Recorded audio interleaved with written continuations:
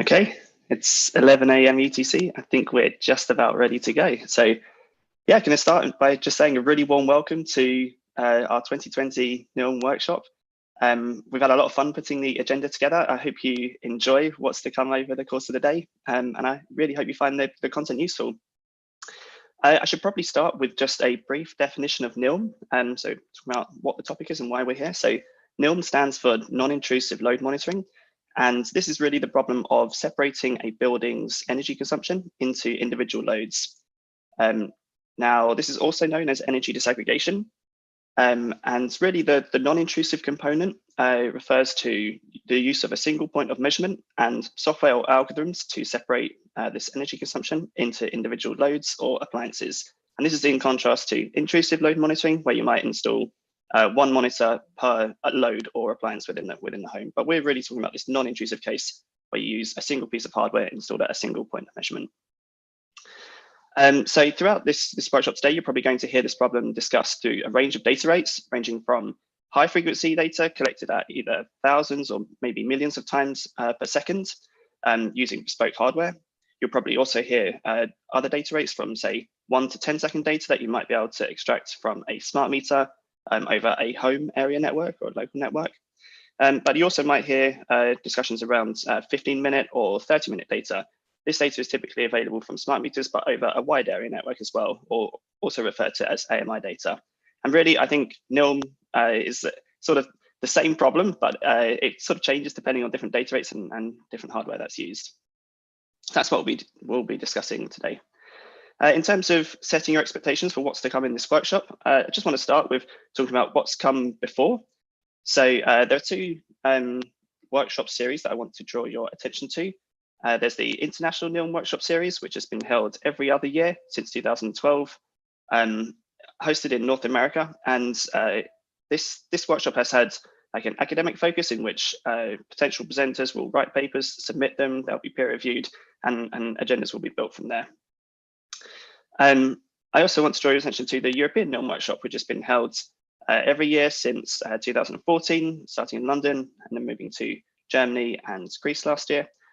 This workshop has more of a balance between academia and industry. Attendees have split roughly 50-50 between the two groups. And this conference doesn't have a paper review process or anything like that. But really what we are doing today is the amalgamation of these two workshop series. So we are bringing both together, the international and the NILM workshop together as this virtual conference. Now, I think sort of previously when I've spoken to people who've attended these conferences, I think it makes a lot of sense to host separate physical conferences where maybe it's hard to justify travel from one continent to another. We all have constraints on time and money and so on. But actually, when you look at the global pandemic and what's happened this year, it makes a lot more sense to unite these two conference series when we're talking about virtual conferences. So that's exactly what we're doing today. We've brought these two conference series together. And we're actually like really excited by the response we've got from this. We've had over 300 registrations for this conference, and I saw across Zoom and YouTube before starting this presentation, we already have 150 people joining online now. And I think that already makes it the largest NILM event that has ever been hosted. So that's really cool. It's good to know that what we're doing is going in the right direction, and also good to know that the NILM community is alive and well and still values these sorts of workshops. I then want to introduce you to the organizing committee for this conference. So this is an 8-person strong committee and spread across the world, but I think most of the organizers are on this call, although I don't think the caffeine has landed for some of them. Obviously, it's still quite early in some parts of North America at the moment, which is why I'm kicking you off from sunny London. But there are a few groups I want to draw your attention to. Along the top, we've got our general co-chairs, David, Stefan, and Nikki, who've really been instrumental in making sure the conference is going in the right direction, but also setting this whole process up, getting the ball rolling, and building the relationship with the BuildSys conference, which I'll come on to in a moment. So I mentioned that this conference is also the amalgamation of the international workshop and also the European workshop teams. So this is split between David, Stefan, and Mario on the international side, and Nikki, Lena, Peter, Dimitros, and myself on the European side. And then lastly, I want to highlight our TPC chairs. So this is Mario and Lena, who have been managing the paper submission process and peer review process, And Lena's going to give an update on exactly this process in just a moment. But I mentioned the relationship between the NILM 2020 conference and the BuildSys conference. I want to jump into that in a bit more detail now. So NILM 2020 is a BuildSys workshop, and it's quite common for academic conferences like BuildSys to have a number of smaller, more focused workshops, which slightly confusingly called workshops is a bit of a misnomer. They're basically run like mini conferences, typically one-day events where you'd have a smaller group of people discussing a more focused agenda. So that's exactly what NILM 2020 is, but this year it is now a BuildSys workshop. So what does that mean in practice? So if we weren't under a global pandemic, this meant that the workshop would have been physically co-located in Japan with BuildSys, which would have been really exciting. Very sad that that isn't possible, but hey, gotta work with what you've got. I also want to draw your attention to BuildSys' dedicated session to non-intrusive load monitoring, and this is in addition to the content that's going to be discussed today. So this session is going to be run at 9:20 on Friday this week, and it will be run in 2 different time zones. It will be run in Japan Standard Time and Eastern Standard Time. So you can tune into whichever stream works best for your local time zone. So if you want more information on the agenda and joining instructions for that session at BuildSys, I'd encourage you to check out the BuildSys website. And finally, another point of our collaboration with BuildSys this year is that the NILM 2020 papers will be published by the ACM under the BuildSys conference. So what does this mean? So academics and their institutions are, or at least one way of evaluating them is by looking at the places they publish. And publishing papers at a conference which has proceedings published by like a recognized body like the ACM carries a lot more weight than if you were to have just put the papers online, which is what we've done previously with the NILM conference. So that's really cool. It feels like we're going in the right direction, and as the NILM community has sort of matured, and I hope this is useful to academics this year, and also in future if we do something similar again. So I also want to talk you through the agenda for what you can expect today. So obviously this agenda is on the NILM workshop website, but I just want to highlight a few details now. So after this introduction, we're going to be jumping into our first technical session, which is going to be 4 10-minute videos. So these talks will be delivered as videos, but each talk is going to be followed by a live Q&A session. So I'll give more details about how Q&A is going to work in a moment. But yeah, these talks can be delivered as videos, and we'll follow that with live Q&A. We'll then have a 1-hour lunch break, which I apologize if this lunch break does not align with your local time, but yeah, that will at least allow us to set up some of the tech for this afternoon, and hopefully things will run smoothly. And then after this lunch break, we're going to be jumping into a live keynote with Johanna and Mathieu from the University of Michigan. So I'm really excited to see this keynote. So I think Johanna is going to be talking about the intersection of NILM and demand response, and also the application to these sorts of solutions to NILM-like problems, for example, feeder level disaggregation. So really excited to see Johanna talk. That's going to be a live keynote, and we're also going to follow that with some live Q&A as well. Then moving on to the short talk session. So this is going to be a series of 13 3-minute videos. And we're going to jump straight into the industrial demo session after that. So I'm afraid there isn't time to do Q&A for each of those talks. But the industrial demos session will be, again, a video session where we'll have 2 3-minute talks and 1 10-minute talk. And then finally, the last kind of official session of the day is going to be the technical session 2, which will be following exactly the same format as the first technical session, 4 10-minute videos, each of which followed by 5 minutes of live Q&A. Now, because we have sort of a global audience, we've done our best to sort of centralize the time zone of the conference based on the time zones of the presenters. So making sure that they don't end up doing a Q&A at a time which is really unsociable for them. So you'll notice that we haven't grouped the talks in sessions according to topic, like maybe we would have done if we had a physical conference, but instead we've grouped them based on where they are in the world, to make sure that the presenters are talking and doing Q&A, or rather we're watching videos and doing Q&A at a time which is sociable for the presenters. And then finally, at 4:30 p.m. UTC, we're going to be jumping into a networking event via GatherTown. So this is going to be really interesting. I'm going to give a couple more details on this in just a moment, but I think we'll really circulate the information towards the end of the day, but so stay tuned for that. Okay, so that's the agenda and the topics I wanted to cover today. In terms of how to join this event, so you're probably watching this event via either Zoom or YouTube at the moment, and sort of these different technologies have different advantages. So with Zoom, you will be able to participate in the Q&A session after some of the talks. So please do use the Q&A feature rather than the chat to submit your questions, and we'll do our best to get them answered. You can also, and might have also joined via YouTube.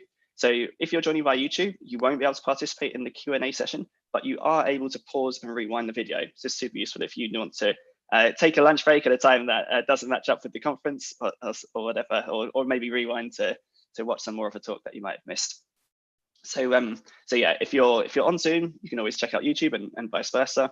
YouTube is available publicly, obviously, but the Zoom link you will need to register for the NILM workshop if you haven't done already. And we've extended that registration, so it's still available at the moment. So I mentioned the Q&A that's going to follow some of the talks, and I just want to give some instructions for the participants. So we're going to have live Q&A after both technical sessions and the keynote.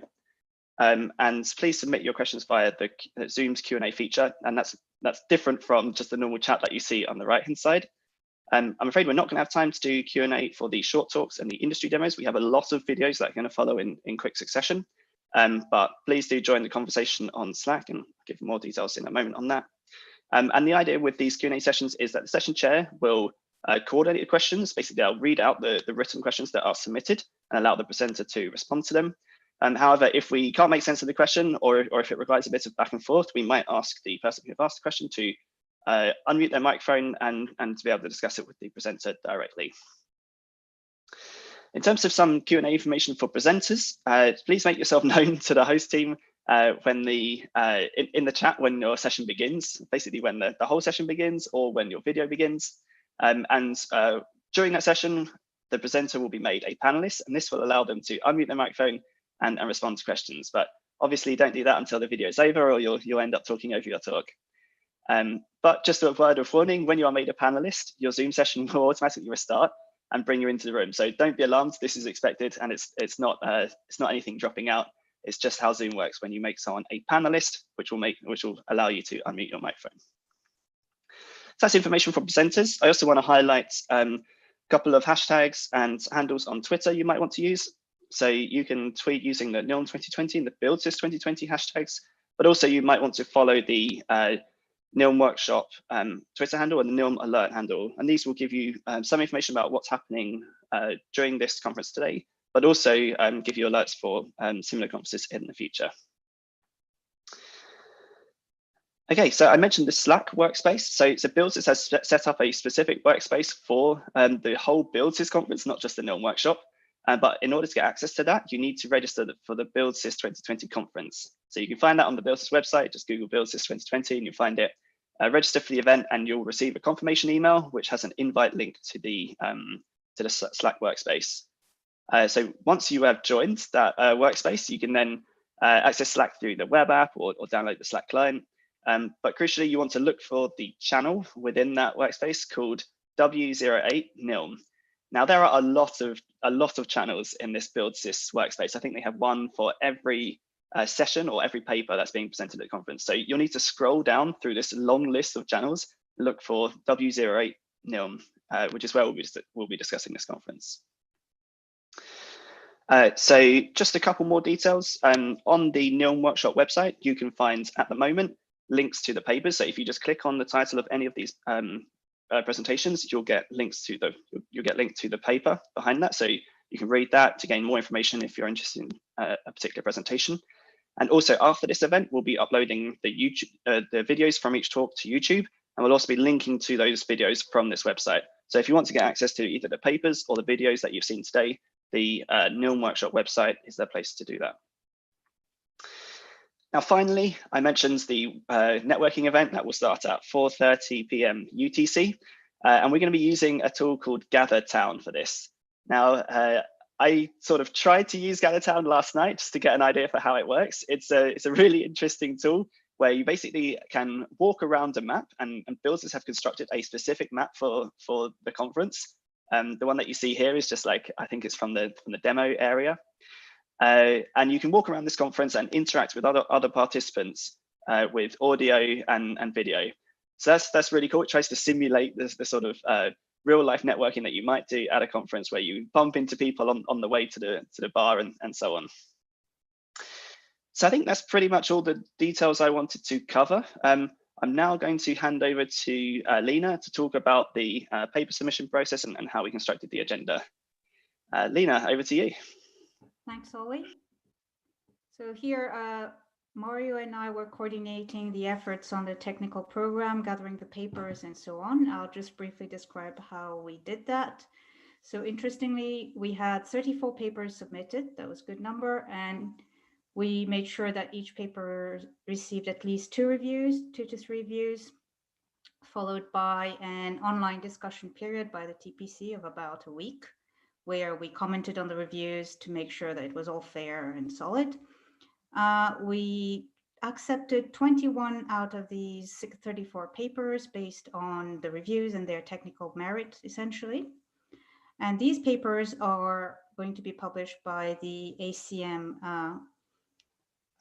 proceedings, just to make sure that when you reference these papers, you use the citation that has been provided by the ACM, for example, below the 5th International Workshop on NILM, blah, blah, blah, as opposed to what we didn't do before. So now we have a proper reference with a DOI, etc.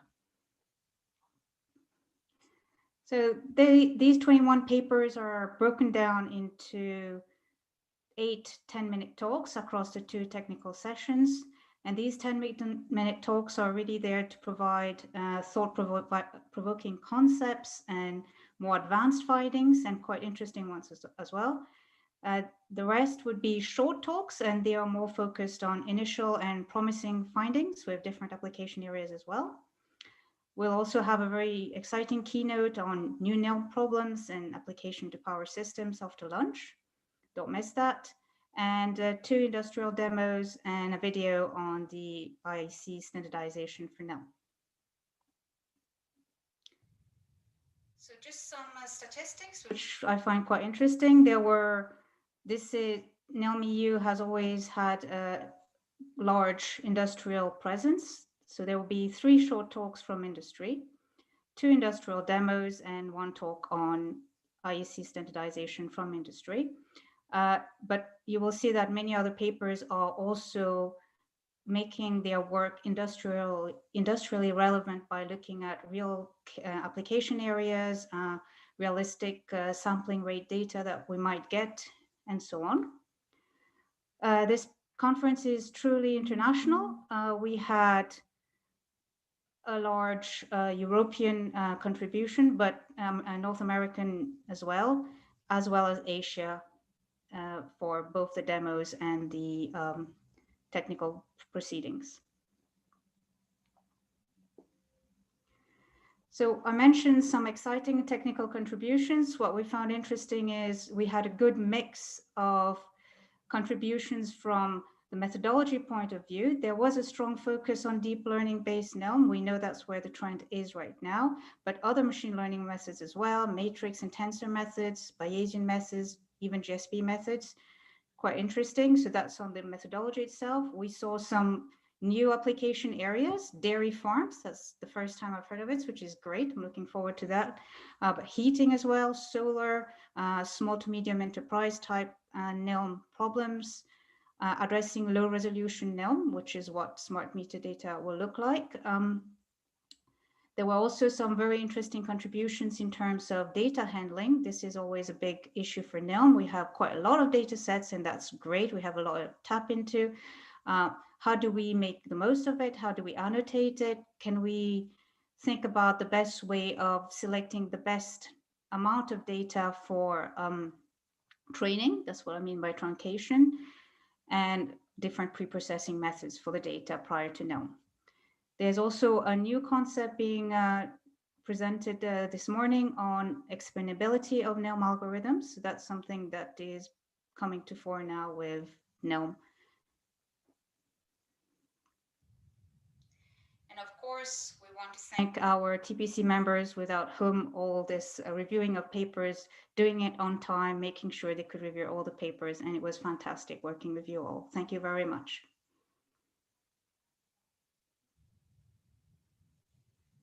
I'll hand over to Ollie. If you have any questions, please pass it on the chat, I guess, on the Q&A.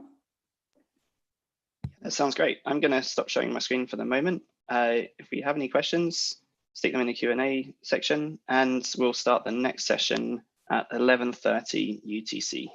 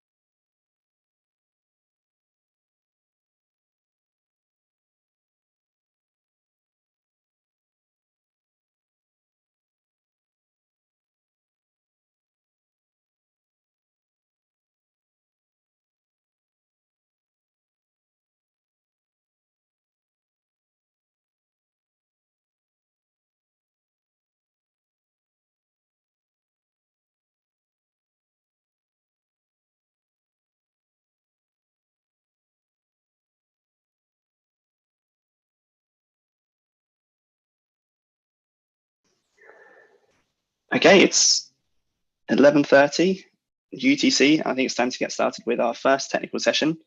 So as I mentioned, this technical session is going to consist of 4 10-minute videos. Between each of those videos, we're going to have 5 minutes for some live Q&A and changeover. I think we've got all of our presenters joining the call as panelists, so they should be able to answer questions by voice, and I'll read them out from the Q&A. Just a reminder, please do use the Q&A feature rather than the chat, or we're likely to miss your question. But yeah, I think it's time to jump into our first talk. So our first talk is going to be by Benjamin Volker, who's a PhD student working on the collection and processing of high-frequency electricity data for distributed environments. And in Benjamin's free time, he's really into smart home gadgets and coffee. So he's recently modified his espresso machine to feature a coffee counter and glow according to the brew group of whatever's being brewed at the moment. And he tells me that his espresso shot counter has recently bypassed 1,000 espressos drank over the last 6 months, which I make out to be more than 5 a day. So Benjamin, I hope the coffee has landed today for the Q&A session, and I'm going to jump straight into the video. Hey, my name is Benjamin Volker, and I'm going to present you today joint work with my colleagues Mark Pfeiffer, Philipp Scholl, and Bernd Becker. We have developed a smart annotation tool specially designed for electricity data. We certainly agree that the development of non-intrusive load monitoring systems relies on the standard machine learning pipeline, which basically means that before a system is applied to live data, a suitable NILM model needs to be selected during the evaluation phase. During this phase, different NILM algorithms or parameter combinations are tested on pre-recorded data. This data is typically a dataset split into training and test data. To maintain reproducibility and comparability with works from other researchers, often publicly available datasets are used. Such an evaluation step can be performed, for example, with the NILM-TK framework. NILM-TK allows to compare different algorithms in a reproducible manner across different datasets. If we now take a closer look at those algorithms, we can roughly classify them into 2 groups. The first group are eventless NILM systems. These systems estimate the system state of all appliances for each time period of interest using, for example, hidden Markov models or neural networks. The second group are event-based systems. These divide the disaggregation step into 3 substeps. First, events are recognized in the aggregated load profile. Second, these events are classified, so basically they are related to their corresponding appliance. And third, the individual load profiles are reconstructed from the series of events and a priori knowledge. We can see that event-based systems can produce errors in each of the 3 steps. Moreover, if we want to evaluate each step individually, we require different ground truth data. The event detection process requires precise event timestamps. The classification step requires information about the event, like what was happening and which device caused the event. And the reconstruction step requires individual appliance profiles. If we look at some of the existing datasets, we can see that most only provide individual appliance profiles as the ground truth data. The blue dataset is the only one that provides event timestamps and event information, but therefore lack individual device profiles. Manually adding such information to existing datasets is a cumbersome and time-consuming process. First, you need to download the dataset to your system, and depending on the size of the dataset, this can require some preparation. The blonde dataset, for example, is as huge as 30 terabyte. Second, you need to develop code to load the dataset to memory, and this code is different for each dataset. This was also one of the drivers for the NILM-TK developers to agree to a standard storage format. Third, you need to develop a tool to present the data to the labeling person and get the user input, such as the marked events, back. Since there is no standard procedure or tool to do this, basically every research group interested in event-based NILM has to do this before they can actually apply their algorithms. We wanted to simplify the step and developed Annoticity.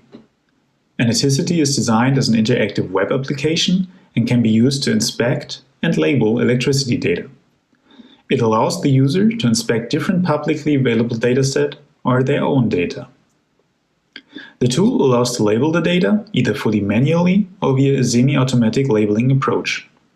You can add events and event labels to the data and download it in various file formats. The tool is split into a server backend and client frontend. The frontend allows for data selection, parameter selection, and adjusting of the labels. The backend handles data fetching, downsampling to improve visualization, automatic labeling, and serves file downloads.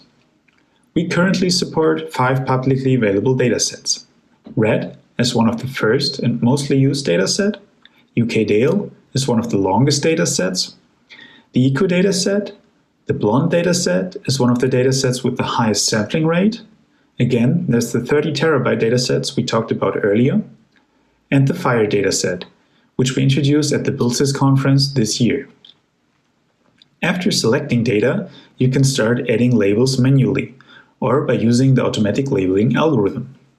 The algorithm is split into 3 detectors: an event detector, a high variance filtering step, and a unique event identifier. The event detector is based on previous work and uses the log likelihood ratio test, which has been introduced by Pereira et al. It uses a sliding window and simple statistical features such as mean and variance to calculate the likelihood for an event to happen at sample J. The resulting likelihood signal is afterwards cleaned and searched for local minima and maxima to detect the exact position of the event. The high variance filtering step removes recognized events in signal portions that show high variance.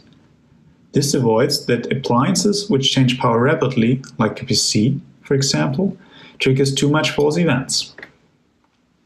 The unique event identifier tries to identify identical events to make it easier for the labeling person to add textual description to recurring events. It calculates the mean values between consecutive events because such a time period might actually represent a steady state of an appliance. The set of mean values is then clustered using hierarchical clustering, and a preliminary label is added to the found events. The user then only needs to change the textual description of one event, and for all other events, it's done automatically. We evaluated the event detector performance on the individual appliance recordings of 1 week of the RED and 1 week of the FIRE dataset. To get a ground truth set for this evaluation, we added over 4,000 labels manually for these 2 weeks. To simplify the evaluation, we used the same parameters for each appliance in the data, but 2 different parameter sets for the different datasets due to different data resolution.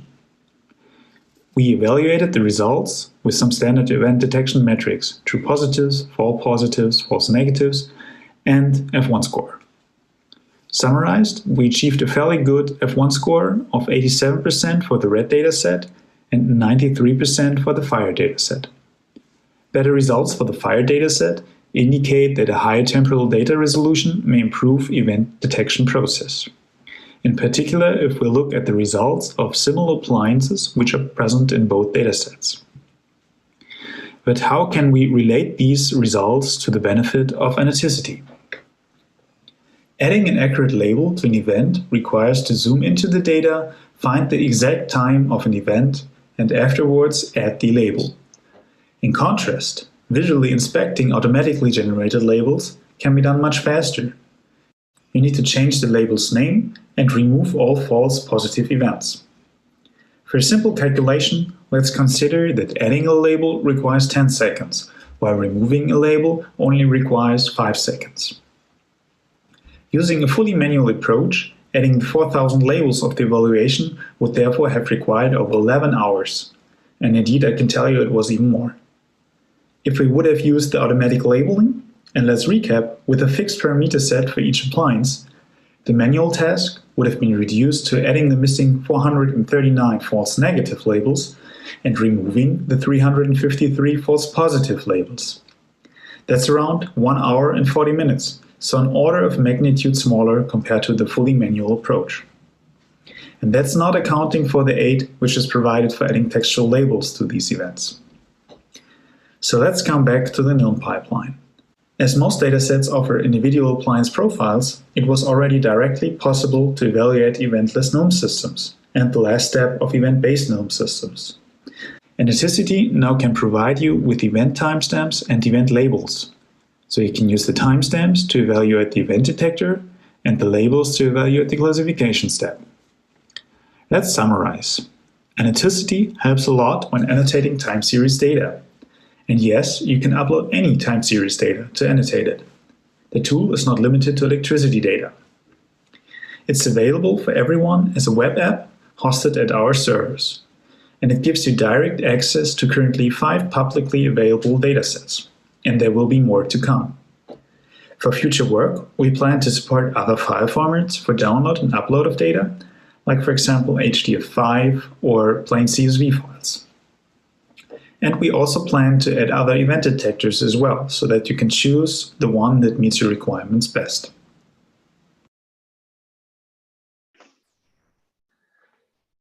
Okay.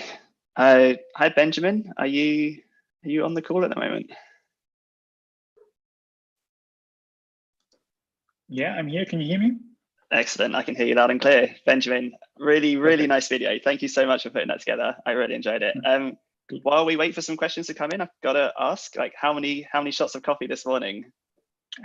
Only 2. only the 2. Okay, so you have like 3 to 4 more today, right, to hit that average? Exactly, yes. Nice. Benjamin, are you able to link the annotation tool in the chat and to allow people to have a play with the tool? I don't know how it's going to stand up to 150 people trying to annotate data sets at the same time, but do you have a link handy that you can share in the chat? Yeah, of course, I can share. Awesome, cool. But maybe it will break down under the load, I'm not sure. I'm sure people will forgive you if it does. Cool. So we have the first question, which is, what is the file format in which we need to upload our data? So currently only Matroshka file formats are supported. So this is like MKV video files, where the data has to be as an audio stream inside the data. But it can be any audio format in the data. So you can also play around just downloading the data of the available data sets and then uploading it again as one shot. Cool.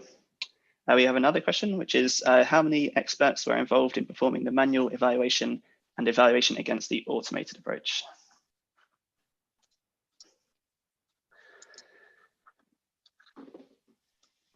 Does that make sense? Kind of.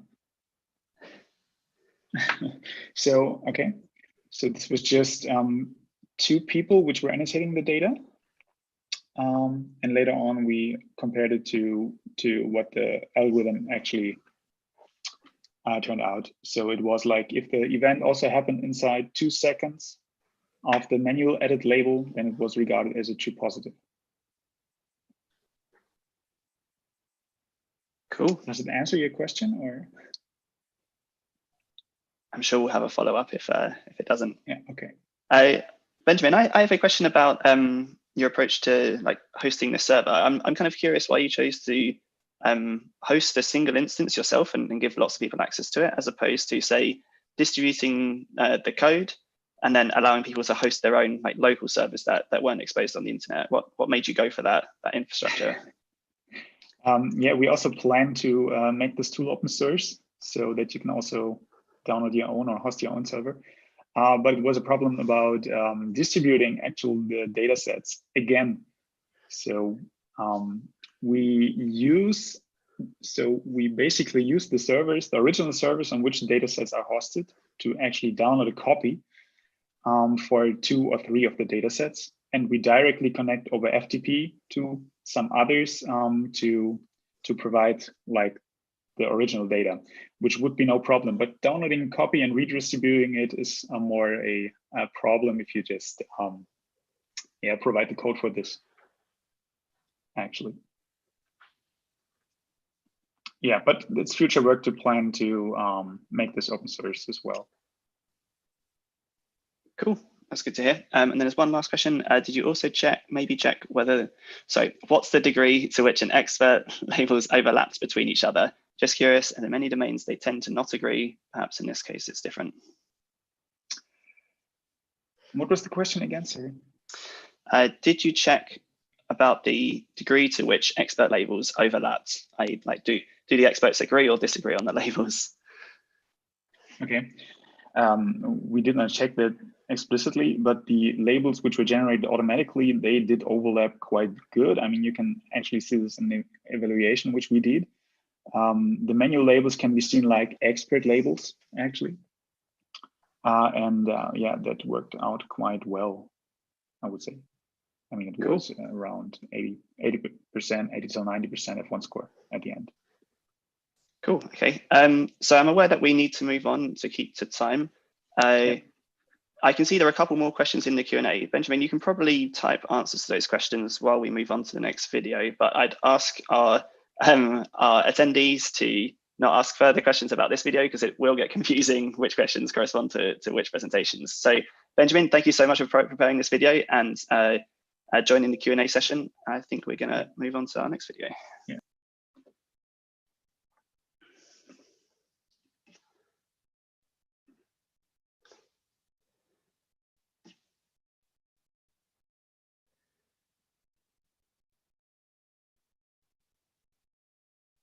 Okay, so our next video presentation is from Andreas Reinhardt. So Andreas's research group investigates methodologies for the collection of energy-related data, including that can be used for non-intrusive load monitoring. And the group has started to look into the impact of such pre-processing. And they also have a short paper in the main BuildSys track on the impact of data sampling rates, if anyone's interested. So that probably occurs in the NILM session I mentioned. That's going to be on Friday this week. So in his free time, Andreas is really into cycling. And I actually have first-hand experience of this. I met Andreas a few years ago at a workshop in Austria, and he invited me to go for a cycle ride around the lake, which we thought was going to be great fun. Since then, Andreas has described this cycle ride to be one of the worst he remembers. I think that was partly due to the Austrian sun and also due to maybe the quality of the bikes we were riding. Hopefully it's not the company which I was providing, but yeah, enough about Andreas and my cycle rides. Let's move on to his presentation on the impact of sequence length on sequence to sequence and sequence to point learning for NILM. This is Andreas Reinhardt from the Technical University of Clausthal, Germany, and I'm presenting our work on the length of the sequences used in sequence to sequence and sequence to point learning for non-intrusive load monitoring. We see a growing number of NILM methods that employ neural networks, and in particular the sequence to sequence and sequence to point methods have been shown to achieve very good disaggregation results. And for that reason, we've tried to investigate in more depth to see if there was even more to gain by parameterizing them correctly.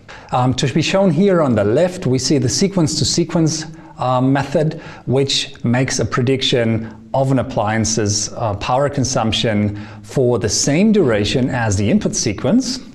On the right-hand side, we see the sequence to point method, which takes a sequence at the input, but then only makes a prediction for a single point at the center of that input window. Both of them, however, have one parameter that needs to be defined, and that is the length of the input sequence. The longer the sequence, the more historic past data is available to the method. At the same time, training takes much longer because there's more data to process. When we're looking at different data sets for non-intrusive load monitoring that have been published and released online, we see one further aspect, and that is that these data sets differ in the sampling rates at which they have been recorded. So of course, if we have a fixed length of the sequence, that dataset sampling rate has an impact on the extent of historic data available. And similarly, NILM-TK, as a toolkit for non-intrusive load monitoring, has a feature to reduce the temporal resolution further by applying a downsampling approach and just aggregating a number of data points into a single one. So for that reason, we propose a new notion of the effective sequence length, which is the product of the sequence length of the in NILM method, like sequence to sequence or sequence to point, multiplied by the sampling interval of the data, multiplied by a data reduction factor that is being applied in NILM TK. That would just default to 1 in case no downsampling is applied. So theoretically speaking, the choice of the sequence length would influence the appliance recognition or the appliance disaggregation accuracy, right? That's exactly what we thought. So we said, let's look into this more methodologically. And the first step, what we've done was to check what does related work do when it comes to picking the right sequence length. And it turns out that the default sequence length in NILM TK is 99 samples.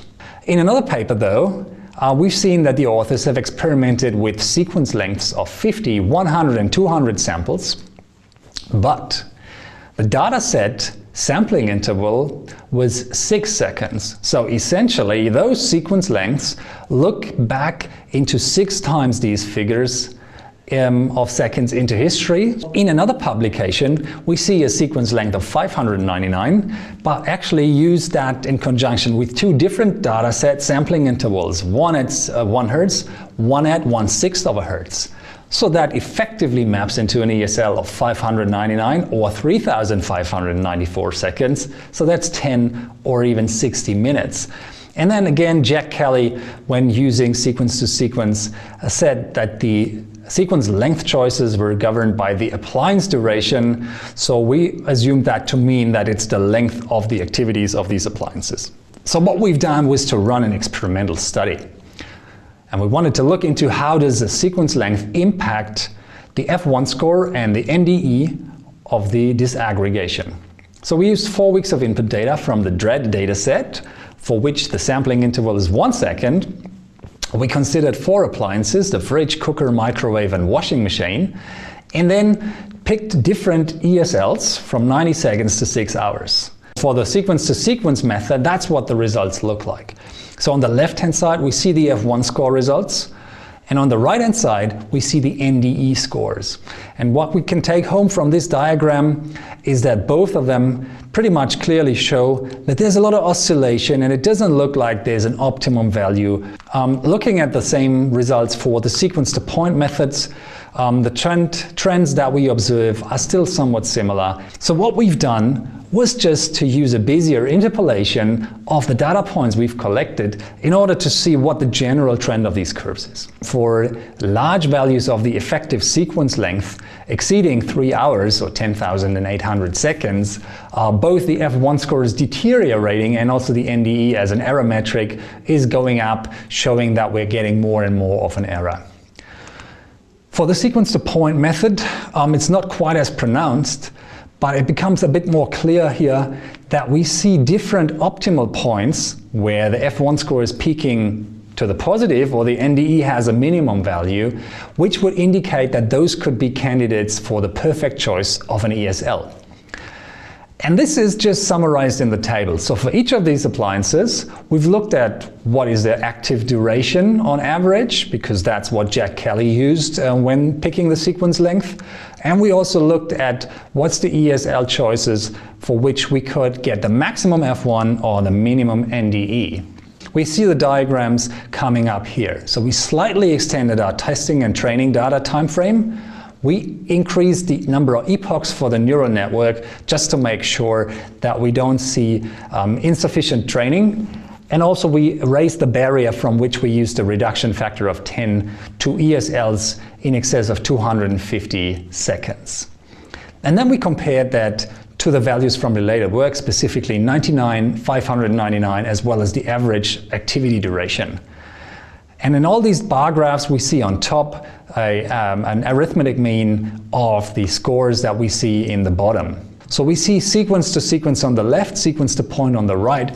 And what we can observe is that a value of 99, the standard in NILM TK, isn't faring so bad, particularly when compared to 599, where we can see that it has actually scored the worst results across those 5 experiments we've run.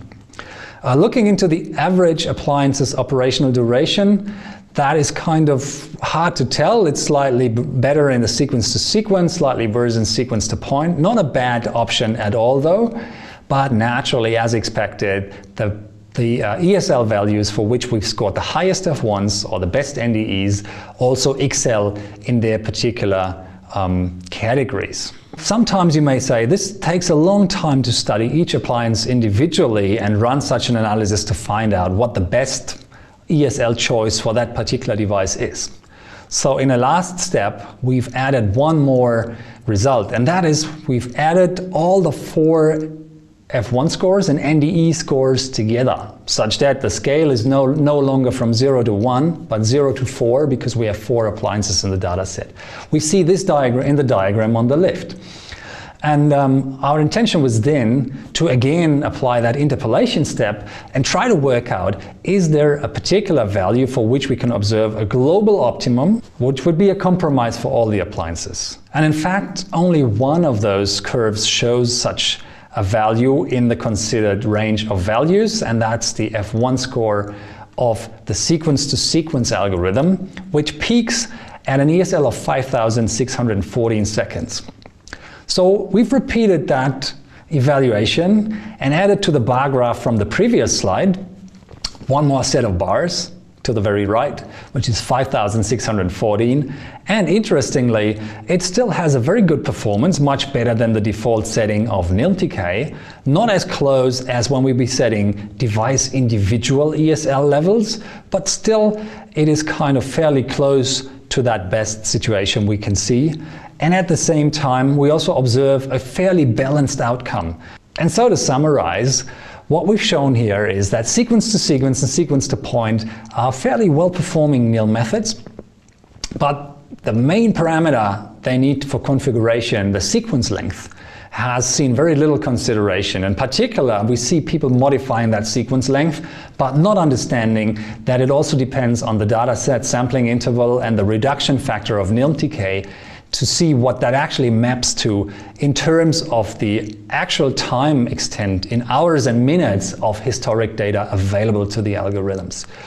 Ideally, one would pick a different ESL choice for each appliance under consideration, because that gives you the best disaggregation result at lowest errors. But still, we showed we can actually work out a compromise value that is still close enough to the maximum, but then would only use the same value across all appliances. So our take-home message at this point really is to choose that effective sequence length value carefully, and I wouldn't recommend you to stick to the default value if you're after the best performance for sequence-to-sequence and sequence-to-point. Thank you for your attention. Cool, thanks Andreas for the video. Andreas, are you on the call? Can you hear us? I am. I can Excellent. hear you. I think I can't turn on my camera, but that seems to be I'm afraid I don't think we can do that for people in the Q&A session. No worries. Andreas, been out for any bike rides this morning? Pardon? I said, have you been out for any bike rides this morning? Not yet, but I was planning to go for one later today. There's always time. Andreas, I'm going to jump straight into the Q&A because we have a few. The first one says, using online learning or batch training, which is better?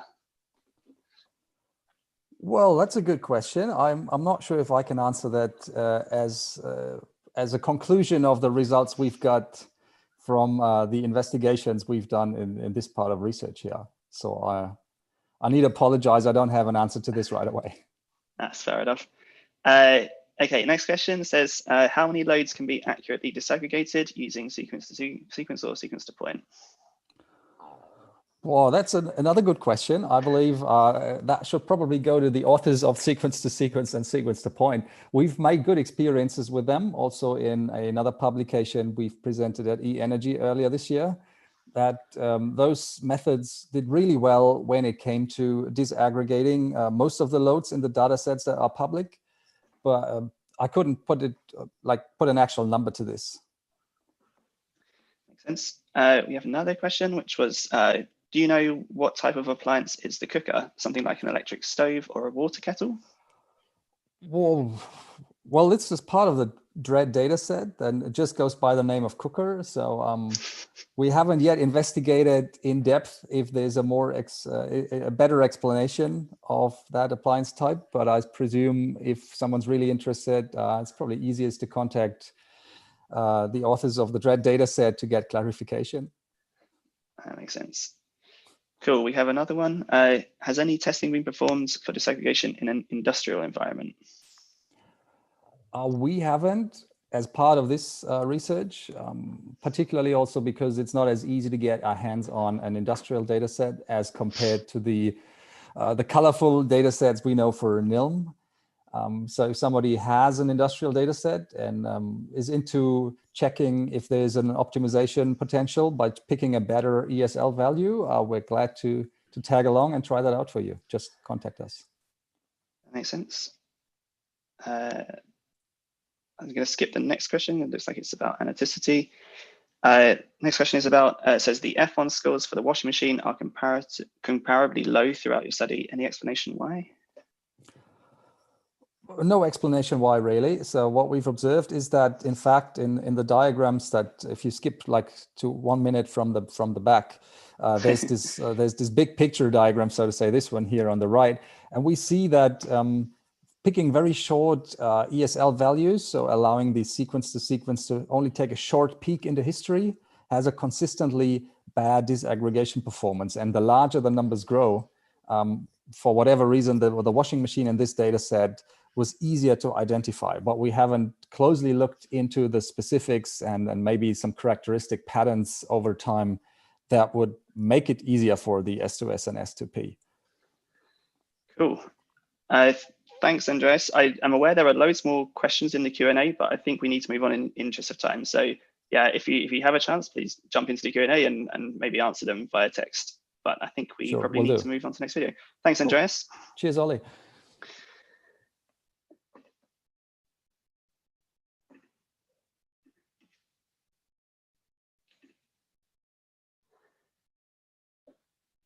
Okay, so the third presentation in this session is going to be from David Murray on explainable NILM networks. So David is part of the team at Strathclyde who've been looking at the explainability of NILM AI designs to address the trust in NILM outputs through responsible and transparent AI methods. They've also been working on a project called the EcoBot project, which I think there is a presentation coming up in the industrial demos session later on today. But the research group at Strathclyde is also well known for the refit dataset, which contains aggregate household level and also sub-metered data for 20 UK homes. So I definitely encourage you to check that out if you haven't already. Aside from that, David is a fair weather cyclist, but sadly lives in Scotland. So I guess that limits the opportunities to find good enough weather to go cycling. But anyway, enough about cycling. Let's jump straight into David's video. Hello, I'm David Murray from the University of Strathclyde, and will be presenting our paper, Explainable NILM Networks. This work was done as part of the H2020 EcoBot project. Explainable AI and machine learning interpretability is becoming more important as more decisions are being made by computer systems with little or no human input. These models have a legal requirement in the GDPR legislation to be explainable to anyone affected by the outcome of a legal or similarly significant algorithmic decision. And as such, there is a need to be able to explain complex model operations to someone in a clear and easy to understand way under Recital 71, the right to obtain an explanation.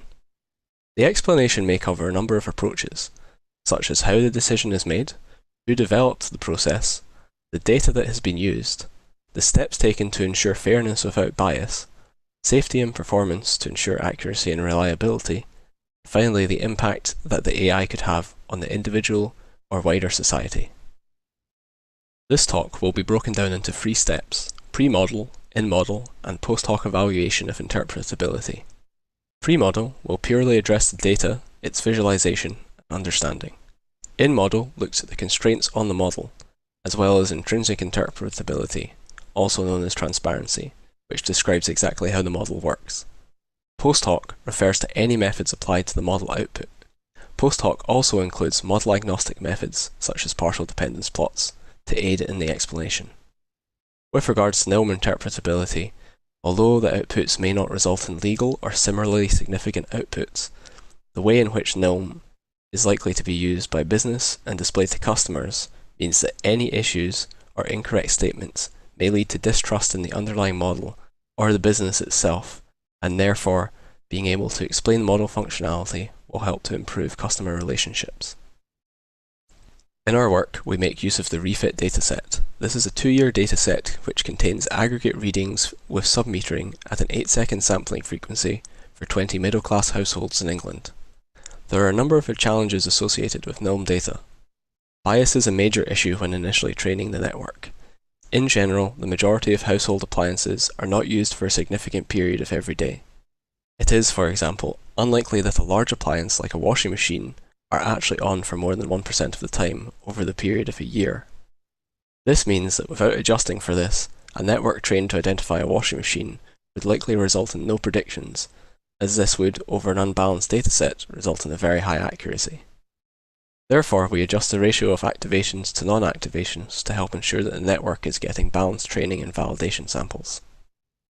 We have found, for example, that washing machines require around 13% of training and validation data to contain activations in order to predict the appliance consumption accurately. The refit dataset is also more noisy than some other NILM datasets, with a large number of appliances per household all contributing to the aggregate, many of which are not submetered and therefore unknown. This is challenging for machine learning, especially for being able to explain false positives. To avoid false positives and improve robustness, we include noise and additional appliance activations into the training data. This also provides us with more data to help balance the dataset. The addition of noise and random events can also aid in providing counterfactual explanations, focusing on an individual window or point, and showing the minimum amount of change needed to affect the outcome to a more positive one, or where a previously missed event is then detected. Another way that we aim to improve robustness and fairness is to ensure that the model exhibits transferability. This means that we train and validate the model on one set of data and test on another unseen set. This is important to ensure accuracy, but also generalizability, so that the model does not break when applied to data from different regions or data containing unseen appliance types within the aggregate. The examples shown are washing machines from 4 different households. We can see that although all follow the same general consumption pattern, time is a major difference between these otherwise similar appliances. In this work, we make use of an autoencoder model. An autoencoder takes human interpretable data, firstly encoding data into features, then decoding in a restricted manner. In NILM, the restricted reconstruction is the appliance signal minus the aggregate. We have used 4 encoding layers and 4 decoding layers.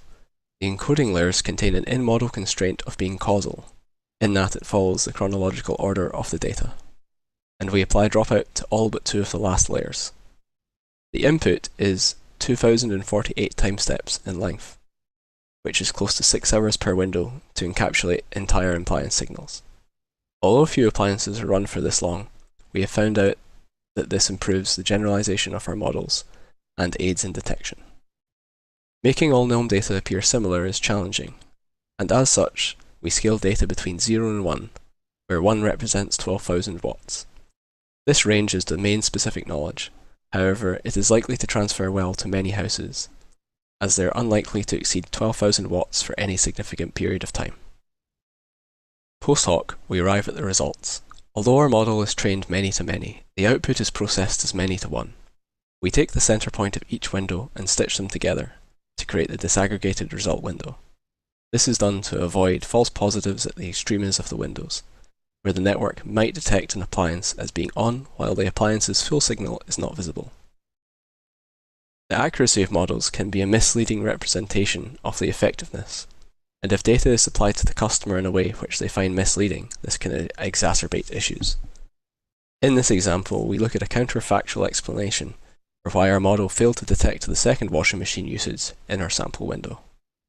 Once the network is trained, we wanted to understand how the internal layers' activations and weights affect the outcome. Understanding this will help us to explain why the network reacts the way it does, and in cases when an appliance activation is missed, why this has happened. This slide shows a subsample of activations taken from the first encoding layer, which is the most human recognizable as the data is not yet deeply encoded. The difference between the two is that the left has been shown the complete window, and the right-hand side a masked one, where the first 75% of the window has been hidden from the network input. In this case, the data is set to 0. This window contains two washing machine activations, one that starts around the center and one that starts in the last 20%. We can see that the masked side has much stronger activations at the second washing machine usage in comparison to the unmasked data. In this case, our network detects the second washing machine usage when the first usage is masked. The first encoding layer halves the input length. This plot shows the difference in activations with and without the mask. We see that around the second appliance activation, which begins roughly at 1,700 samples in the original window, that the encoded receptive field, which is half the size of the original, has the biggest difference around point 861. This tells us, at this point, the filters are detecting the second activation, but not weighted favourably. Looking at the internal weights of the filters associated with point 861, we can see the four weights circled contribute the least. We expect it either through manual manipulation or training with targeted data that we can detect both the first and second usage of the washing machine in our original window. We adjusted the weights of these four filters slightly to see if the change resulted in detection for both uses of the washing machine, while not detracting from the original accurate detection of the first usage. We can see that adjusting the internal weights of the four filters, which represented the second washing machine usage, we can affect the model output in such a way that we have the detection on both the first and the second washing machine activation. Although this has come at a cost to the detection of the first washing machine usage accuracy, its consumption values are significantly lower. Through this work, we hope to be able to better understand the minimum change required that would be needed to detect both usages, whether that is adjusting training data or fine-tuning the network with specific samples or constraints. In conclusion, explainability is a requirement both legally and a tool to help improve performance. It is important to avoid general statements when addressing NILM on an individual feature such as sampling rate or appliance types, as the combination of these features can affect the effectiveness of a specific algorithm. Explaining features is important both for explaining how results are obtained and managing expectations. Some companies, for example, have toned down their NILM offerings with regard to commercial NILM, as there is a chance of misleading customers.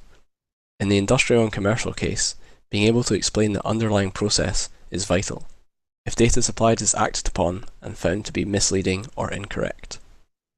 We have just started to look at this field of explainable AI and hope to make contributions how to pre-process, train, and understand time series neural networks.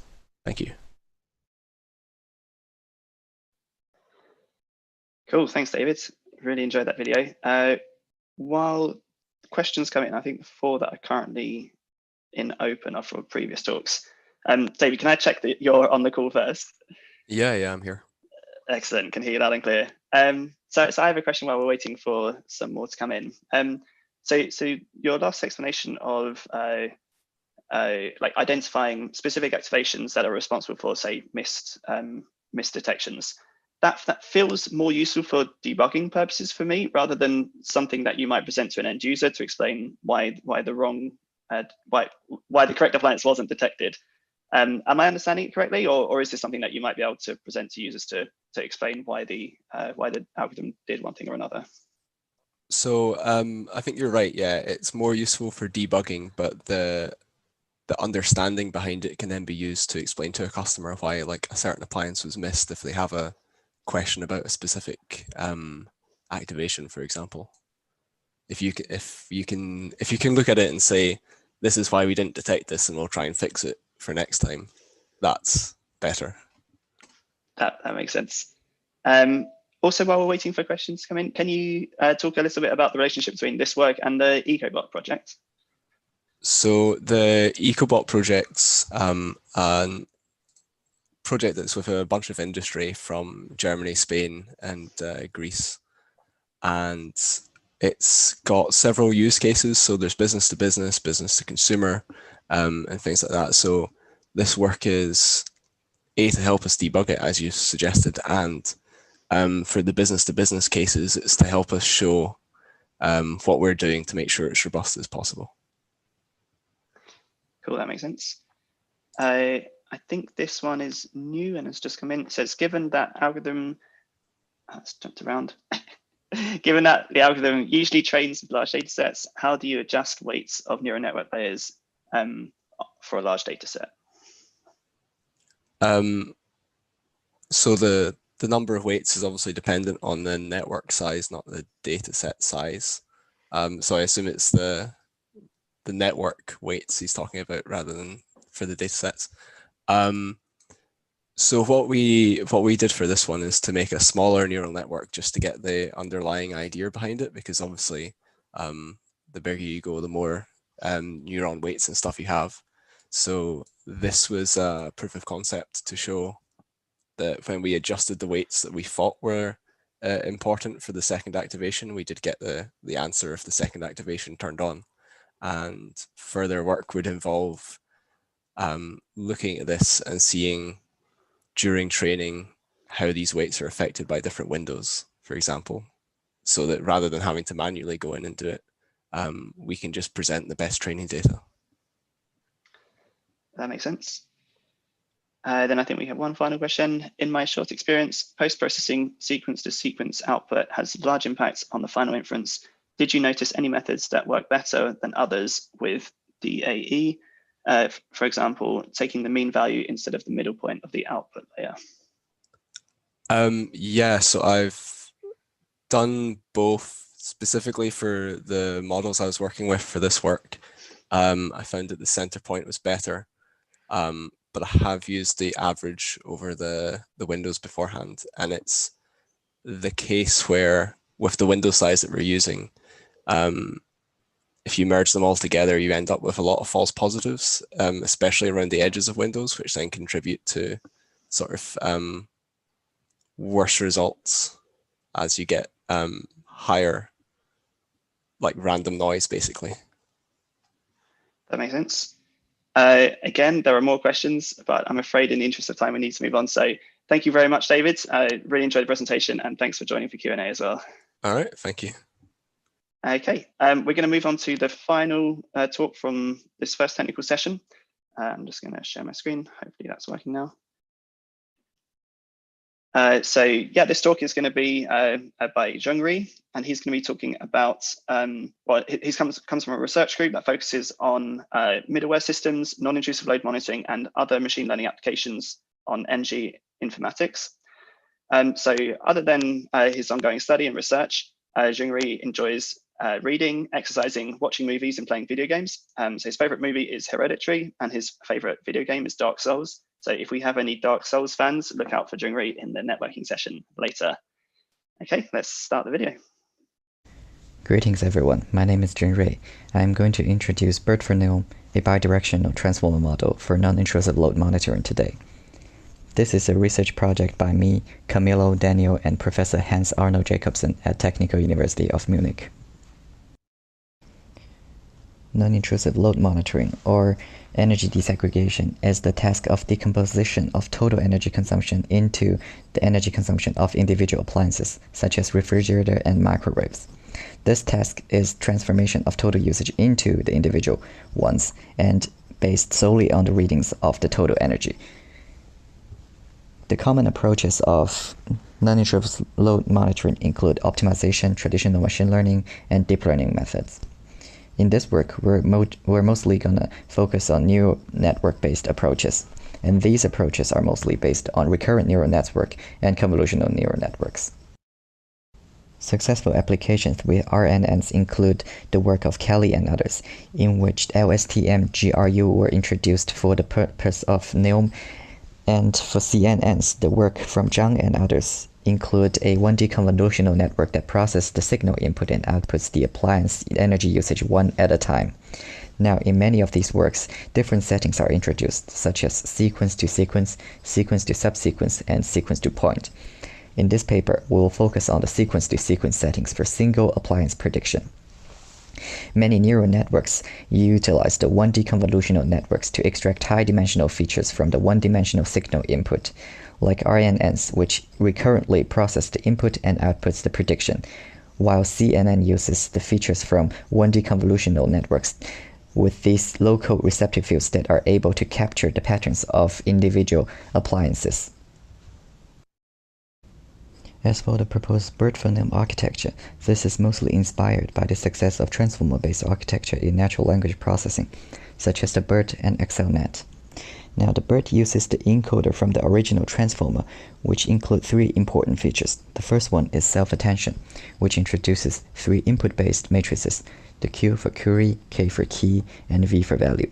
Now, the Q and K matrices are multiplied together and then processed by a softmax operation to form a self-attention, which is then multiplied with the V matrix, which forms a attentive output based on the input matrix. The second feature is the introduction of position-wise feed-forward network, which could be realized by linear layers or convolutional layers, plus a activation function. In our case, we use the GLO as activation function. Now, the third feature of which is the layer normalization plus skip connection, which we'll describe later as the sublayer connection. Now, the BERT architecture would process the input first through the self-attention plus sublayer connection, then through the PFFN nets and the sublayer connection, which is one layer of transformer. This leads us to the proposed BERT-for-NILM architecture, in which we have three different parts: the embedding part, the transformer layers, and MLP output layer. Now, different from the original BERT architecture, our embedding part does not use the segment in embedding. We introduces a 1D convolutional layer to extract features, followed by the L2 norm pooling that reduces the length by half. Now, this operation preserves the most features and accelerates the inference in our test time. This is then added to a learnable positional embedding, which captures the positional information in the input signal. And then we have the transformer layers. As described before, each transformer layer consists of self-attention, PFFN net, and the sublayer connections. After two layers of transformers and two attention heads, we then have this MLP for output, which first introduces a deconvolution operation that restores the original length, followed by two linear transformations to form the desired output shape, which is our energy prediction. As for the training process, this is also a little different from the conventional models. For the BERT-for-NILM, we adopt the mask language modeling, or the MLM in our case.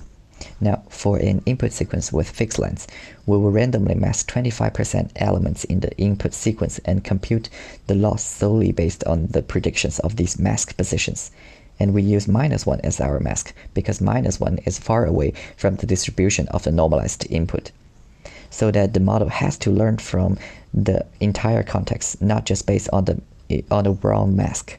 Now, this has some advantages. The first advantage is that we are able to generate more data variations because we only mask 25% of the data input, and it's possible to generate a lot more variations based on the same input sequence.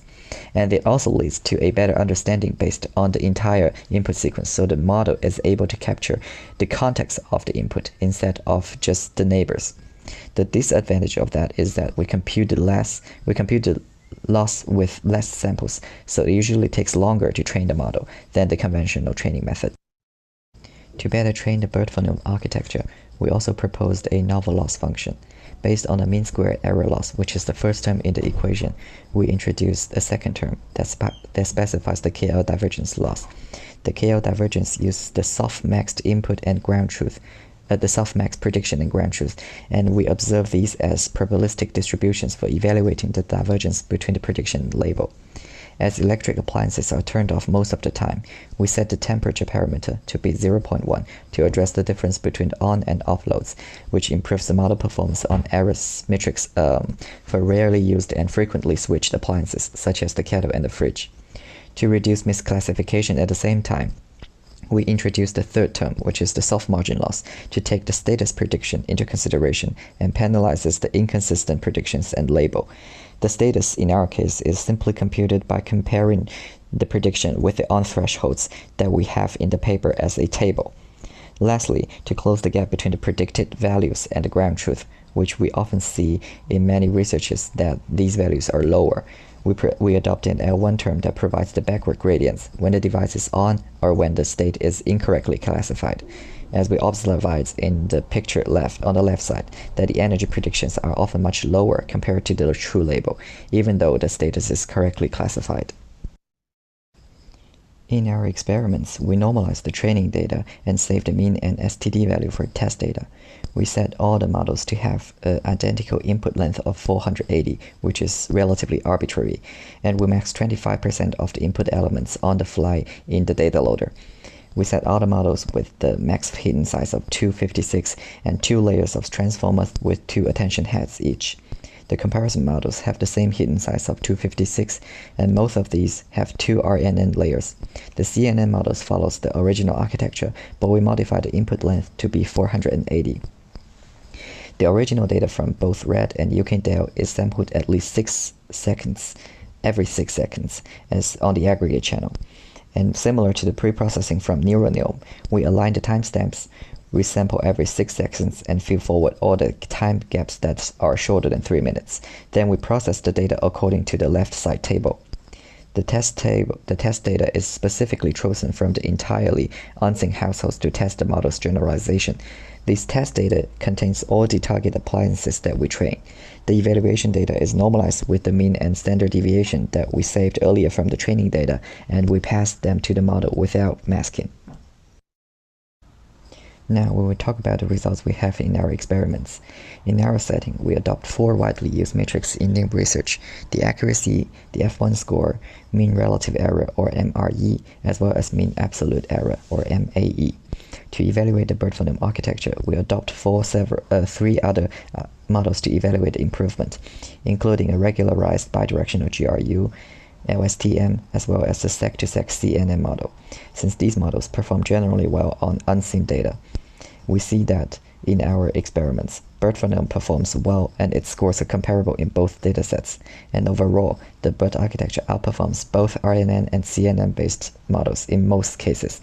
Nevertheless, BERT phoneme has disadvantages in rarely used appliances, such as microwave. This could be traced back to the mask training process, which reduces the model learning from the devices when it's on. It's also likely that more training data and improved masking strategy could further strengthen the performance in such rarely used appliances. In the experiments, we also noticed that the refrigerator's MRE values are relatively high. This is due to the standby power consumption of the refrigerators, during when the model considered the appliance to be off and output 0, and therefore the relatively higher MRE error in comparison to the lower MAE values. And finally, we come to our conclusions. We successfully managed to adapt the architecture, the BERT phoneme architecture for energy disaggregation. Based on the proposed loss function and the mask training process, the proposed BERT architecture outperforms state-of-the-art models in most scenarios. Future work could focus on a lightweight BERT architecture that accelerates the training and inference. A more efficient optimization process that could improve or even replaces the current mask training process is also possible for further increase of performance. Lastly, we are also working towards appellation study to have an idea which part of the transformer model and how the loss function contributes mostly to the improvements we have in our experiments respectively. Thank you, that's all from me. Cool, thanks Xingri, great video. Are you on the call? Yes, I am. Thank you. Excellent. While we're waiting for a couple of questions to come in, I think it's worth also drawing people's attention to, I think your code is on GitHub, right, Xingri? I think if you search for NILM in GitHub, you'll come across the code for this. Mm-hmm. Awesome. Cool. Okay, I think we've got the first question. It says, I'm curious to see how long is the training of BERT for NILM? How many of days or data point in the training set? Well, I'm currently using the RED and UKDEL datasets, and I think I resampled the data every 6 minutes, and I took the sliding window strategy with the window size of 480 and the sliding, I think the step size is something around 120 or so. So it takes approximately 6 hours to train on the UKDEL and 1 hour to train on the RED dataset on a GTX 1080 Ti. That's really interesting. Did you say you downsampled it to one data point every 6 seconds or 6 minutes? 6 seconds. 6 seconds. Sorry. 6 seconds. Mm-hmm. Cool. Yeah, I was wondering if there'd be a lot of lost information if it was every 6 minutes. That makes sense. Can you also say anything about how like what resources, what compute you use? Did you like train this locally, or did you use any cloud compute to train these models? Well, I trained these mostly locally on a, I'm not sure for the GPU, but on a 32 gigabyte RAM and GTX 1080 Ti GPU. So I think that, and just to mention that I actually used the double precision during the training in PyTorch, the double instead of the normal float tensor. Cool. Okay, that's good. If people want to try and reproduce results locally, it's definitely possible. Can you talk about and do we have another one? I have a question. It says, do you think that mask training would also help in standard sequence to point models? Well, I think this is definitely some kind of augmentation in the sense of sequence to point, but the masked language training process is more for the sequence to sequence model instead of the sequence to point models. So if one uses in sequence to point settings, it's then I'll say it's then just a simple augmentation of the data. So I think it would help with the robustness and generalization. That makes sense. And we have another question. It says, how to handle products that were assigned different labels because of different category products, but eventually had similar signals? Can you repeat the question? I'm not sure if I quite follow. Sure.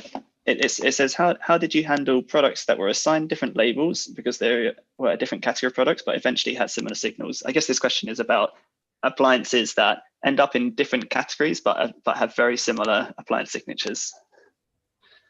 Well, I trained one single model for each appliance, so I think that's not really a problem in my case, right? But did you still like train on one home and generalize to another? Or yes, were you training exactly. on the same home? Exactly. I'm training on 5 homes and test on a unseen house. That makes sense. And I guess they've got to be from the same category for that to be for that to be relevant. Okay, I'm just scanning through the questions. Do you find that very small numbers of homes in both Red and UK Dale hurts the robustness of the models?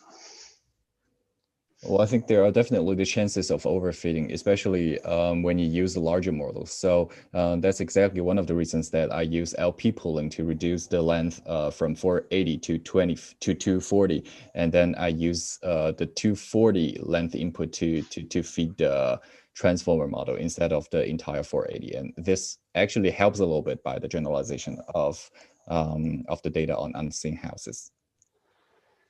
That makes sense. And then I think one final question. It says, if an algorithm gives an F1 score below 12.5%, I know it's performing worse than a random predictor. With your expanded metric, mean squared error plus softmax plus L1, are there key values to interpret the results as a human being? Well, I'm not entirely sure if I didn't actually took a look on these values because I saved the best model according to the accuracy and the F1 score. So I'm not entirely sure if the expanded metric would make any sense or are interpretable.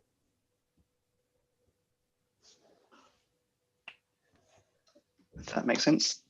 If there are no more questions, I think we're running out of time. So, Jerry, thanks again for putting together the presentation and joining the live Q&A. Sure, thank you. Okay, so we are now going to take a 1 hour break for lunch, or nearly 1 hour. So we're going to start again at 13:30 or 1:30 p.m. UTC. And I think that's going to be our keynote talk introduced by Mario. So I will put a holding slide on the screen. Mario, is there anything you wanted to add? No, that I just said correct. That's what I'm going to do. That's a relief. Cool. All right, I will put up a holding slide and we'll start again in 55 or so minutes.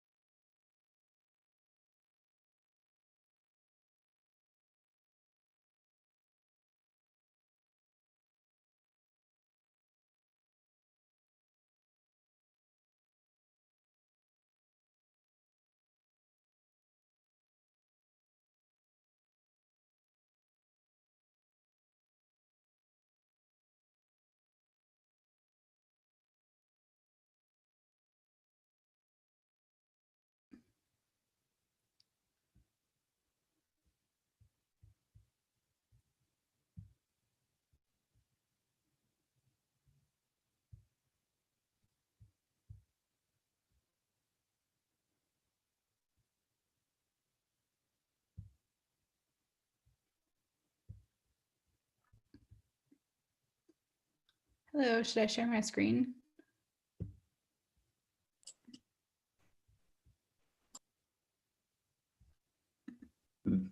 You can test it. That would be good. But I will actually, I don't know if you've been promoted, but maybe you are already.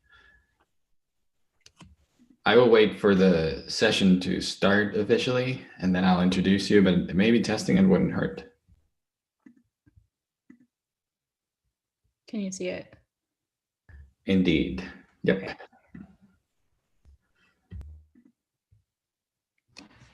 Good morning. Good morning. Bright and early. Yeah, still dark here.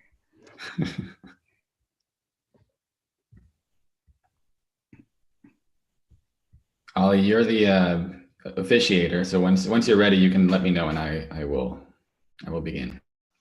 I think we're ready when you are, Mario. All right, then it's 30 minutes past the hour, whatever hour it is, wherever you are. And we're ready to welcome our keynote speaker, who I know I speak for everybody in the organizing team. We're very, very excited to hear about her work. Johanna is an associate professor in EECS, Electrical Engineering and Computer Science at University of Michigan, Ann Arbor. She is also sort of an appropriate speaker because of her European and American side of her education. So she spent some time in Europe at ETH Zurich before being a professor at Michigan. And before that, she was at Berkeley studying with Duncan Callaway. Some of you may know about his work.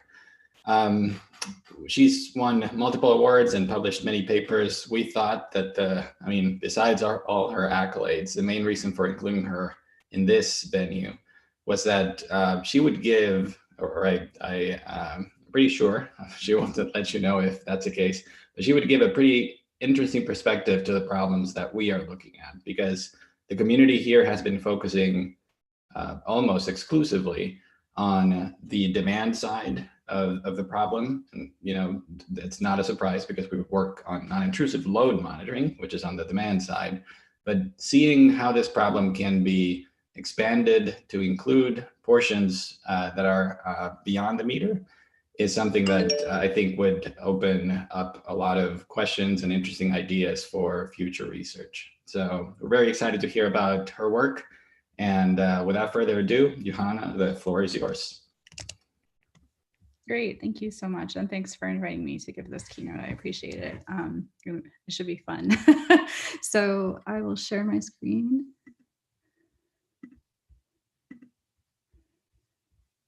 And is that full screen on your screens?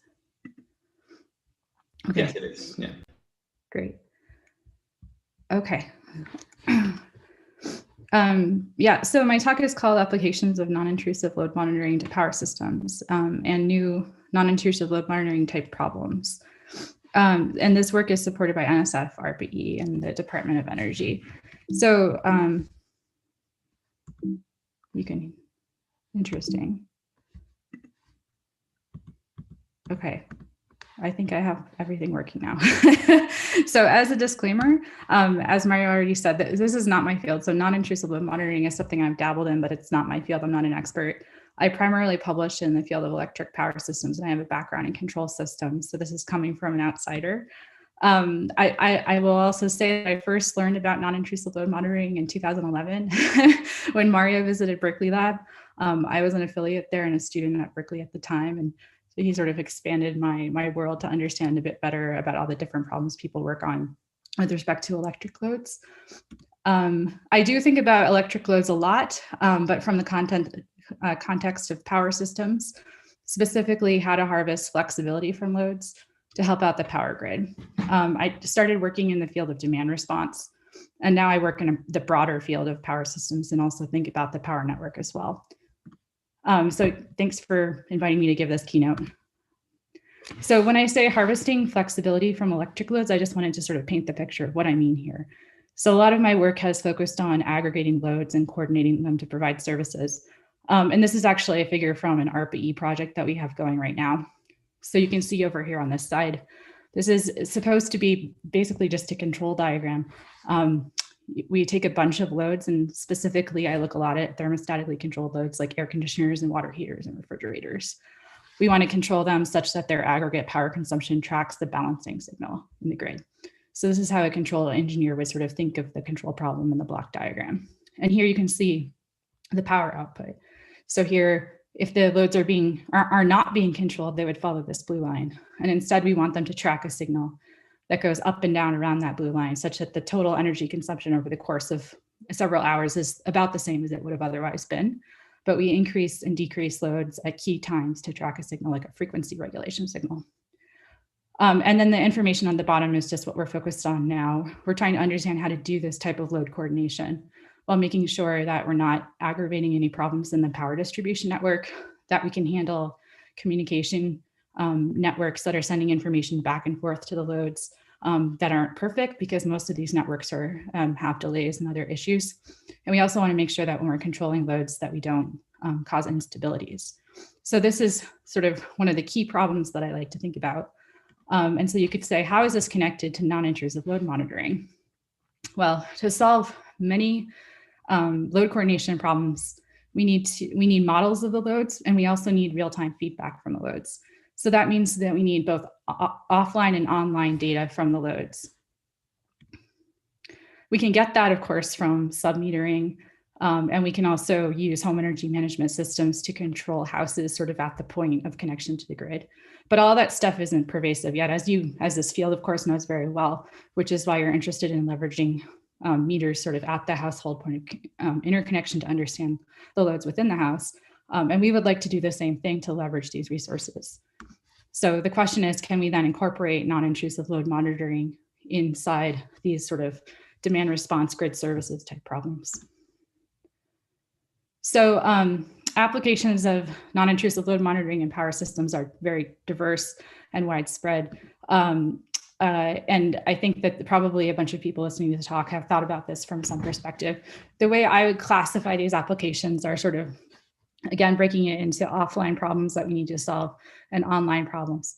The first one here is that we need models, and specifically to solve control problems, we need dynamical system models of loads, which we can build from data.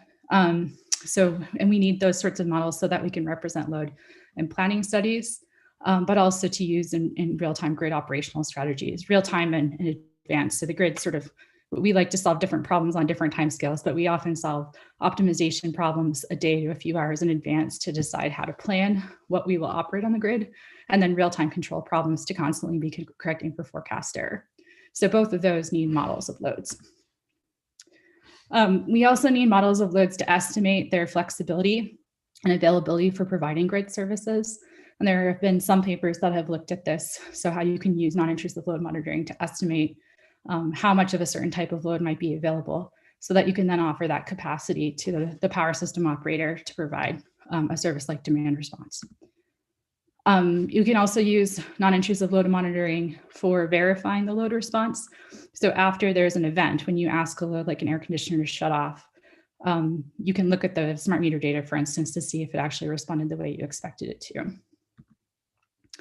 And lastly, I think the one that's the most exciting is to get real-time feedback of the load response from the smart meter data or the existing meter data, so that you can understand if the load's responding the way you're trying to actuate it to respond. So that if it's not responding, you can change how you're sending that control signal out to get it to change its behavior and hopefully respond more in line with what you're hoping.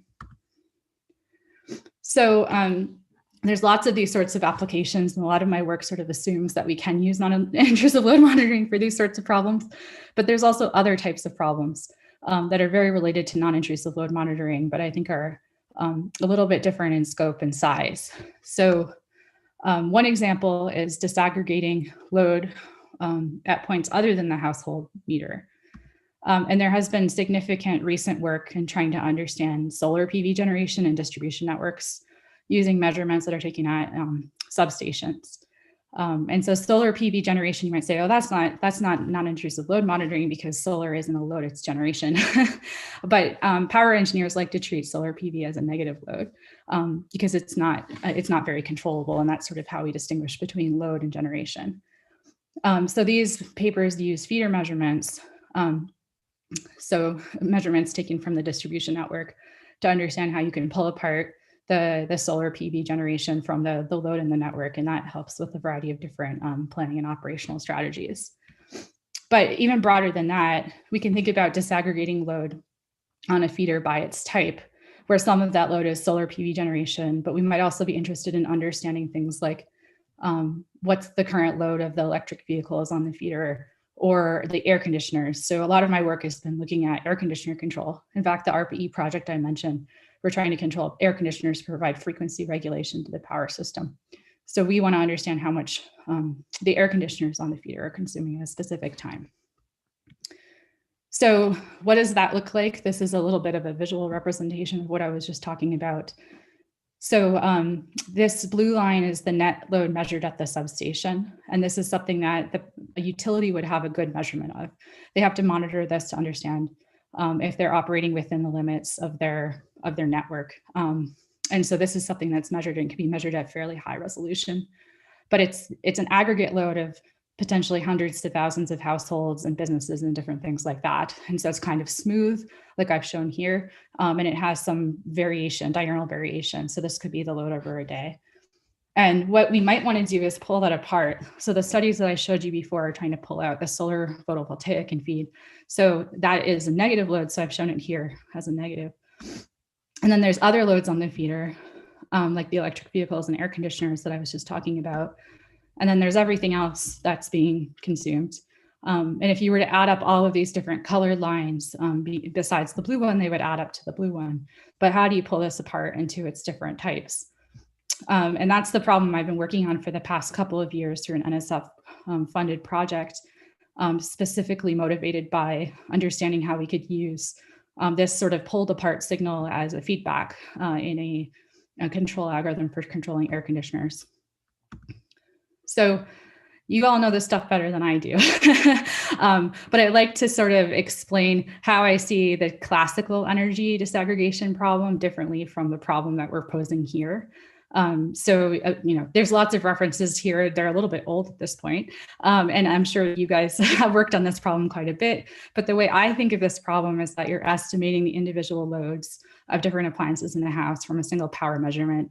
A lot of the methods use very high frequency data from the household main, as opposed to smart meter measurements, which are usually much lower frequency. Of course, there are a bunch of newer papers that have looked at leveraging low frequency smart meter measurements as well. And then there's a variety of methods used to solve this type of problem. The key differences with this feeder level disaggregation problem are that we're assuming that the measurements are at the substation, not the house. We're estimating the power consumption of all loads of a specific type. We're not breaking down the load by individual appliance, for instance, but saying what's the load of all the air conditioners, what's the negative load of all the PV generation right now. We want to solve the problem online, not offline, because we're going to be using it for feedback in a control problem. And we need to use lower frequency measurements, usually taken every second to minute, not very high frequency data.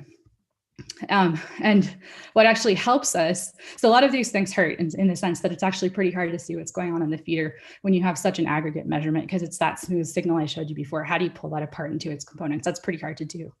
But what might actually help us is that in a lot of these cases, because since we're applying some kind of demand response algorithm and controlling these resources, we might get to be intrusive in the sense that we could send control signals to learn better. And so there's these nice ways of formulating this problem as well, where you can think of it as a combined learning and control problem, where you get to, send control actions that both try to achieve what you want in terms of the control of the network, but also help you learn. But in this talk, I'm not going to talk about that specific piece of being intrusive. I'm just going to assume that we're sort of not controlling the network and trying to disaggregate the feeder. So why is this important? I've alluded to this before. We want to use it for demand response, but in these, there's been a lot of papers that have assumed that the control system looks like this, where you leverage a measurement of the aggregate power consumption of a bunch of loads that you're controlling, feed that back into the controller, and use that to try to track a reference signal by computing an input to the system. But that requires that you do have a measurement of the aggregate power consumption of the loads. And when these loads aren't all in the same part of the network, you might not have a meter that's measuring that. So the sort of brute force way of getting that measurement is to measure the power of every single load you're controlling, send it back up and aggregate it. But that requires a communication infrastructure and a measurement infrastructure that might not already exist, especially if you're controlling a load that isn't sort of already submetered in your system, which is true in some cases for air conditioners.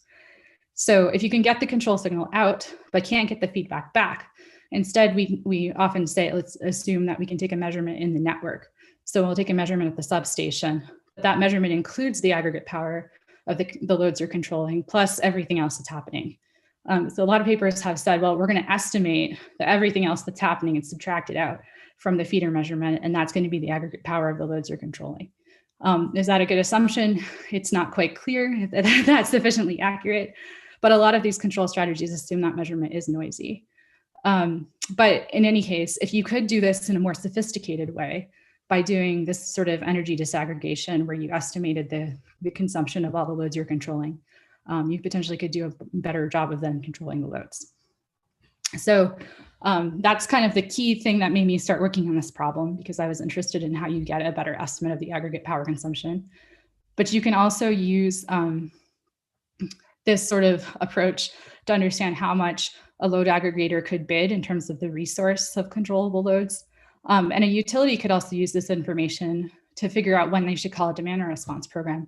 Because if they have an estimate that there are more electric vehicles or air conditioners on their network than usual, and they're expecting that there might be voltage problems, they could trigger a demand response event if they could kind of see the breakdown of the loads a little bit better. That would give them more information for how to call that event. And then beyond demand response, breaking up the load by type can also help for a variety of different applications. The first one here is a strategy of conservation voltage reduction, where you're trying to sort of improve the efficiency of the system by reducing the voltage in a strategic way to reduce the consumption of the loads that actually consume power as a function of voltage. But to do that effectively, you need to understand how the loads are going to respond to that change in voltage. So if you could disaggregate the load by type, specifically we call different types of loads zip loads with different components for how responsive they are to voltage. You could do a better job of triggering conservation voltage reduction in that case. And then you can use this sort of disaggregation for a variety of different types of planning problems. Motor loads can cause stalling or can stall if there's voltage problems in the network. That can cause a variety of different issues. So if you could disaggregate motor loads, you could have a better picture of if the network is going to experience voltage problems. And then lastly, of course, you can disaggregate solar production, like in those papers I showed. So there's a variety of different methods to do this. You could use a short-term forecasting, load forecasting technique, but that doesn't incorporate real-time feedback. A control engineer would want to use a state estimation technique. So that's what we actually started with. But the sort of techniques that leverage nonlinear system models can be very computationally intensive, and most of the models that we want to be using are nonlinear. You can also use online learning. It's typically, data-driven, model-free, although there's now a lot of folks working on combining online learning with dynamical system models, and that can help you leverage information you might have about your system and make decisions that are sort of more intuitive because they're based on models. So we're taking a hybrid approach in this paper where we use an online learning algorithm. There's actually two parts of the algorithm, dynamics fixed share and dynamic mirror descent, but it leverages system models, dynamical system models. Fortunately, they can be of any form. We're not optimizing over the models, we're just evaluating the models so they can be nonlinear. But we use an optimization-based approach then to determine which models are performing well and which ones aren't to improve our estimates. So I'll talk a little bit about that next. This is the outline of sort of the rest of the pieces of my talk. We'll talk about how we're solving this energy disaggregation problem at the feeder. And then the two papers that this first part is based upon are shown here. So here's the framework for the problem. The text at the top here sort of summarizes it very briefly. We get to measure the purple, which is the load at the feeder, and we're estimating the blue, which is the air conditioner load in the network, because that's what we want to use. That's the information we want to use in our control algorithm. The orange is the rest of the load in the feeder. So you add the orange and the blue, you get the purple. So in this very simple setting, we're just taking one measurement and pulling it apart into two estimates. If you just look at this at a snapshot in time, you don't have enough information to do that. But if you know something about the dynamics of your system, then you can more effectively pull these things apart. So the approach we use has two pieces. The first piece is that we have to generate models of our system, specifically models of the aggregate air conditioner load, and models of everything else, all the other load. We'll call it other load from now on. So we have these sort of models, and we leverage those models to come up with estimates. But those models get fed into this algorithm. So this slide is showing how we do estimation in real time. So all the models exist in a model bank. And that model bank, we use each of the models to, and we apply this algorithm, dynamic mirror descent, to come up with individual predictions of all of the aggregate air conditioner load. But we do that for each of the models. And then we send those predictions to this other algorithm, dynamics fixed share, which combines those estimates by basically weighting models based on their historical performance. So that's how this overall approach works. And then mathematically, this is what it looks like. So dynamic mirror descent.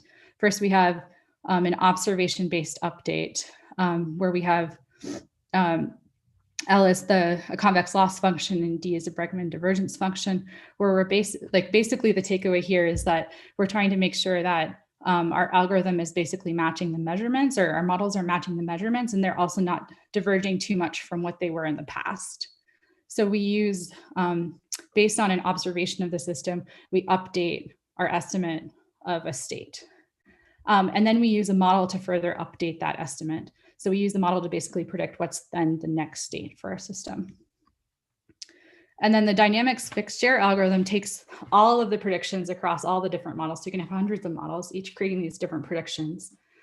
And then we weight, we basically come up with a weight for each model based on its historical performance, but we're sort of weighting it based on performance, but also we give some emphasis to the average prediction of all the models, because we don't want to put too much weight on a single model if that model isn't going to be consistently good over time. So we want all the other models to be able to sort of come back and give their estimates if they become good at different times. So different models are weighted higher at different times over the course of the dynamic simulation. And all those weights get combined here together with the estimate to come up with an overall estimate for the system.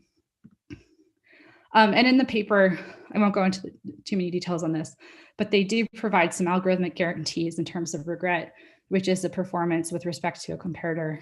So they show that they can basically bound the regret and show that for many classes of comparators, regret scales them linearly. And I'm not going into this into too many details, because for the application we're interested in, we don't necessarily care about this kind of performance. What we care about is the performance in terms of how well we're actually going to be able to predict the aggregate air conditioning load in this case. And that's what we care about, but we have no guarantees on that. And we can show cases where this works well, where it doesn't work particularly well. We sort of try to capture the range of cases, and I'll show you that in the case study results. But if you're sort of interested in these algorithmic designs, this is something that people in this field think about a lot, regret.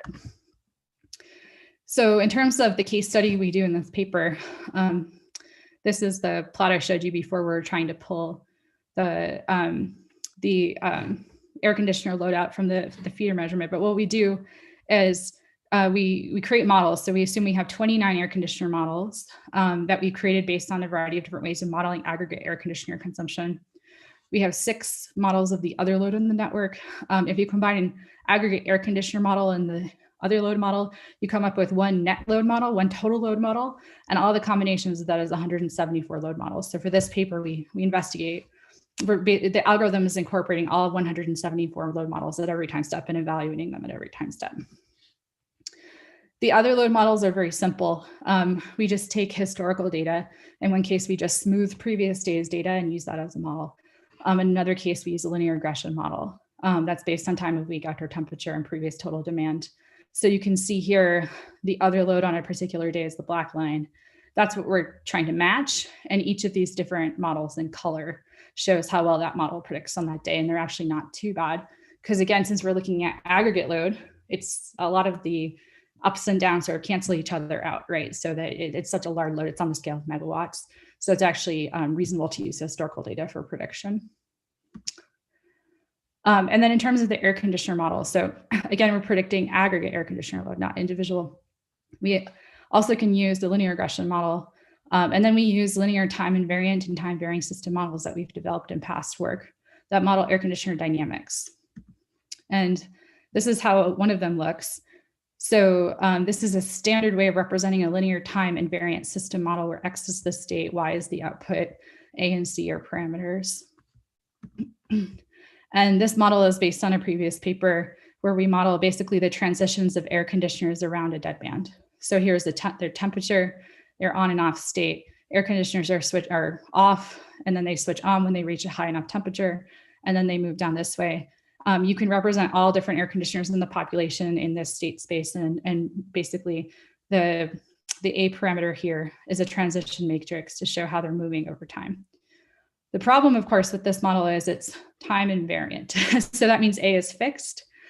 So when you parameterize this model with a choice of A and C, you end up getting a straight line. So all the predictions are basically predicting.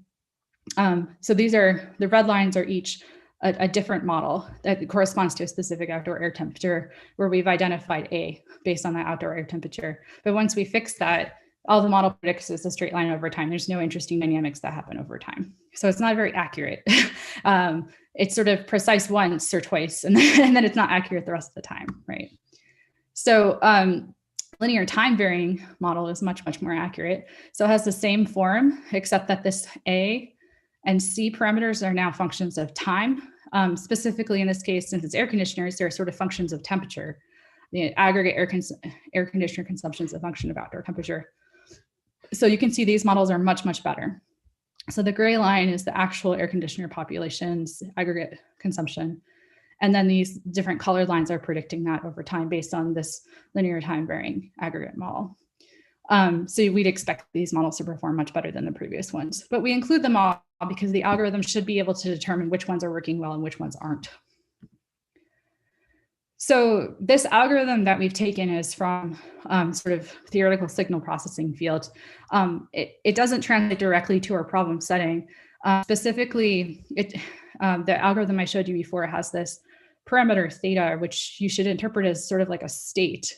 But there's no notion of the difference between the state and the output.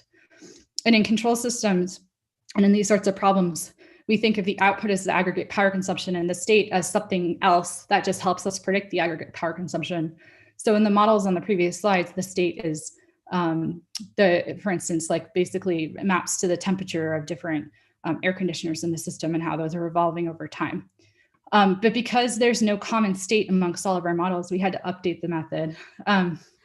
So that we created two different ways of modifying this algorithm. One is to use the algorithm to update the output, and one is to use the algorithm to update the state, where we define the state differently for each model. And this is sort of like a subtlety that ended up causing a lot of trouble in just understanding how you could apply these types of algorithms to problems where you didn't have the same notion of the dynamics, let's say. But that's ended up being what we worked on quite a bit to make this work. So update method 2 that I show here is basically just using the algorithm as it is to update the state. But update method 1, because we're adjusting the output estimates based on the model predictions instead of the state estimates, what we have to end up doing is rewriting the algorithm to look like this, where basically it allows us to derive this closed form update equation to be able to update the output as opposed to the state within the equation. So I won't go into too many details here, but the details are in the paper and they show kind of how we have to apply these sorts of things. I'll also say that, for the linear time and varying system models, we have a state, but for the regression models, there's no state, right? So somehow to put all these things in a common framework is really the challenge. So for our case studies, we used realistic data to create data for a feeder, but we don't have data for a particular feeder. We sort of took it from a variety of different places. You can see here Texas in the Bay Area, and we're using GridLab-D, which is a simulation software that we use to simulate distribution networks to sort of create something that's realistic, but not real. And we compare the approaches against the best benchmark approaches that uses a Kalman filter. So the basic idea here is this total load measurement is, what we're measuring for the feeder.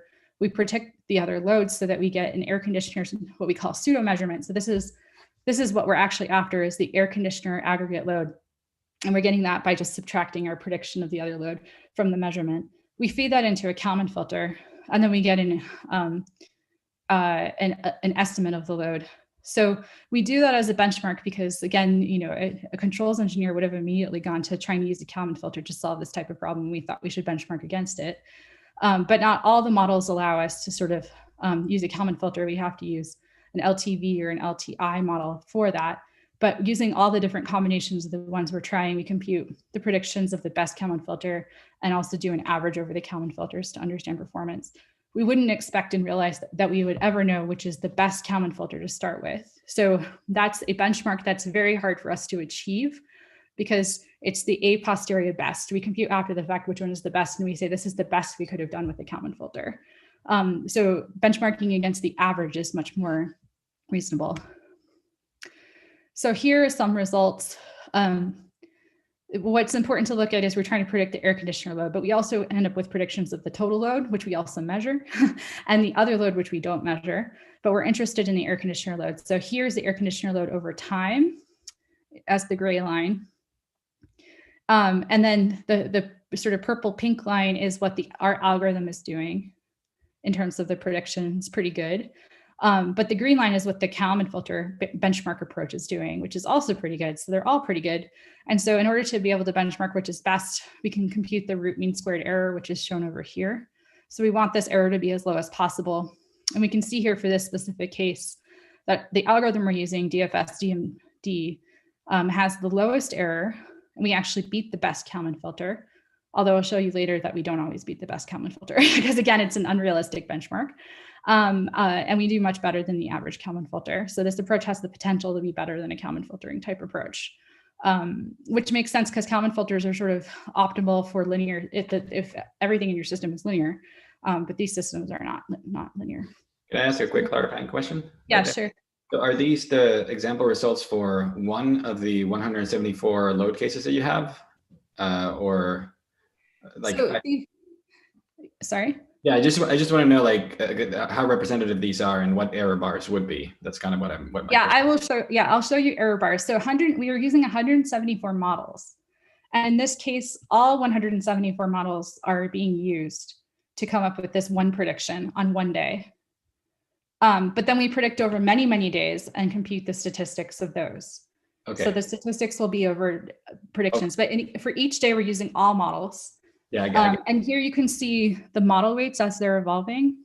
So I'm only showing the model weights. So how basically interpret these as how good each model is as it evolves over time.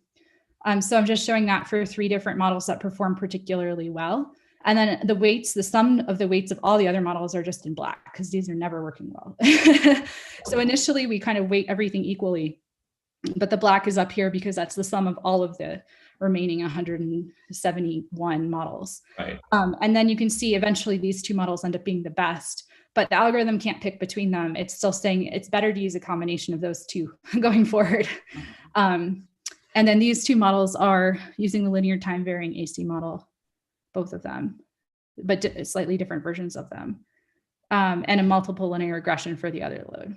So those end up being the best over this specific day, but other days look different. Okay. Thank you. Mm-hmm. Right. So here are the statistics.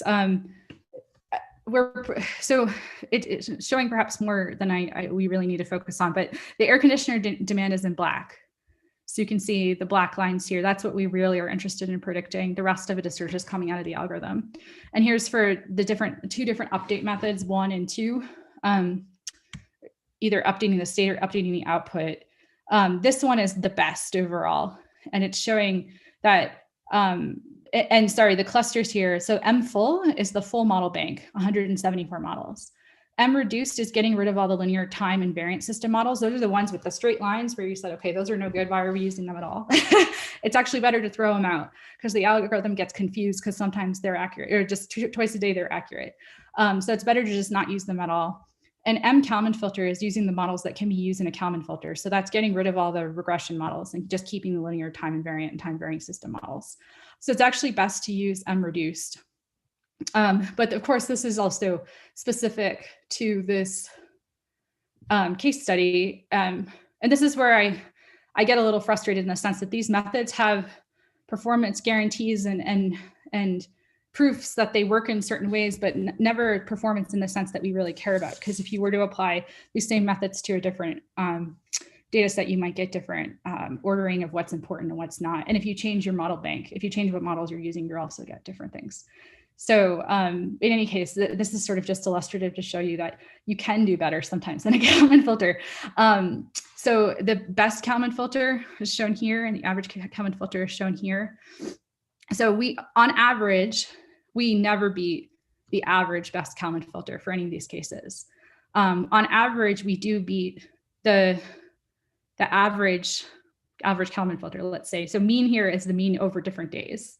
So we're beating this case here and here, for instance. But actually, when we use the full models, that we do worse than the Kalman filters on average. So it just tells you that if you were to use this approach in real life, you would have to really tune the models that you're using to make sure that they sort of were adding something to the algorithm instead of confusing the algorithm. And this is just to say that the algorithm also requires the choice of different types of parameters. And different parameters basically tune how much you're trying to weight the average performance of the models versus the specific performance of individual models and so forth. Our case study is using values that are shown here and here, but we basically tried to explore the full range of different values you could set for this parameter, eta S and lambda, which were in the DMD and DFS algorithms. And it turns out that if you tune these, you can do much better. So the results I just showed you in the previous slide are for sort of this case that's not tuned. But in real life, again, we didn't spend a lot of time tuning it and rerunning the cases because all of this tuning is specific to the specific case study and data that you're looking at. So could you really do that in real life? I'm not really sure. But this is just to say that these results do change with this tuning and they can change substantially. So maybe if there are any clarifying questions, I'll stop there. And then I'm going to shift to two other quick topics that relate back to this problem that we've been working on. Yeah, there are questions in the chat, but they will become relevant at the end of your conversation. Okay. I'm monitoring it. Okay. Okay, great. So I should keep going. Yes. Okay, sounds good. So I just wanted to talk about two more extensions we kind of worked on here. One is connections with Kalman filtering. So we benchmarked against a Kalman filter, but it turns out that these concepts coming out of machine learning, signal processing, are actually very similar to Kalman filtering. So in a Kalman filter, we're assuming the model form and choosing the process and measurement noise covariance. Whereas in DMD, the model can take any form. So we can use highly nonlinear models, but we still have to choose something, this loss function and divergence function that I showed when I was explaining sort of the math of the algorithms. And you get to choose those to capture what you care about. So the loss in terms of prediction loss, like how far away you are from predicting the performance. So how should we pick these specific functions is a question. So what we do is, in this paper, is we show that if we choose these functions intelligently, we can actually make it such that the algorithm for dynamic mirror descent looks like a Kalman filter. But in order to do that, we have to leverage these covariance matrices P. So these courses, so P hat K and P hat YK are this state and output estimation error represented in a covariance matrix. And that's what's required for a Kalman filter, that you have to estimate that based on historical information. There are ways to update that using update equations in a Kalman filter. So if we can also include that information in dynamic mirror descent, dynamics fixed share, then we are basically giving the algorithm more information about performance and error statistics, and that can improve DMD and DFS. So if we do use those error statistics and rerun our cases, what we find is that we can improve the performance of these machine learning algorithms And the main takeaway here, again, too much data, I'm sorry, is that if we assume we don't know anything about the error statistics, so basically how well this algorithm is performing over time, we get root mean squared errors that look like this. So identity, it means that we don't have any information about the covariance matrix. If we use historical information about the covariance matrix, it changes the errors, but you'll see it actually increases the error. So we do worse if we use historical data to parameterize the error statistics. But if we use real-time data to get the error statistics and then use that within the algorithm, then we do better. So if there was some way to actually incorporate error on how well the algorithm is performing over time and update that in real time, we could improve these algorithms because we'd be using more information about the system. So we spent a lot of time thinking about this and how these algorithms compare to Kalman filtering. Similarly, dynamics fixtures, which is using multiple models and combining them in this weighted estimate way that I described already, that is very similar to something called the multiple model Kalman filter. And you can construct dynamics fixture to also produce estimates up that are identical to multiple model Kalman filters. So basically, these are very, very similar techniques that we come at from, in one case, a controls direction, another case, a machine learning direction. But what you can then do when you realize that these things are the same is if theory has been developed for one, you can port it over to the other. So using error statistics, like I showed you in the previous slide, is one example. But in this case, with multiple model Kalman filters, there have been a variety of approaches to improve their performance, which I list here at the end of this slide. And you can adapt all of these for dynamics fixture as well and improve the performance of that. So the takeaway here is that the case study results I showed you before are for a specific case, kind of using things as much off the shelf as they can be used. But there's lots of ways to further improve their performance by leveraging these ideas from control systems. So the last piece I'll talk about just very briefly here, because I know we've only got about 20 minutes left, is using multiple measurements. So this connects back to what Mario was talking about at the beginning, where how can the non-intrusive load monitoring field leverage more things than just measurements within the house, right? So how can you kind of like move past the meter to the network and leverage things in the network to do a better job at energy disaggregation? So I'll talk about this in the context of the feeder energy disaggregation problem. But here what we're trying to do is say, instead of just having substation measurements, imagine we also have measurements across the network, but at points that aren't necessarily points you choose. Like maybe there are certain key points in the network where you're monitoring voltage because you've traditionally had problems there. But now you have that measurement. Can you leverage it in your energy disaggregation algorithm? Also, can you leverage smart meter measurements that might be coming at different sorts of resolutions every hour, every 15 minutes, every 30 minutes, something like that, and weather measurements? So how do you take all the existing measurements across the feeder, plus what you have at the house, together to do disaggregation? And this is a paper we just have published on transactions and power systems. So here are all the possible measurements we look at in this paper. The key thing is, instead of just measuring power at the substation, we're getting complex power. So complex power, complex current, complex voltage. So the real and reactive part of power. Real and active, real and reactive, active and reactive is the same thing. But having that complex value sort of helps us immensely, and I'll show you later what the results show. But we're also looking at smart meter measurements that could be at different sorts of resolutions. So the approach is very similar to before, so I'm not going to go through every single detail, but the dynamic mirror descent part is basically the same. Now we have lots of measurements across the system, so we have to apply some kind of sensor fusion to basically combine them all together and use them together. And then developing output equations corresponding to each measurement so that we can bring them into this common framework in dynamic mirror descent. That was the hard part of this, because we're measuring things in terms of power, voltage, current, at different resolutions and time steps, but also that are affecting different portions of the system. So here we define portions of feeders, and here we can have like a node 0 is a substation, but then it branches into multiple different areas of the network. And in each area, there might be a set of households, but the measurements correspond to portions. So each of these colors is a portion. So how do you bring those back into a single output equation? That was sort of the part we had to spend a lot of time thinking about, how to do that effectively while keeping the framework still tractable. So in any case, I'll skip through the nitty gritties there because it's mostly just a lot of manipulating power flow equations and talk about the case study we did here, where we compare a variety of different measurements we might have from the system here through a variety of different case scenarios, so that we can investigate the value of including these additional measurements and which measurements are more valuable than others, and at what resolution in terms of time sampling. And so we assume we have a network that looks like this. And the substation has the substation measurement, but then there's different points in the network that have other measurements as well. So just example results to sort of visualize what we did.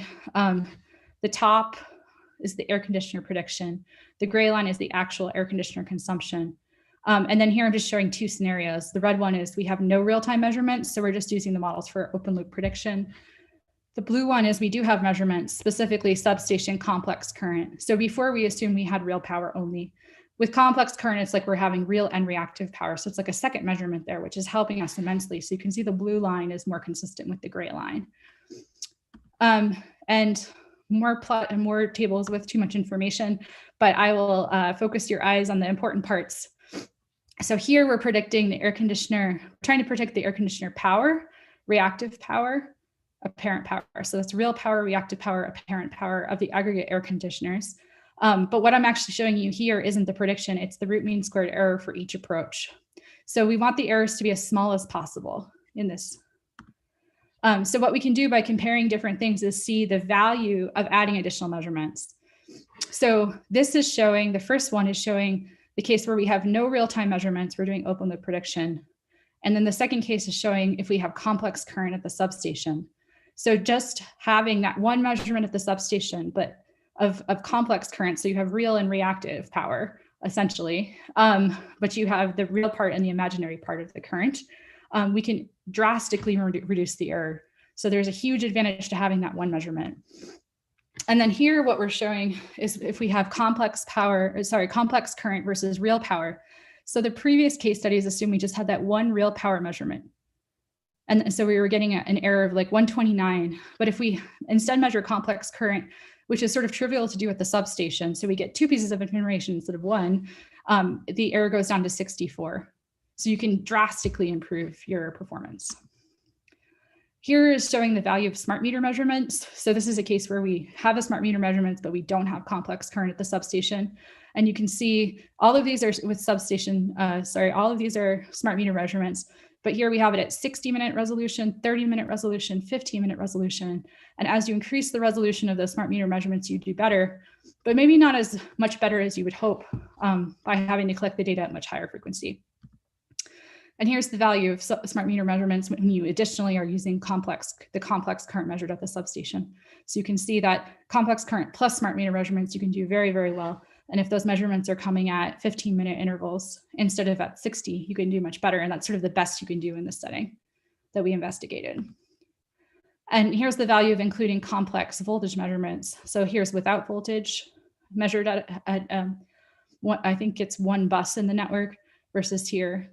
So voltage actually doesn't get you too much. If you have voltage measurements in your network, you may as well use them, but you probably wouldn't purposely put voltage sensors at various nodes in your network to improve your estimate. It's better to get smart meter measurements, even if they're very low resolution. So conclusions. So first, just some conclusions on this last part where I talked in depth about our approaches to use dynamic mirror descent and dynamic fixed share. These algorithms allow us to solve feeder energy disaggregation problems. And what's nice about them is you can use all these different models of the system and they don't have to be of a particular form like linear. What we find is that the empirical results are often comparable to the best or at least the average Kalman filter approach, our benchmark approach in these cases, but you have no guarantees on this. But like I mentioned, that benchmarking we did was for a case that wasn't fully tuned. And then the initial case I showed you also, we weren't leveraging additional measurements in the network. And hopefully I've convinced you that both of those things help immensely in improving the performance. I also mentioned that we can use ideas from control systems, specifically Kalman filtering, to improve these sort of machine learning approaches. And we can extend the approach to cases where you have measurements across the power network. So with that, I'll end and I'll say, Power systems needs, you guys, non-intrusive load monitoring. I didn't go into details here, but I mean, we're solving this aggregate problem of trying to do energy disaggregation at the feeder, but we're also assuming smart meter measurements. And what we're actually assuming is with those smart meter measurements, we're doing non-intrusive load monitoring to the air conditioners. And that part is already baked into the algorithms. So we assume that exists and we know you can do it. And we're just leveraging it, assuming that we don't have to solve that problem ourselves. But there's so many other ways in which we could, combine forces and solve really cool problems across the field. So with that, I'll stop and thank you very much for your attention. Thank you, Johanna. And thank you for putting the pressure on our group here to solve the problem that is already baked into your solution. I think you've already solved it. Maybe making too much of an assumption there. There are a number of questions in the Q&A, and I think it would be useful if I read them to you and then you respond however you feel. Unfortunately, we don't have the ability to get the people in the webinar to talk, so they're posting their questions and I'll be reading them to you. And do we have till the 30 past the hour? What's that? Just so I can pace myself, we have Correct. till 30 past so we the have hour. 10 minutes. And then whatever questions we can't answer then, you could probably still answer them in the Q&A if you have time. Otherwise, we'll take it offline. Okay, wonderful. All right, so the first question is how the load feeder disaggregation behaves when the power system fault happens in the feeder. Should we also have some kind of power system fault disaggregation to support the feeder disaggregation? Most of the applications that I've talked about are for cases when there's not fault conditions. It's just normal operation. If you had a fault, you'd have bigger issues, right? You'd have to be trying to recover from that fault or bring the system back online after an outage. In terms of the second part of the question, so there's a lot of folks that look at fault detection. And so I think that's related to this problem of estimating when there's a fault or when there's about to be a fault in a certain portion of the network. And I'm not quite sure how that relates then to disaggregation. Perhaps it's like a portion of the network is out. So you can just, if you were to disaggregate the load instead of by type, but by location, it would help you understand which location of the feeder. But it's not a problem I've thought about deeply. Okay. The next two questions seem to be related to this fault case. So I'm just for time reasons, I'm going to skip them. I'm going to go to the next one up that says detecting load types instead of individual appliances, : how large is interclass variability? For example, fridge versus washing machine motors don't draw power at the same amplitude or frequency. Would it be an easier task for the classifier to detect appliances separately and group them by type in a second stage? Oh, if you had a small population, maybe that would make sense. I think it would be really hard in this case where these feeders can have hundreds of thousands of houses. So I think it's tractable to try to disaggregate all of the appliances behind the meter at every one of them. But the first part of the question, in terms of, so there's lots of appliances, especially at this aggregate level, there's lots of appliances that sort of look very similar to each other. So this is a problem. And part of the reason we've really stuck with air conditioners is because we're interested in leveraging them for demand response. So they're a really important load, but they are also very sensitive to outdoor temperature. So outdoor temperature ends up being a very good predictor of their consumption. If you were looking at something that didn't have something external that was sort of forcing it, but it was mainly just human behavior, I think it would be much harder to do. I think there's hope for solar, for air conditioning, for heat pump, like heat pumps that are used for space cooling in electric vehicles. I think doing something for water heaters or refrigerators at this aggregate level would be really hard. Mm. But I'm saying that just based on my instinct. I haven't tried it. That's a good start. Another question, my model might be trained at a certain voltage level data set. How to handle scenarios where we deal with under voltage and or over voltage? So model of the loads. So you can bake in the voltage dependency into the load model. So you can include the load dynamics. So the voltage dynamics in the load model. So these zip models include that, for instance. And we did in our more recent paper where we assumed that there was a voltage and temperature dependence to the consumption of the loads. And so if you can bake that in and somehow measure voltage somewhere in the network, then you can sort of see how the load should change as a function of that. Like ideally you wouldn't just identify your models for a particular setting of voltage, but you would include the dynamics of the voltage in the model. Is the short way to say that. Yeah. I see another question here. Great talk on slide 28. You may want to go to slide 28. Do you make independent predictions of the total load and AC load? Yeah, and if so, since what you really want is AC load, could you help constrain your AC model parameter space by using forecast total load as input to the AC model? In other words, I'm assuming it's easier to forecast that total load, then build from there to estimate AC load. Yeah, so all of these things are being forecast simultaneously together with a single, like together with the bank of models, but each model is forecasting all three of them together. So they're dependent on each other. We measure the total load, but then we also create a forecast of it based on the model that we select. But this is measured and known in advance, right? And then the other load and AC load are the two things that we don't know. But essentially, if we overestimate the AC load, we underestimate the other load. They're directly coupled to each other to get the total load. Does that answer that question? That's, well, I wouldn't be able to tell, but if the, so Graham, if you're still on and it doesn't answer your question, you can ask for clarification in the chat. There is another question in the chat. There are a number of deep learning based forecasting models for different aggregate load types in the literature recently.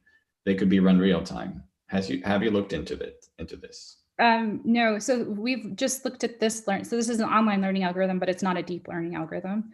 And we haven't tried other ones. A lot of times they aren't, so you can run them real time, but they don't necessarily take real-time feedback and updates. So this model is taking real-time feedback and updates. It's looking at how well the prediction of the total load is evolving over time and using that then to estimate the performance of the models and updating it. So it's online in the sense that it's using real data. It's not just real time, let's say. So there probably are other algorithms that also do that as well. But a lot of them are sort of open loop. They're not using real time data to estimate performance and update the algorithm based on the performance. I have a sort of a meta question, because I see that there's a little bit of time left and there are no more questions from the audience. When you started the presentation, it seemed like a good number of the problems that you assumed we had already solved.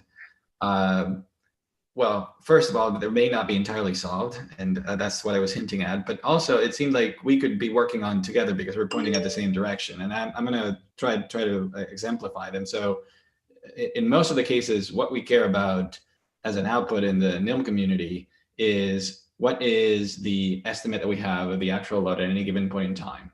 And the dynamics of that load, or like what the behavior over time is, as opposed to just the estimates and having like an actual model of it, are not as important. So we may have like a black box that says, oh, at this time it's this and this time it's that, and it may be able to be predictive, but we don't really care so much about the temperature dependence or anything else about this load. It's just like, this is an estimate. And in most of the cases, you were assuming that it would be good to have, or that would be the objective, to have a dynamical model for each of these loads. We don't have that yet, or I don't think that we do, but it's baked into your solutions. And I wonder, say, for example, we replaced NILM, which is just a tool, with metering everywhere. And we have hardware that is monitoring every one of the devices. That's what we as a community are trying to do, is to replace these individual meters with something that estimates that. But you seem to be attacking something more fundamental. Like you want models of these data feeds. Yeah. So how can we collaborate with those models? Right.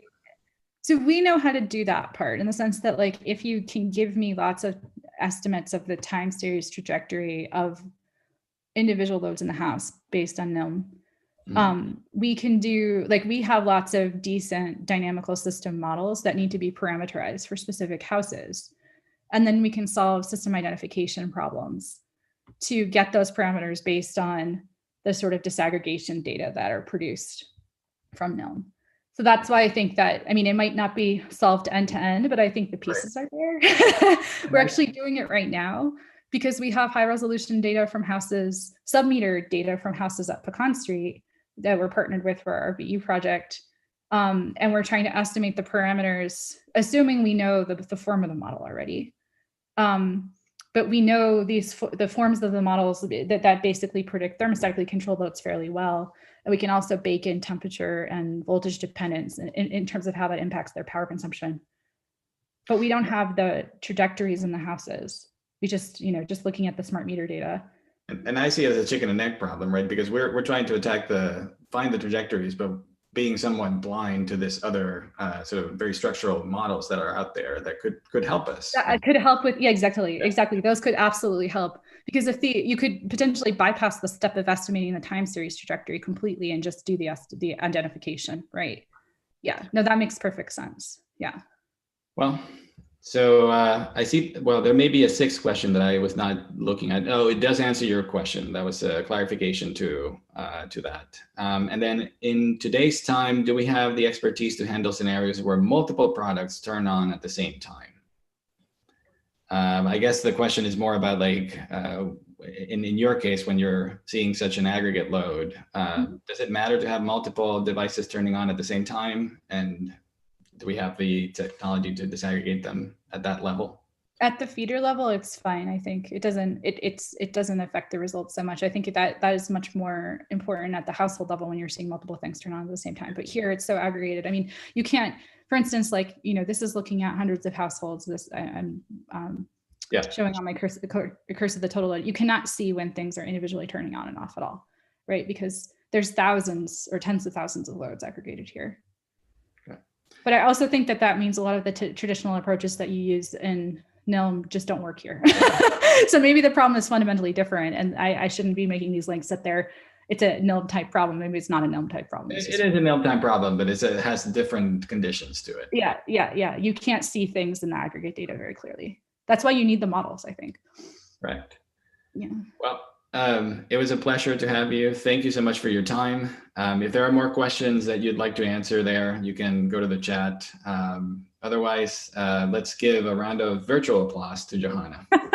And thank you very much. I really appreciate it. And thank you, Mario, for hosting this part. Yeah, my pleasure. Over to you, Ollie. I think we're handing over to Demetrios to chair the next session. Yeah. Hi. Thanks for your presentation, and it was great. So the next thing in the session is the short talks, as we call it. We had a number of papers that were accepted, but of course we couldn't make a 10 minutes presentation for all of them, although the results that are published in those papers are quite promising. So we will go in a session with 13, if I'm right, 3 minutes videos each, and you will see a lot of promising results from different scientists working in the NILM area. So I will share my screen. Ollie, I will take yours, right?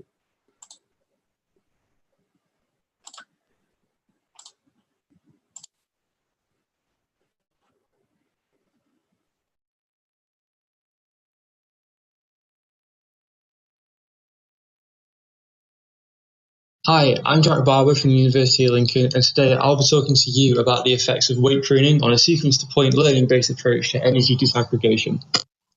Previous work has shown that this approach to disaggregation works well, and trained models are capable of providing good results. However, the neural networks trained contain upwards of 30 million weights, which makes inference slow on consumer-grade computing devices. The implementation works by taking in a sliding window of 599 aggregated power values and attempts to infer the disaggregated value at the midpoint of the sliding window. The network contains 5 convolutional layers with an increase in number of filters the further into the network you get, with a fully connected layer containing 1,024 weights.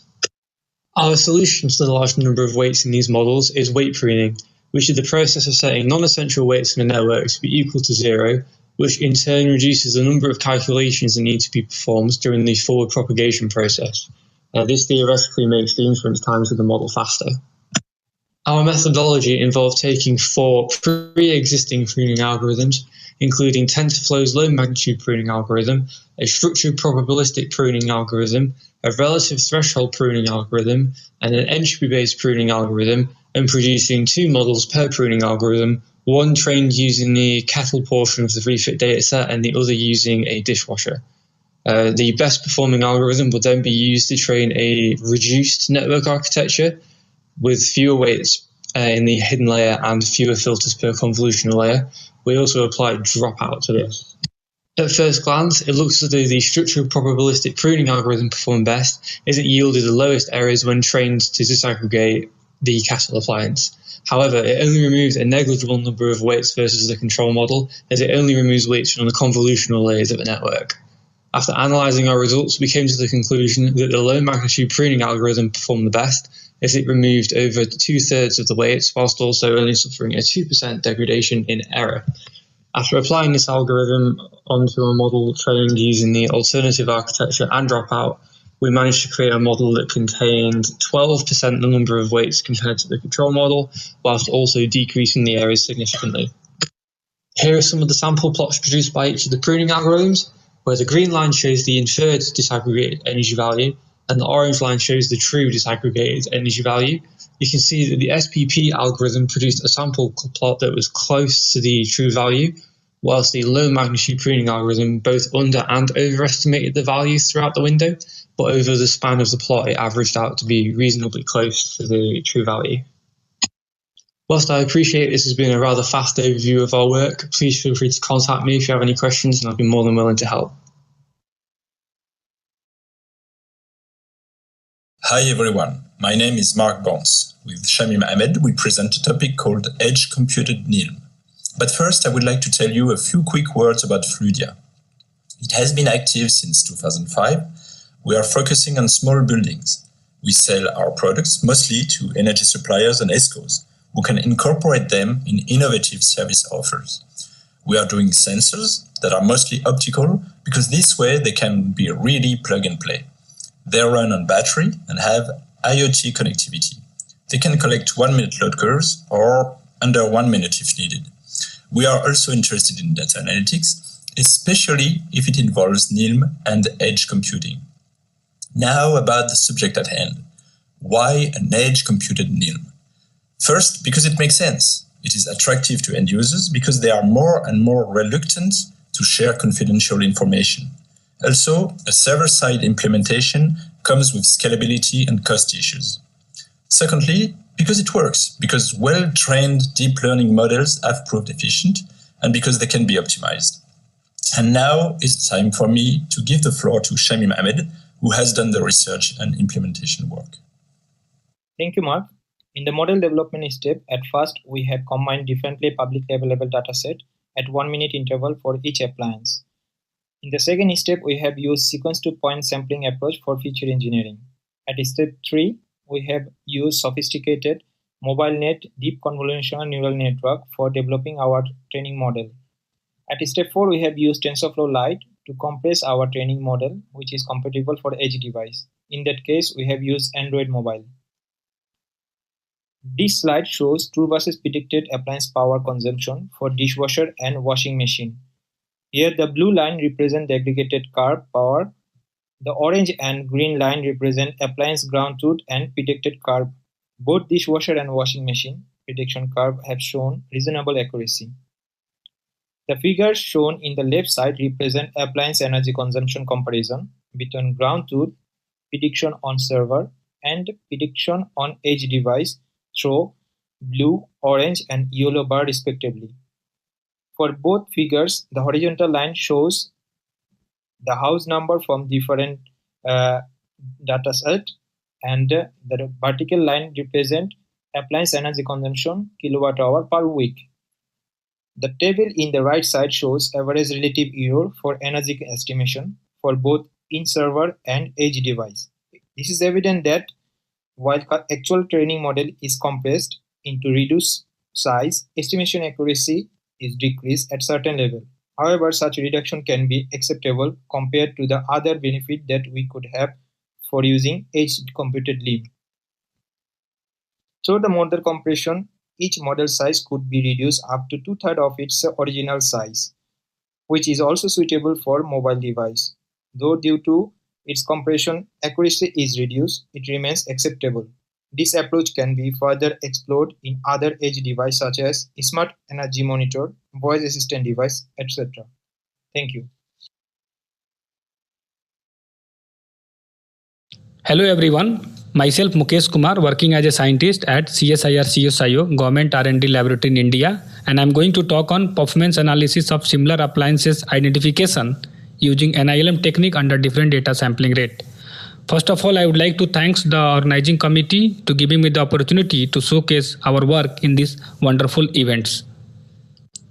Let me brief about my organization. Central Scientific Instruments Organization, CSIO, is Government R&D Laboratory in India under the CSIR.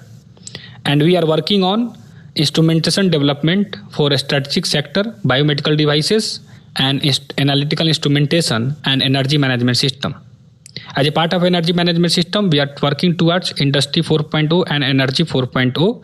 And recently we have developed Energy Sense, which is based on the NILM technique, and currently it is going on the field trial. As we know, single NIL device uses aggregated data to disaggregate individual appliances status and energy consumption using machine learning and artificial intelligence approach. Nowadays, similar appliances are common in building, hence researchers are trying to identify similar appliances as part of robust system. But we need to trade off between the NILM system performance, computational timing, and sampling rate for designing effective NILM hardware system. This is the developed hardware for data collection at different sampling rate. To collect the data, 4 CFL lamp with same power rating have been used in this study with 16 possible configuration, and data were taken with 10 and 50 kHz sampling rate. In this study, locality constraint linear coding has been used as a basis vector for future mapping. It is a block diagram for LLC DNN approach for training and testing of proposed system. Result and discussion. For the baseline system, we have achieved maximum accuracy of 72% in the SVM with linear kernel and with 80% with DNN. For future mapping based approach, maximum accuracy have been achieved in higher sampling rate, I mean 93% in SPM with LLC and 96% in DNN with LLC. We have explored LLC concept in NILM, and currently we are working on LLC DNN approach for various similar appliances, and we are looking for field trial. And this is our NILM team at CSIR CSIO, and I would like to thank each and everyone for their contribution in this work. These are the references we have used in this study. Thank you. Hello, my name is Anton Faustin. I'm presenting our work on UnitNILM, a deep neural network for multitask appliance state detection and power estimation in NILM. Neural network, and especially convolutional neural network and recurrent neural network, has been extensively used for NILM problem. However, most of deep neural network make use of single task, single appliance learning strategies, in which one neural network is trained for exclusive one appliance or one task at a time. In this work, we propose unit and NILM, a one-dimensional CNN based on the unit architecture for multitask, multi-appliance state detection and power estimation. We leverage multi-appliance, multitask learning strategies to improve generalization of deep neural network for NILM by sharing the feature space of the two dependent tasks. We make use of multi-target quantile regression to estimate power consumption of multiple learning appliances. This allows us to exploit the statistical correlation among appliance power consumptions. We also make use of multi-level classification approach to detect states of multiple learning states.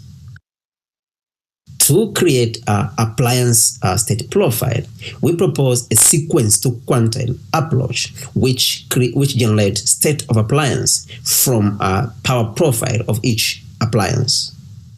We evaluated the proposed approach on UK datasets for building one data from January to March. Apply both regression metrics and the multi-level classification metric to evaluate the proposed approach, as shown in this slide. Empirical evaluation on the UK datasets suggests promised performance of the proposed approach against traditional single-task learning.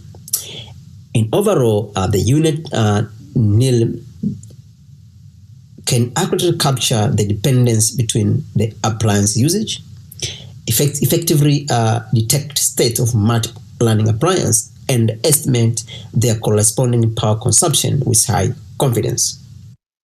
Overall, the unit NILM can accurately capture the dependence between the appliance usage, effectively detect state of multiple learning appliance, and estimate their corresponding power consumption with high confidence.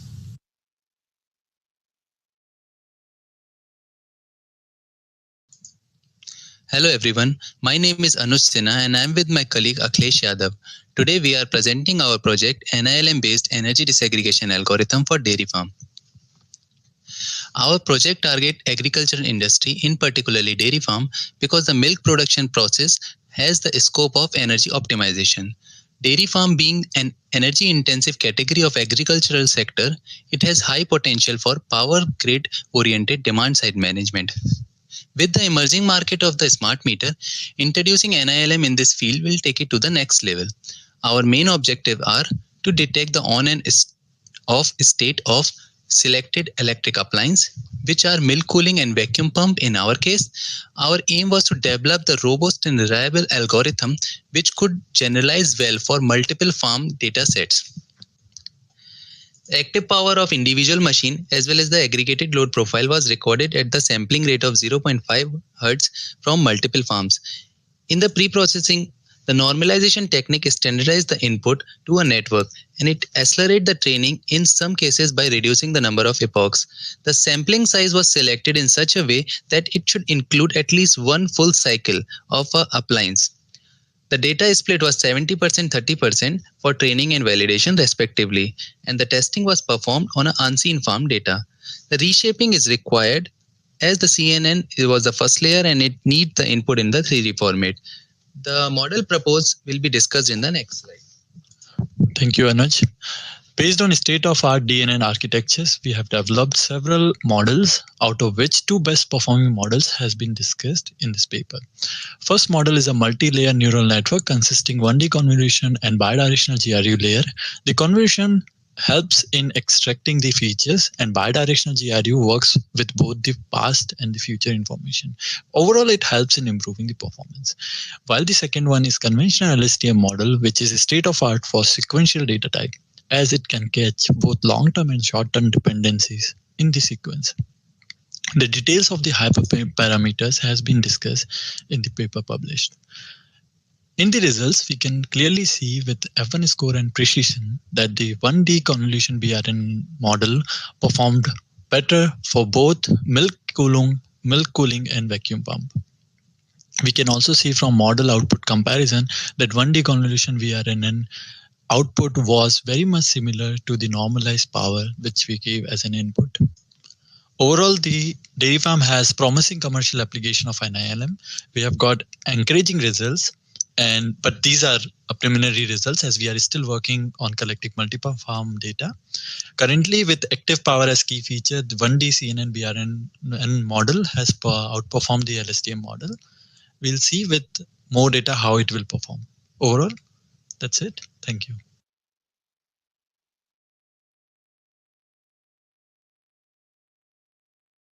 Hello, my name is Ruben Nieto and I'm going to present the paper entitled Finite Precision Analysis for an FPGA-based Non-Intrusive Load Monitoring Event Detector, presented in the 5th International Workshop on Non-Intrusive Load Monitoring. This work has also been developed by Laura de Diegoton, Álvaro Hernández, and Jesus Ureña at the Electronics Department of the University of Alcalá.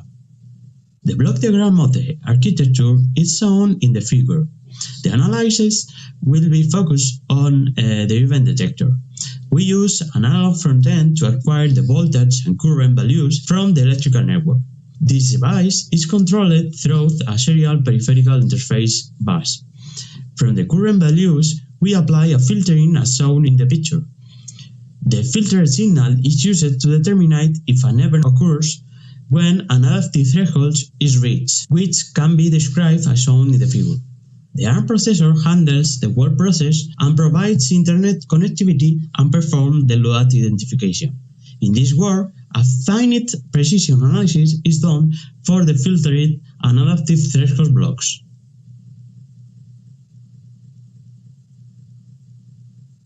This analysis has been carried out in order to reduce the resource consumption and use them effectively. The tables show the quantification that has been performed in both blocks.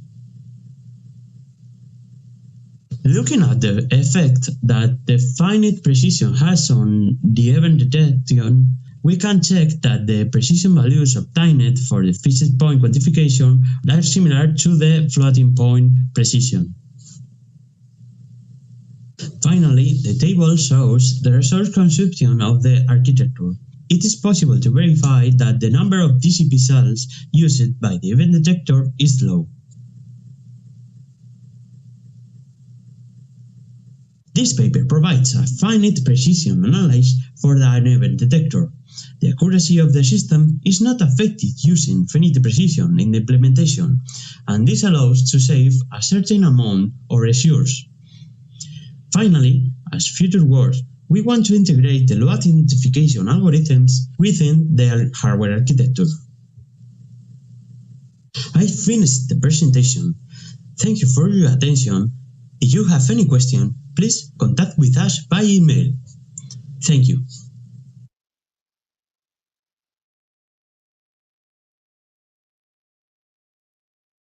Hello everyone, I am Abhinav and I will take you through a brief overview of our paper on energy disaggregation for small and medium businesses and their operational characteristics.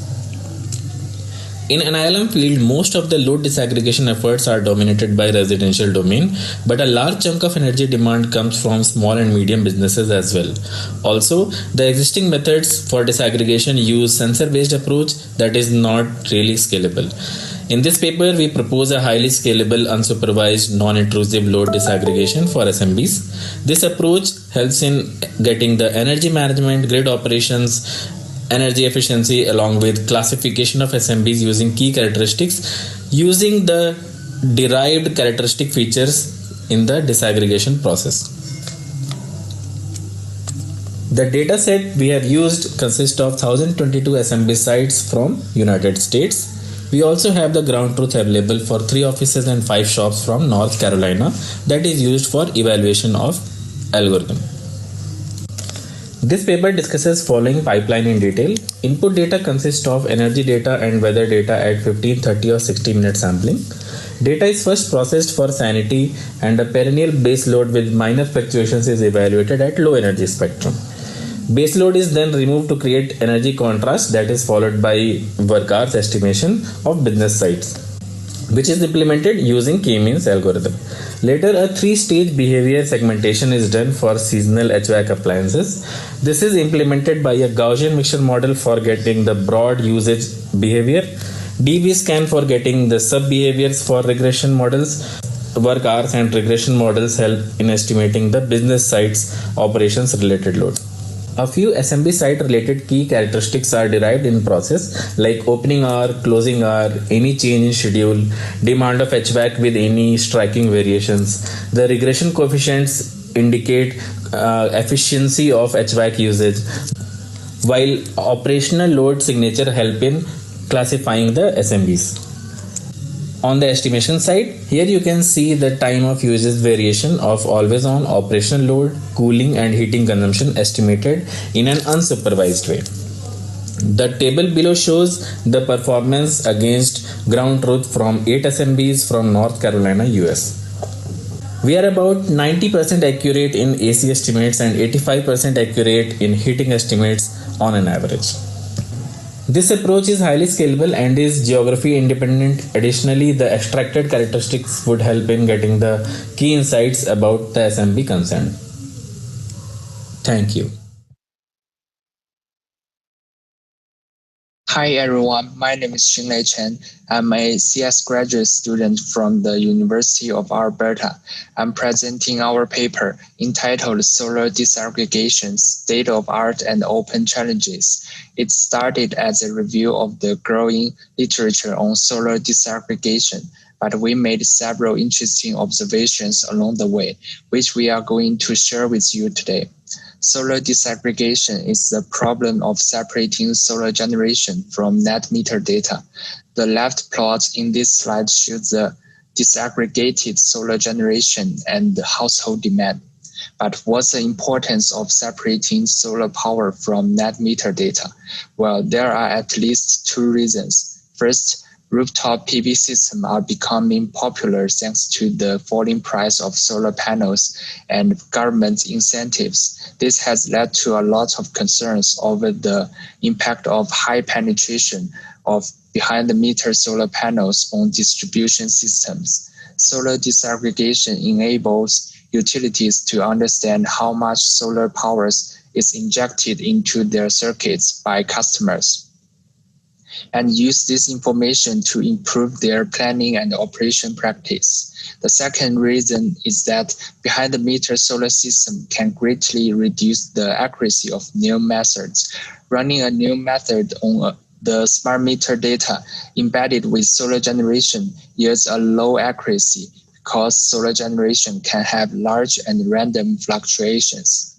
We tried to reproduce the results of 4 solar disaggregation methods proposed in recent years. We ran them on smart meter data with different temporal resolutions from 5 sample homes in Austin, Texas. Considering recent study on how sample rates affects the NILM results, we expect that increasing the temporal resolution should improve the solar disaggregation accuracy. But as you can see in the right fig, it is not always the case. This shows existing solar disaggregation methods are not designed to take advantage of high-resolution net meter data. In the paper, we also point out several opportunities for future research. For example, disaggregating solar power in the presence of battery storage is hard, since the battery can be used to change the load shape. Secondly, we think a toolkit for evaluating solar disaggregation algorithms is needed. This can be a toolkit dedicated to solar disaggregation, or it can be an extension of existing NILM toolkits. Thank you. Please check out our paper and feel free to reach out if you have any questions.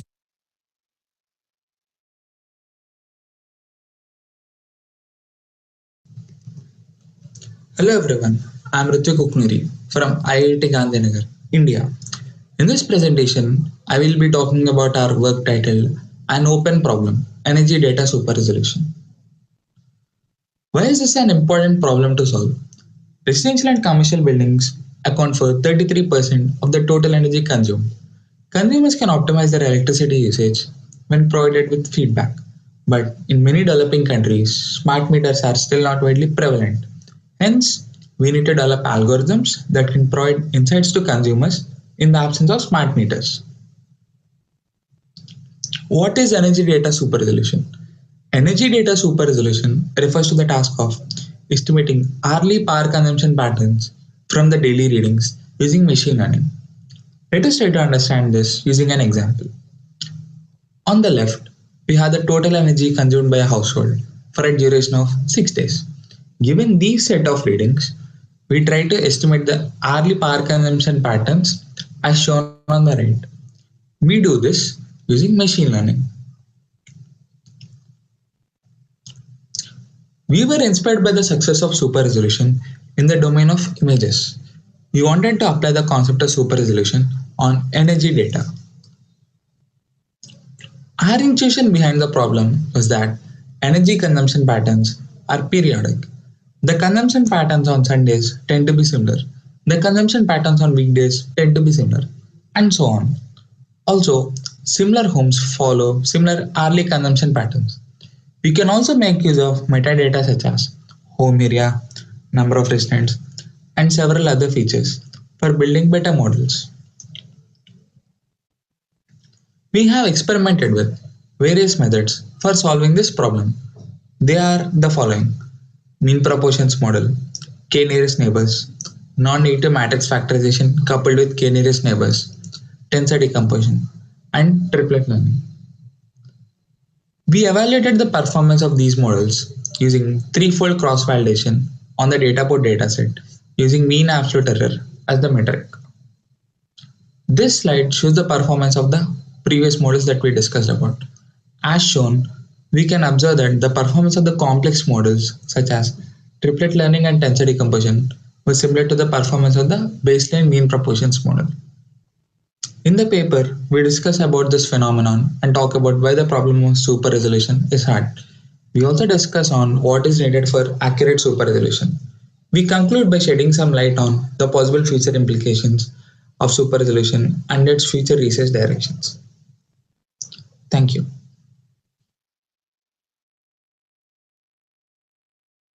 I'm Mohammad Khazai, PhD student at the Staj College University under supervision of Dr. Lina Stangoy and Dr. Vladimir Stangoy.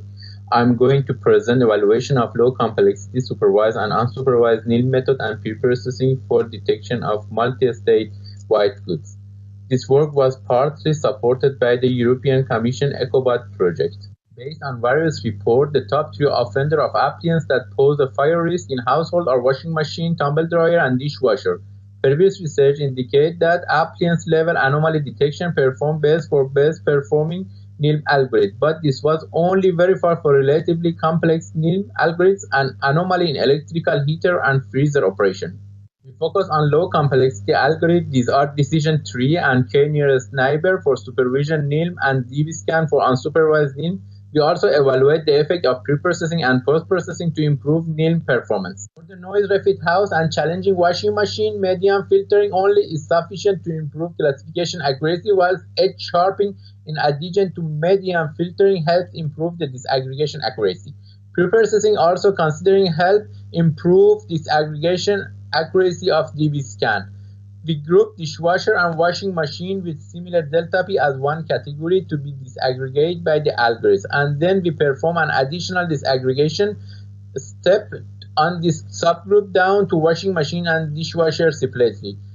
We then observe improved 16% in classification performance of washing machine. Worth noting that DB-scan has the best recall performance compared to both supervised algorithms, which means it can detect accurately most true instance of washing machine run. Pre-processing with medium filtering is sufficient to improve disaggregation accuracy for DB-scan and DT. Tumble dryer results from refit house 3 had good recall result with DT and Canon comparable with other appliances, as we were able to pick out most instances of the appliance running, but some post-processing may be needed to reduce false positive. We observe both classification and disaggregation performance improvement over reference 15 due to inclusion of aggregate power as a feature over DT for dishwasher. We also observe an improvement over 15% in disaggregation performance with the proposed 12-step DT disaggregation. At conclusion, we can say pre-processing can improve disaggregation performance of unsupervised DB-scan. DT has the best classification disaggregation performance for all appliances of interest. Inclusion of aggregate power improved the performance of DT.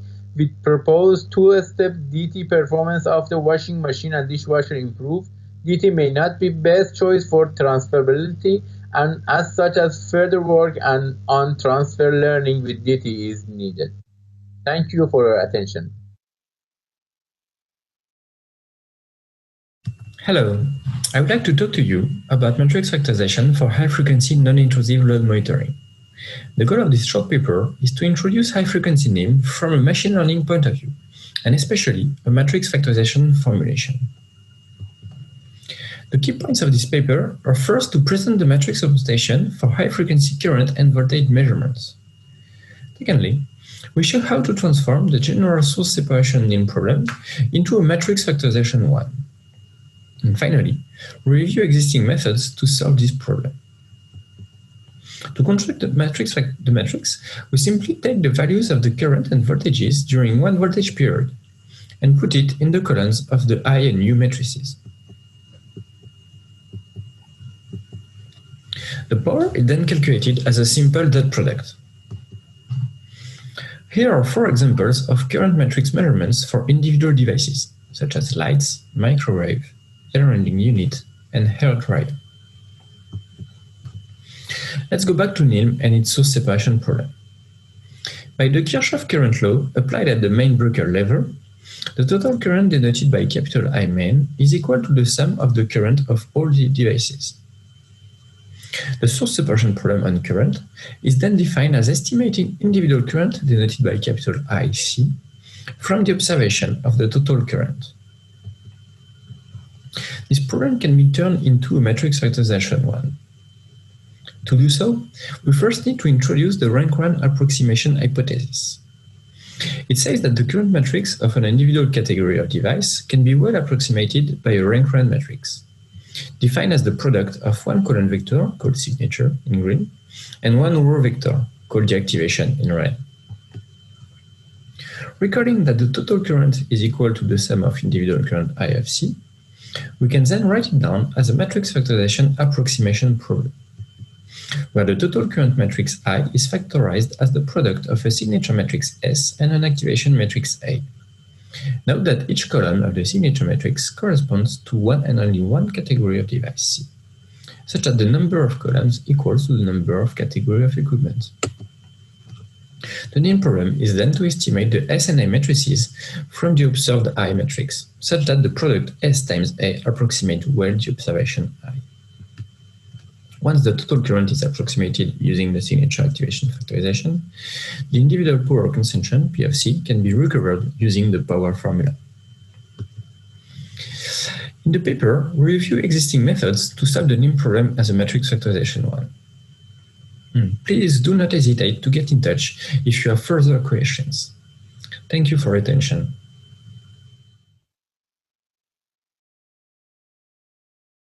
Hi, my name is François. I'm part of the data science team at Elowatt and co-author with Lecia Leduc and Alexander Belikov of our paper called Bayesian Model of Electrical Heating Disaggregation. Elowatt is an energy advisory startup for individuals. So what we do is we help French customers to better understand how they use energy and then provide them with personalized advice on how to reduce their electricity bills. With the explicit consent of our platform users, we are collecting electrical consumption data at the 30-minute resolutions by means of linked smart meters. With the collected data, we created a dataset with 188 households with electrical heating and data spanning at least 6 months. The weather data are obtained from 136 weather stations in France from the NCI climate database. Our model is a Bayesian piecewise linear mixture regression implemented with the probabilistic programming library, Pyro. The model is characterized by a temperature threshold, below which we allow a mixture of 2 modes assumed to be home and away occupation states. The graph shows the slopes inferred by the model for 2 different houses, the blue slope being the home occupation state and the red one being the away occupation state. The heating disaggregation is made upon the assumption that the total consumption below the temperature threshold is the sum of the base consumption and the heating contribution. The figure shows an example of a house heating contribution. We notice that the identification of the away occupation states improve the overall quality of the heating predictions. In addition to the expectation, the Bayesian paradigm allows us to compute the heating predictions variance and thus have an estimation of their uncertainties. We validated the model stability by fitting the consumption data for each household on 2 subsets, A and AB. We compared their heating predictions on the B-split as pictured on the plot below. With this method, we obtain a mean prediction difference of 10%. I'm going to now discuss our future perspective. We are planning to extend our current model to allow having a mixture of piecewise linear regression models making possible to have a single model able to fit most of households' behavior. Also, we want to include additional weather data to our model, like wind and cloud coverage. And finally, we want to assess how other appliances consumptions, like the water heater, may vary with temperature and model this effect if relevant. Thank you.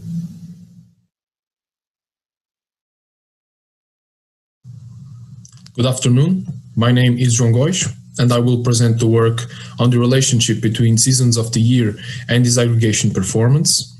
In this work, we propose a methodology for studying how season transitions affect the performance of NILM algorithms. For this purpose, we will consider the autocorrelation function.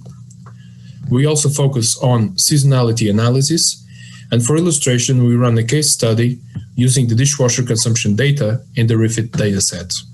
The experiments are performed in a 1-year period. The data was divided according to the seasons of the year, and we follow a 2-step approach for seasonality identification. The first step is ACF calculation, and the second is peak identification.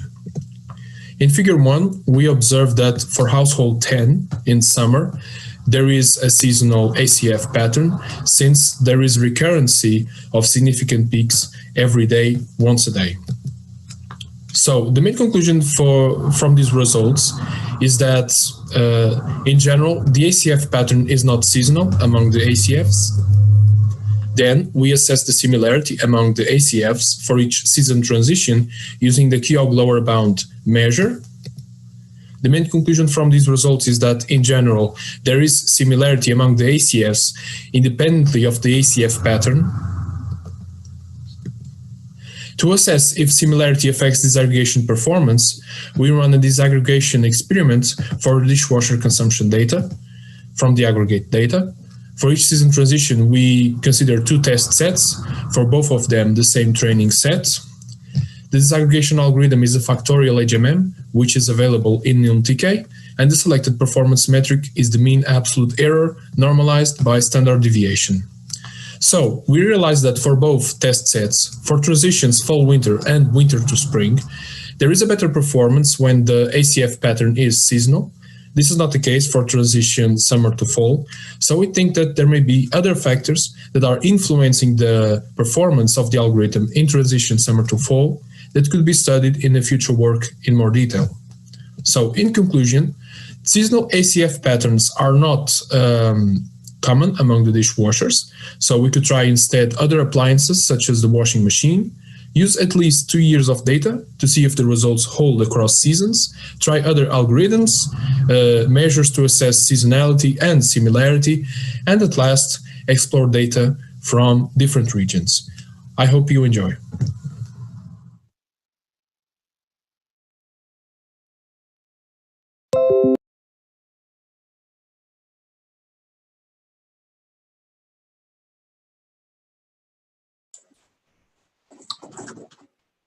Good. I would like to thank all the presenters for the nice work on the papers. And the next session is about industry videos, industrial topics, with Peter Davies being the chair of this session. So, Pete, would you like to take over? Sure can. Hi there. Thanks, Dimitrios.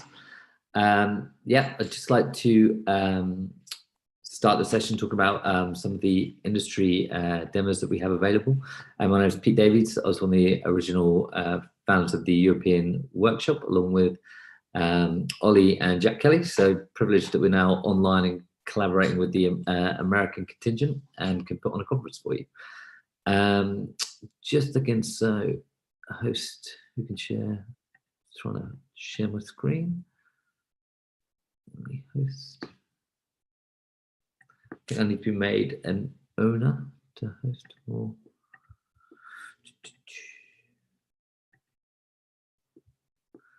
Okay. So just sort out the technicals on that. Yeah, every time I click share screen, I just get only host. I think that you're good to go. You're a co-host, so by simply sharing your screen, you should be able to Yeah, so it's not letting me share my screen. It's just saying who could share, only host, only panelists.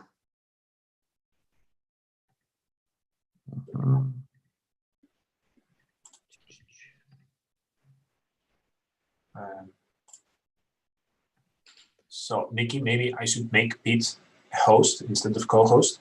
But Pete, maybe clicking exactly on the arrow. If you click on the button for share. Got it. Yeah, I've just found that exact same thing. You guys see it? Yeah. Cool. Yeah, I see what was done. Apologies on that. Brilliant. So apologies for that slight delay. We've got 3 videos to introduce for you. The first one is EcoBot, which is a multidisciplinary European consortium comprising of the University of Strathclyde, the University of Economics in Katowice, and the companies RISA, ERA, so ERA, Plegma Labs, Esther Babel Energies, Senecom, Dexma, and Adelphi. And they're showing a really cool consumer element to where NILM was going in the future with the likes of Alexa and other household setups, which is cool. You've then got a video from Verve where you have the talk of high-speed resolution data, where they're offering out tools for other NILM companies for doing their trials. So anyone interested in aircon and fault detection should watch that. And then the third one is from Josh Honda at Informatus.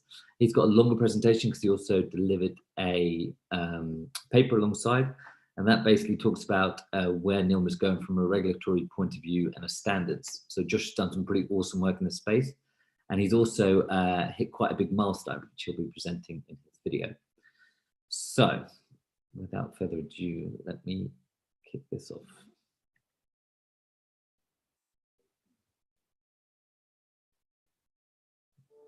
EcoBot is a virtual energy saving assistant developed within an H2020 project that exploits non-intrusive load monitoring, NILM, multifactorial behavior modeling, and natural language processing to motivate behavior change towards more energy-efficient practices by providing user-centric information about energy consumption at appliance level and personalized energy-saving advice. EcoBot is currently being demonstrated in 3 European pilots, each representing a different business model for validation across real and diverse conditions. In order to meet the varied reliability, sampling, and scalability constraints of the user groups and use cases where no sub-metering data is available for training, the following NILM algorithms form the basis of the NILM module. Novel, supervised, transfer learning-based, appliance-specific NILM models for each of 3 EcoBot residential pilots resolutions, 10 seconds, 1 minute, 1 hour. Prediction-based commercial NILM models, 15-minute sampling resolution. The NILM module receives as inputs anonymized smart meter readings and a one-off appliance survey, filled in by the customers once they register and optionally updated when they add or remove an appliance. Let's see some NILM-related EcoBot features and usage scenarios for consumers. The user can request the consumption of all their appliances or of a specific appliance for different periods. The user can also compare the consumptions of different periods. The chatbot can help the user investigate the reasons for a high electricity bill by providing a number of options. For instance, the user can select to check the consumption of their appliances for last month. Then the user could explore if it's worth investing in a new appliance, triggered by the high consumption of one or more of their appliances. EcoBot sends alerts when the consumption of the previous day exceeds a certain threshold. The user could check the consumption of their appliances for that day. Then the user could request the high and low consumption days of the last month and check the appliance's consumption of the day with the highest consumption. Facility managers have a different menu that is tailored to their needs. They can request the appliance's consumption of the last week or of the last month for any of the buildings they manage. The project involved a small-scale validation phase through online time diaries and feedback, engaging users from all 3 pilots and assessed with 2 metrics. Consumption accuracy, which measures accuracy in estimated energy consumption where sub-metering was available. classification detection accuracy, which measures if an appliance run is detected at the correct time. The project consortium consists of 9 industrial and academic partners from 5 European countries.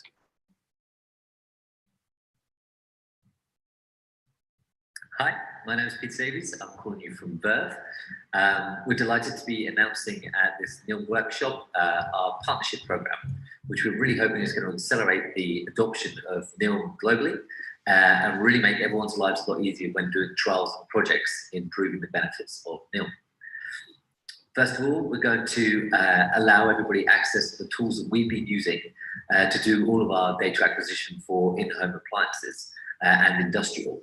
So the first offering we're providing is the Super Smart Plug, which provides basically raw 10 kilohertz voltage and current data up to the cloud. So you have full access to that whole integrated system and allow you to get really easy access to that raw data to be able to improve your own machine learning algorithms.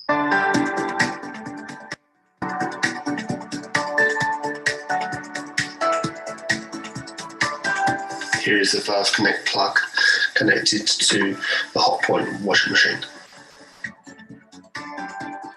A demonstration of the 60-degree wash. We have a very dirty, stained golf t-shirt.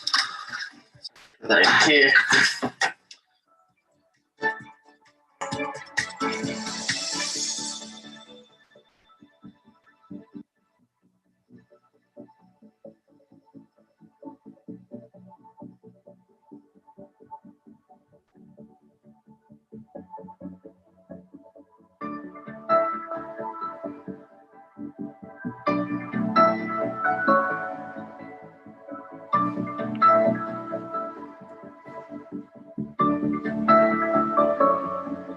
So I've already loaded the washing machine. I'm going to do a 20-degree wash.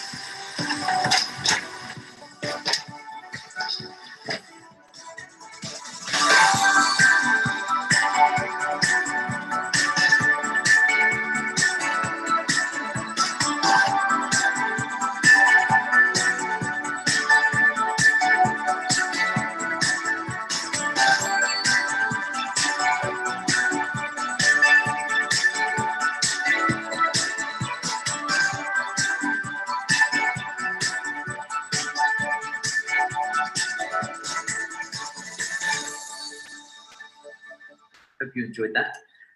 The other product we're offering as part of this partner program is more for the industrial space. So it's the Verve Smart Isolator, which again allows raw 10 kilohertz data on both voltage and current, provided into AWS, so you've got access to the full backend system.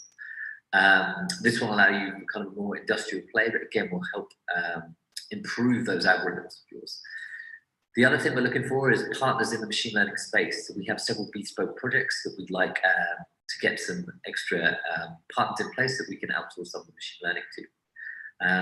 So yeah, please contact us. They work in the UK, Europe, and the US. Just email us at partners.verve.energy, and I'll look forward to speaking to you then.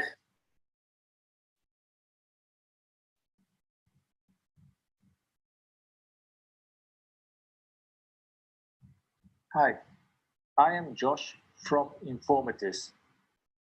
Informatis is a NILM company based in Japan and England. We at Informatis handle high resolution data for our NILM analysis. Oh wait, what do you think when I say high resolution data? Well, I guess just by saying high resolution data is not really precise, is it? Not so good. And that's exactly what I'm going to present to you today in the next 10 minutes. Today's presentation is actually the third occasion to discuss this important topic amongst the NILM community. An introduction was given more than 2 years ago at the NILM workshop in Germany. Here, let me give you a real-life bad example that I'm sure you are all familiar with. Shoe size. You must have noticed that sometimes there are more than one shoe size information printed for one shoe. Have you not ever wondered why? Why do we need more than one shoe size? Well, shoemakers in each country never thought it would be important to agree on a common way of measuring. They did not understand the importance of setting a standard across other markets. Also, there was no organization to unify this. And this has resulted in a messy situation for billions of people around the world. Well, come to think of it, most people have more than one pair of shoes, so it's multiple billions. For us, the good news is that we have an international organization called IEC that can help us.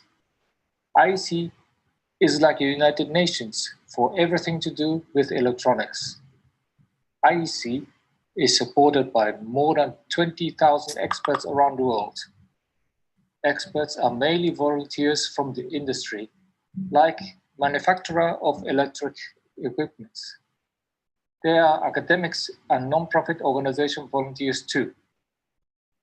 86 countries have a national committee called NC that coordinates the opinion and voting of each country.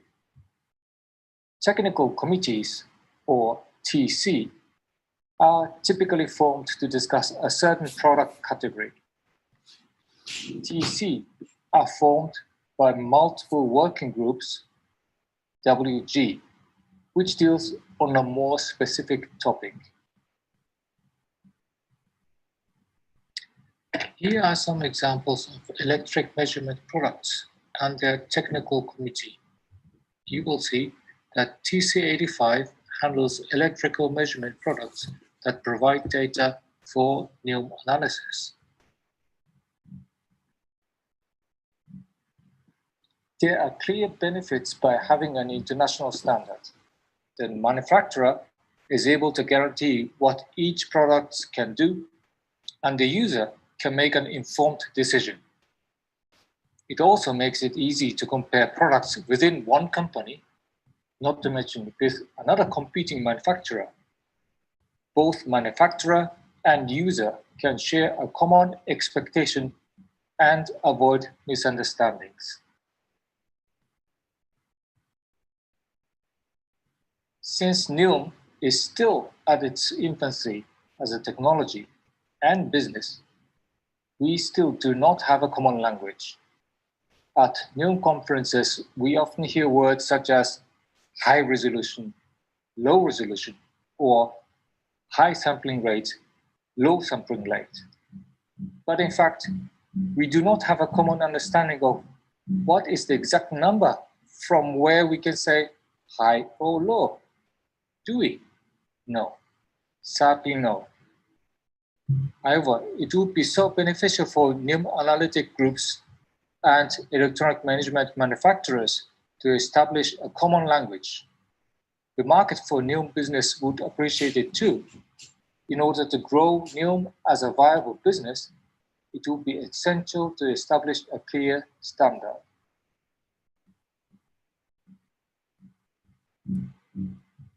There are three types of publication from IEC. International standard, called IS, is the most highly regarded. It defines requirements that needs to be complied with. In case of NILM, we are not mature enough as an industry to go for an IS. 3 years ago, when we started the discussion, we initially started to draft a technical report called TR. TR is informative and was ideal to handle a very new and infant topic such as NILM. However, during the course of discussion, the past 3 years, we have upgraded it to a technical specification called TS. TS is ideal to classify according to specifications, which resolves the unclear topic of high or low in NILM, for example. And here today, I am very pleased to publicly announce that just last month, the world's very first NILM-related TS has been voted and approved by 41 countries. There are still some minor works to be done, by the members of TC85 WG20, but we are aiming to get it officially published in February 2021. Since IEC has a very strict NTA policy, I am not allowed to disclose the details of the NILM TSU today, but I can tell you the scope and high-level concept.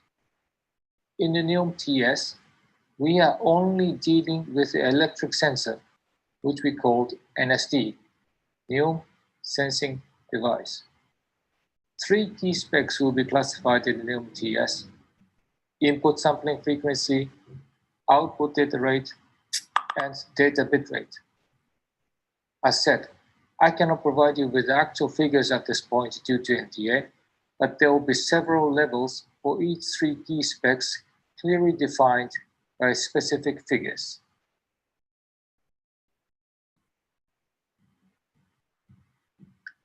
The unsolved topic at every past NILM conferences that at least I have attended is about the accuracy of NILM.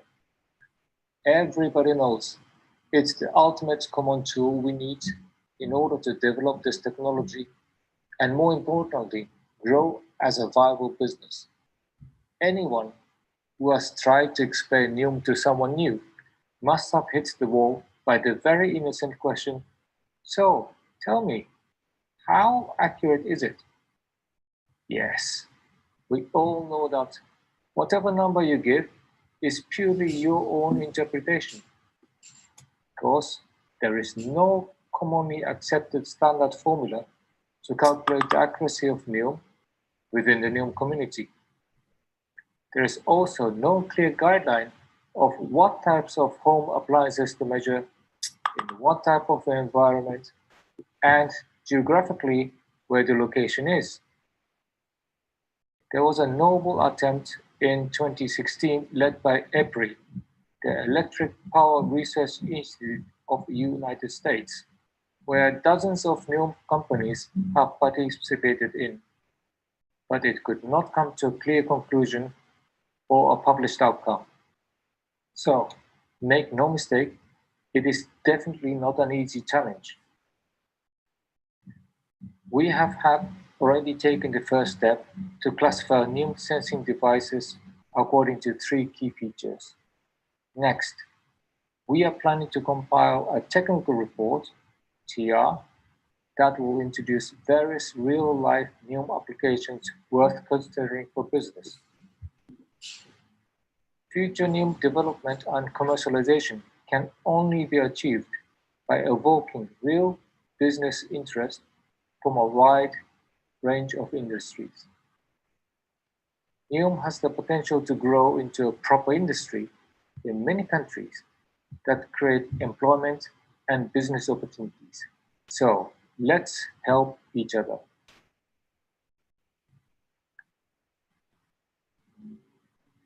As said, we are aiming to get the NILM TS published in February 2021. Here you can read and understand the full classification that I could only describe its scope today. Common language, common standards. These are fundamental necessities to grow a newly born technology seed into an industry.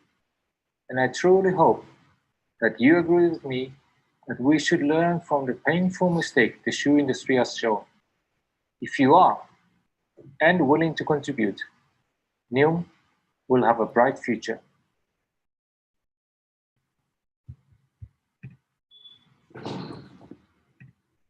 Awesome. Cool, that's great stuff there from Josh. He's made big progress on that, which is cool. So I think we've been told that all of those people that are hosting that product are hopefully going to be in the Slack channel. So that's the 08 Slack channel, where the further questions, etc., are going to be potentially answered from that. And also, I think their emails are available on those talks if anyone would like to talk them through. Brilliant. So with that, I'm going to hand you over to Lena. Thank you. Thanks, Pete. Now we're moving on to our second technical session of the day. This is to accommodate our participants who are just waking up. So we'll start off with a presentation by Christy Green on non-intrusive load monitoring of water heaters using graph signal processing. Brief background on Christy. Her work is part of a larger project involving Georgia Tech and Oak Ridge National Labs, which is the US Department of Energy, in which the application of NILM to low-resolution advanced metering infrastructure, smart meter data, is being investigated to characterize regional demand-side flexibility. It is hoped that this information may be used by the US electrical utilities for system planning and for forecasting. Christy herself likes visiting historical archaeological sites, but since we're forced to stay at home, she's been using Google Earth for virtual visits around the world. Fantastic. Now, just a note to everyone here, the questions, if you have any questions, please post them on the Q&A, and please put a note as to who you are referring your questions to. For example, questions for Christy at Christy, and so on, and we'll tackle them straight after the presentation. I'll kick off with Christy's presentation now. My name is Christy Green, and I'm from the Sustainable Thermal Systems Laboratory.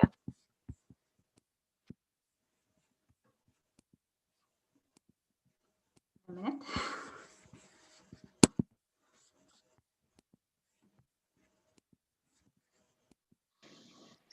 My name is Christy Green, and I'm from the Sustainable Thermal Systems Laboratory at the Georgia Institute of Technology. Today, I'm going to be presenting non-intrusive load monitoring of water heaters using graph signal processing. In this study, we wanted to disaggregate low-resolution data from advanced metering infrastructure smart meters to determine the energy consumption of electric air source heat pump water heaters. The AMI meter in this case is assumed to have a sampling frequency of 15 minutes. And residential AMI meters, like the ones we considered in this study, account for approximately 88% of the total number of AMI meters deployed in the United States today.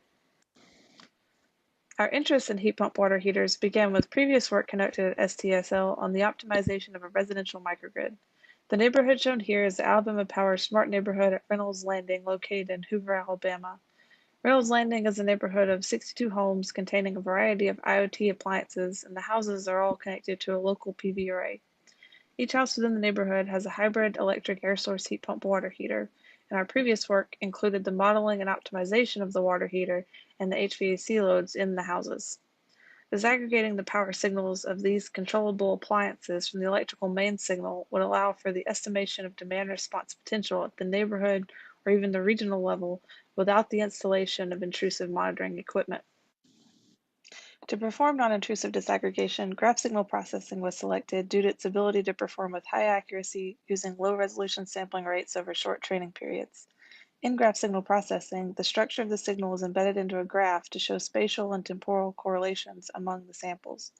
The algorithm demonstrated here was developed by researchers at the University of Strathclyde. They performed benchmarking of this algorithm using the RED and refit datasets against state-of-the-art algorithms, including hidden Markov model and decision tree approaches, and they determined that the graph signal processing algorithm had higher accuracy for most appliances disaggregated. The graph signal processing algorithm is not new, but the application of the algorithm to the disaggregation of heat pump water heaters is new. In graph signal processing, we represent the signal using a graph defined by a set of nodes and a weighted adjacency matrix. In this case, the set of nodes is a set of power values, and the adjacency matrix is calculated using the change in power from one time step to the next in the Gaussian kernel weighting function. A graph signal S is determined by evaluating the change in power at each time interval. If the change in power is greater than the threshold value T0, the value for S is 1. If the change in power is less than the threshold value, S is equal to -1. After defining the graph, we need to find an approximate solution for this optimization problem. We're approximating the solution as the minimization of the smoothness term, which has the closed form solution shown here for S star. S star is the total graph classifier. The values of S star are compared to a threshold value. If S star exceeds that value at any point, the appliance is considered to be operating, and the appliance's mean power is substituted for S star in the signal. The resulting appliance signal is then subtracted from the main signal, and the process is repeated. The data used in this study were gathered at the Oak Ridge National Laboratory Yarnell Station Test Facility. Devices present in the house include a heat pump water heater, electric resistance water heater, HVAC system with a continuously variable compressor and fan, a pool pump, an electric vehicle charger, 2 humidifiers, and 2 heaters that simulate the presence of 2 occupants, and several unknown loads that include lighting, computing equipment, and miscellaneous plug loads. The heat pump water heater and the HVAC system installed at Yarnell Station during this test period were the same models that were installed in the Reynolds Landing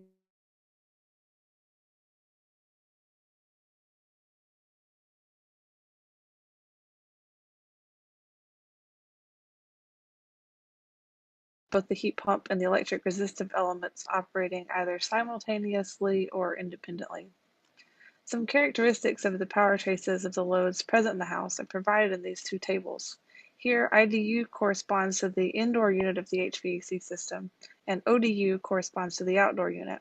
We can see that the mean and the variance of the heat pump water heater vary significantly between the 2 cases, and that the HVAC outdoor unit is introducing a significant amount of variance into the main signal. To prepare the data, first, data from all 1-minute time intervals at which non-numeric values occurred were removed. These instances amounted to less than 1% of the original dataset. The dataset was then downsampled from 1-minute intervals to 15-minute intervals by taking the mean at each interval. We know that there are several things that may influence the accuracy of the algorithm. If the magnitude of power change with respect to the main signal is too low, a signal may become mixed with similar signals. If the number of appliance operational states is high, or the appliance is continuously variable, one appliance can seem like several appliances. If there's a large amount of fluctuation in the base load, a signal that was capable of being disaggregated at one point may later be hidden within this base load. If the appliance is operating infrequently, this can lead to a rough graph, which is more difficult to disaggregate. And of course, the order of the sequence in which the appliances are disaggregated will also affect the outcome. So in this case, if an inaccurate appliance signal is removed from the main signal early on, the error will propagate through all subsequent disaggregations. Our primary interest was to determine the potential accuracy of the supervised disaggregation of the heat pump water heater in the presence of a variety of different loads. To do this, we disaggregated the heat pump water heater signal from several different constructed main signals while the water heater was operating in both the heat pump and the hybrid heat pump mode. After we observed the accuracy of disaggregation in the presence of all these different loads, we looked at some metrics that might help to determine the potential for disaggregation for a given appliance, as well as help us to select the optimal order of appliances in the disaggregation sequence. One metric we used for this purpose was the coefficient of determination, or R-squared. So in this case, the R-squared value was calculated to determine how well the change in power of an individual appliance signal, in this case the water heater, is represented in the electric main signal. Main signals were constructed using the combinations of loads listed here, as well as the whole house main signal. The signals were constructed during the period of time where the heat pump water heater operated only as a heat pump, as well as the period in which it was operating in the hybrid mode. The accuracy of the NILM algorithm is reported here as the F measure. The R-squared statistic, as mentioned previously, is the coefficient of determination calculated between the change in power draw of the appliance signal and the main signal. So it's a predictive metric in this case and not a measure of the NILM accuracy. We see that when the change in the appliance power is more closely correlated with the change in the mains power, as shown by R-squared, the disaggregation, as measured by the F-score, is more accurate. In this case, higher accuracy also correlates with the percentage of total power attributed to the water heater in a given period. Results demonstrate that the ordering of appliance disaggregation will be important, and the appliances with high variance, like the HVAC outdoor unit, must be disaggregated or removed from the main signal prior to disaggregating the water heater. Knowing the correlation between F measure and other metrics like variance or R-squared, we may use these metrics to choose the disaggregation sequence with which we can achieve the greatest accuracy. In addition, because we're interested in a specific appliance, in this case the water heater, we may check the chosen metric for the appliance initially to determine whether or not it may be disaggregated first. If it can't be disaggregated first, we can check this metric again against the new main signal in each subsequent pass of the algorithm until it's capable of being disaggregated. This would reduce unnecessary appliance disaggregation and in turn improve computational speed. So in conclusion, we determined that the electric hybrid heat pump water heater may be effectively disaggregated in the presence of other loads as long as they have low variance. So it's very important that you properly sequence the disaggregation order. And we also determined that in a supervised or semi-supervised algorithm where something about the appliance signal is known prior to the disaggregation period, predictive metrics like R-squared or variance can be used to sort the appliance disaggregation order to both improve the accuracy of the algorithm as well as reduce the computational speed. So thank you for attending my talk today, and now we have time for questions.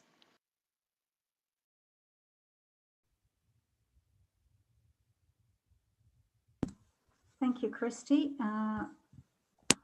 I don't see any questions on the Q&A.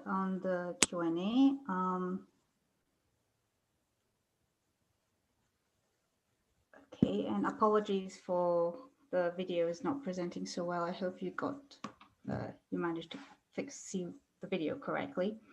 Okay, so Christy, until some questions pop up, I've got some questions for you. Sure. Why did you choose to downsample to 15 minutes? So in this study, we're interested in using AMI meter data. So in the region that I'm considering, it's typically 15-minute intervals. So that's the interval that we went with here. And did you, out of interest, compare your results if you had used 1 minute disaggregation? I have not done that yet, but I do plan to do something similar in the future. I have actually downsampled it further to 1 hour, but not the other direction. So we haven't compared it to 1 minute results yet. And when you downsampled to 1 hour, did you see a noticeable performance worsen or anything? Yeah, for some appliances, there was performance degradation at the 1 hour interval because once they're downsampled to that frequency, they became much lower in their magnitude for the power difference from one interval to the next. Some other appliances, though, like that continuously variable HVAC unit, it actually reduced the variance in that signal on the 1 hour frequency, and so it became more easy to disaggregate in that scenario. I think it partly answers some of the questions I see here. So I've got a question. Do you think GSP is sufficient for commercial disaggregation with a 1 hour sampling rate? So I haven't done anything with commercial data yet. So we've just been using the residential data, and I would say it's dependent on the particular mix of loads within whatever building that you're looking at. So as I mentioned previously, with some things I had success with the 1 hour sampling rate, like the HVAC system, but some other things I can see you having more difficulty. And then again, in the commercial setting, that could also change. So couldn't give you a complete answer on that right now. That's fine. So that's some further work to investigate. Yeah. And a follow-up, does downsampling using average reduce accuracy? I've noticed that you downsampled using an average instead of using the energy consumption. I wonder why you chose this approach.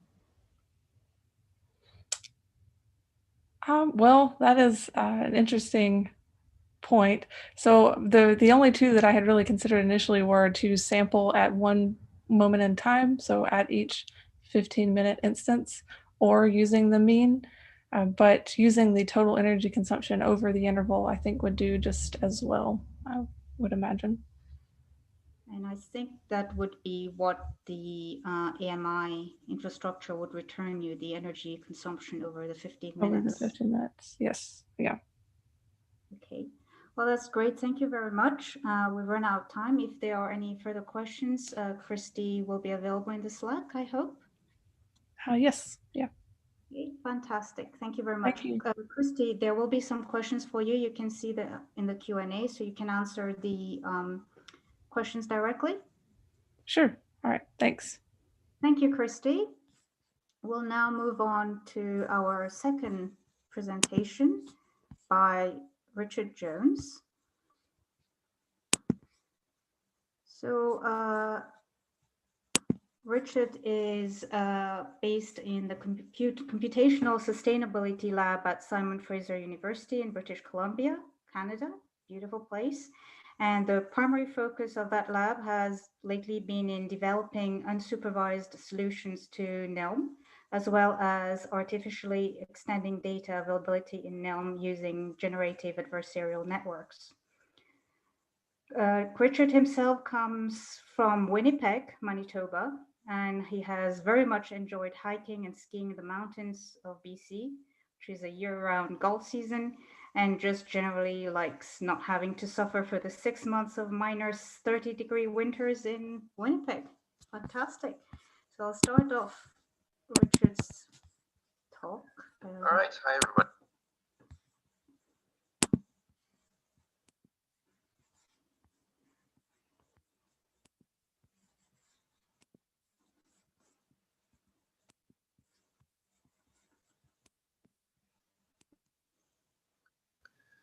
All right. Hi, everybody. Thanks to those of you tuning in for this. My name is Richard Jones, and I'm a master's student at Simon Fraser University in British Columbia. And today I'll be briefly talking about some exploratory work done earlier this year with Christoph, a colleague at University of Klagenfurt, where we looked into applying a concept called Bayesian surprise to NILM. First, I think probably everybody has an intuitive idea of what surprise is, but to make it more quantitative, let's say you're living as a good Bayesian with various models of the world built up by many observations and related beliefs, and say your model of the world in which aliens don't exist, or maybe they do but they're not little green men walking on Earth, has a high credence in your mind, and then all of a sudden you see one. This observation can have a huge impact on your commitment to your previous model of the world. Say you trust your observation. It wasn't Halloween and there were no serious drugs involved, so the posterior update to this model results in a distribution very different from your prior. The divergence, often the KL divergence, between this before and after observing a little green man is what we refer to as Bayesian surprise.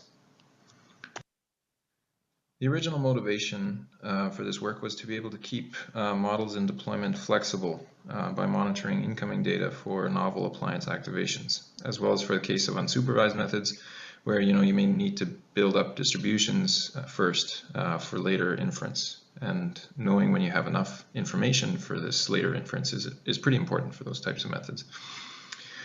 Second, we wanted to see if too much similar data from a given house can lead to overfitting in NILM models. And although many regularization techniques exist to avoid this, it's still a major challenge to generalization. Finally, if we did find this to be the case, it would change the way we use existing data sets as well as how we collect new ones, potentially saving significant time and resources collecting excessive data from single sources. So just to outline the rest of the talk, I'll discuss two metrics for Bayesian surprise used in this work, postdictive and transitional surprise. I'll give a quick example of some results that suggested a potentially useful surprise threshold to truncate a given training set. I'll then show some preliminary results hinting at some regularization benefits of the surprise threshold. Excuse me. And then finally I'll motivate the use of this transitional surprise using a popular super state hidden Markov model, which was developed by Stefan McConan and others. So the idea of postdictive surprise is to examine how the predictive likelihood changes as new observations are being made.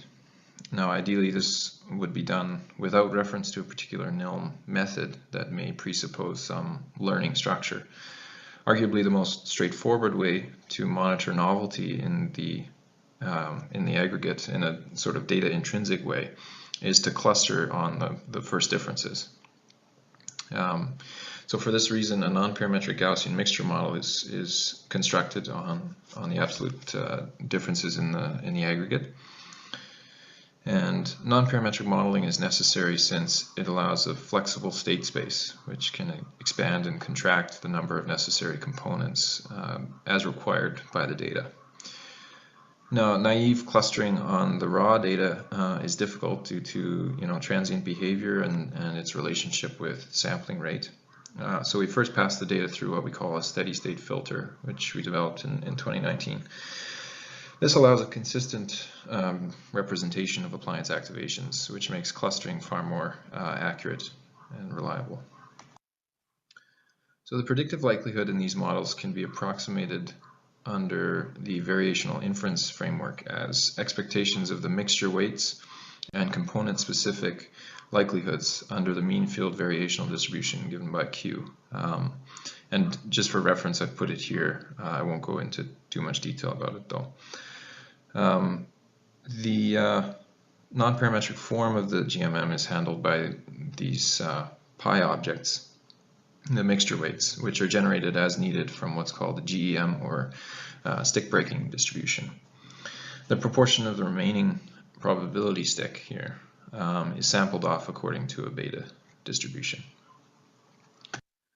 So the postdictive surprise is then calculated as a divergence between the predictive likelihood before and after the observation of some window of events of length W. The divergence used in this work is the Jensen-Shannon divergence, but again, the KL divergence is probably the most ubiquitous.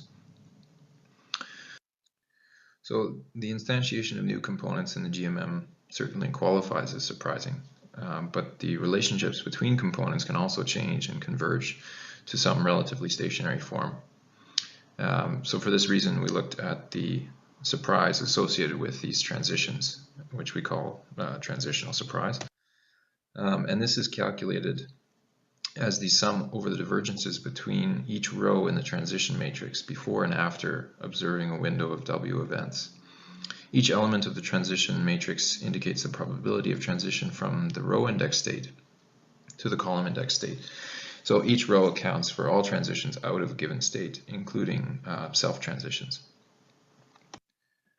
So we looked at how some of the more popular benchmark methods supported by NILM-TK perform when trained on varying surprise-based subsets of a full refit house of training data. So clearly there's some saturation of algorithm performance here with respect to dataset size, and the approximate point of plateau in this and two other refit homes suggested a joint surprise threshold shown here for a given patient's row.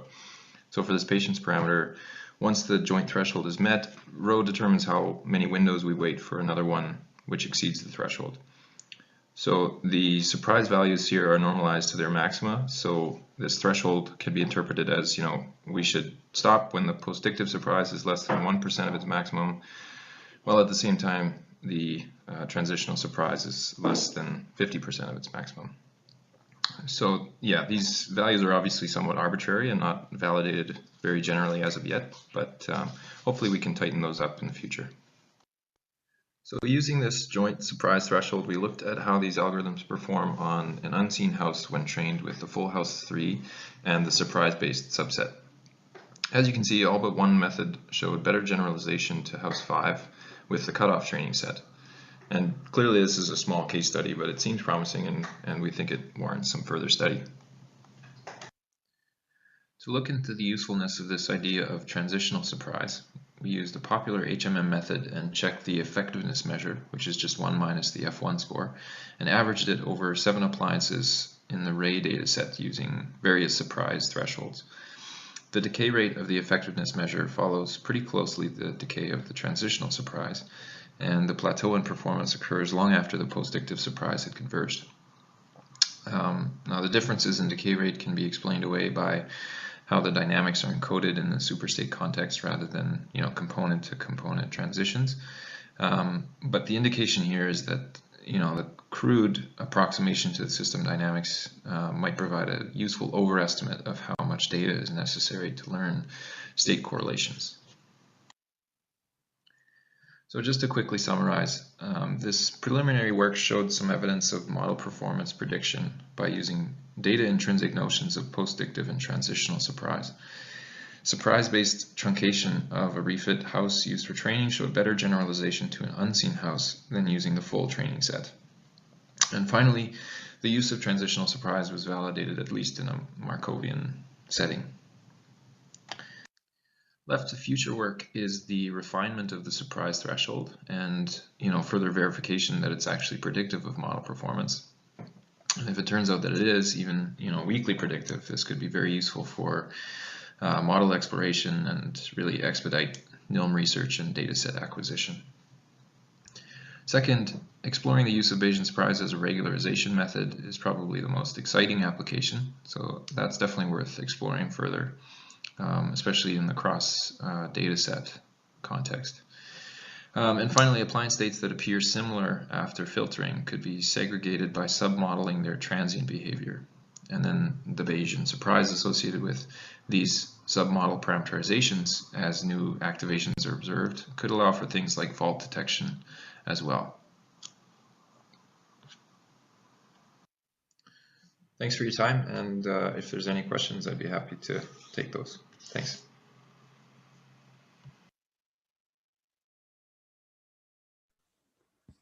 Okay, thank you to Richard. Are you available, Richard, to answer questions? I don't see Richard here. Guess Richard is not here. We'll probably... Lina, Richard was not here, so I have invited Christoph on behalf of their team. Okay, Christoph might be able to answer some questions or might not. We'll give it a go. Hi, Christoph. Hi. Yeah, sorry. I guess something happened, so I will try to answer your questions. But to be honest, I'm not really prepared. But of course, I've been co-authoring the paper, and I will give my, to the best of my abilities, I'm trying to answer your question. I did not see any in the Q&A section so far. No, there aren't any. So I have a couple. We don't need to dwell on it. I know you're not really prepared, and we can move on to Slack. I was wondering whether there were any limitations on sampling rate or the raw features of the data with this surprise method. Yeah, essentially we took the data as it is, and I think we fixed it to one sampling interval only. Yeah, because the basic idea was just to observe the data as it is and try to judge, okay, when has enough training been done? So trying to only figure out by observing the data in this Bayesian manner and try to figure out, okay, in some sort of relation to like what you would do at early stopping. So trying to fight overfitting and so on, that was the basic idea. Because we were, the basic idea was not to look at the model and not at the output of the model, but rather only at the data. So we come up with some sort of general approach to fight overfitting for machine learning models. Okay, great, thanks. We've got a question for you. Is surprise-based pruning dependent on the appliances of interest? Does it matter? Mm-hmm.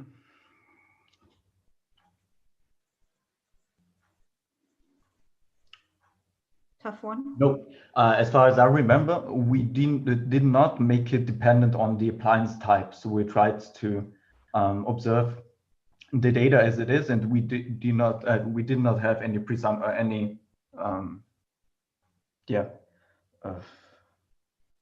any special settings for appliances.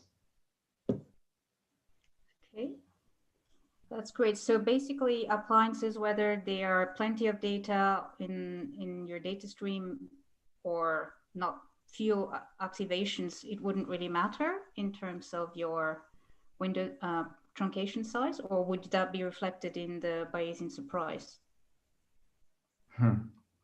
That's a good question.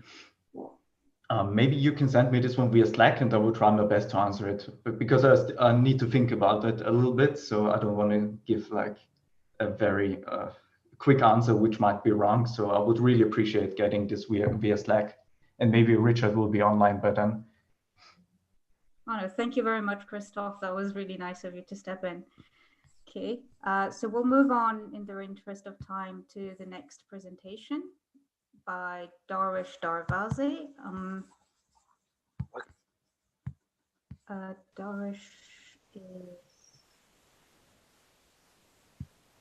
Darish is a PhD student in environmental engineering at Carleton University in Ottawa, Canada as well. And his research is focused on developing virtual meters to estimate the heat added at equipment level in commercial and institutional buildings, and presenting these results by visualizing the energy flows. He's previously worked in operation and maintenance of HVAC equipment and power generation. So we'll start the presentation.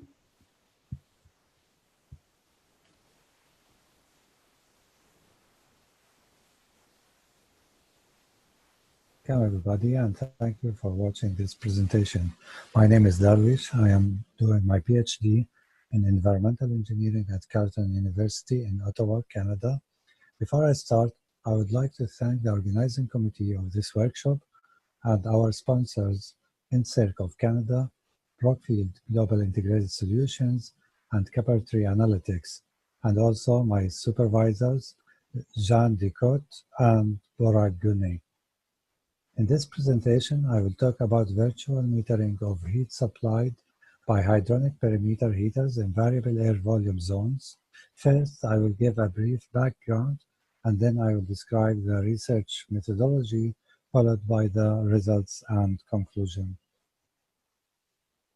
The motivation behind this research was to provide a better understanding of how energy flows at the zone level and to provide virtual metering solution when physical meters are hard or expensive to install, and also to evaluate the performance of the modeling approaches that are used to create virtual meters.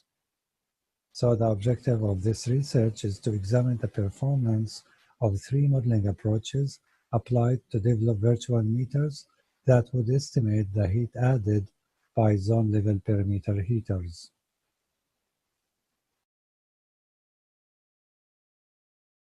Now, submetering at the equipment level is essential to understand energy flows in commercial buildings, to optimize energy use, to detect energy use anomalies, and improve operating schedules.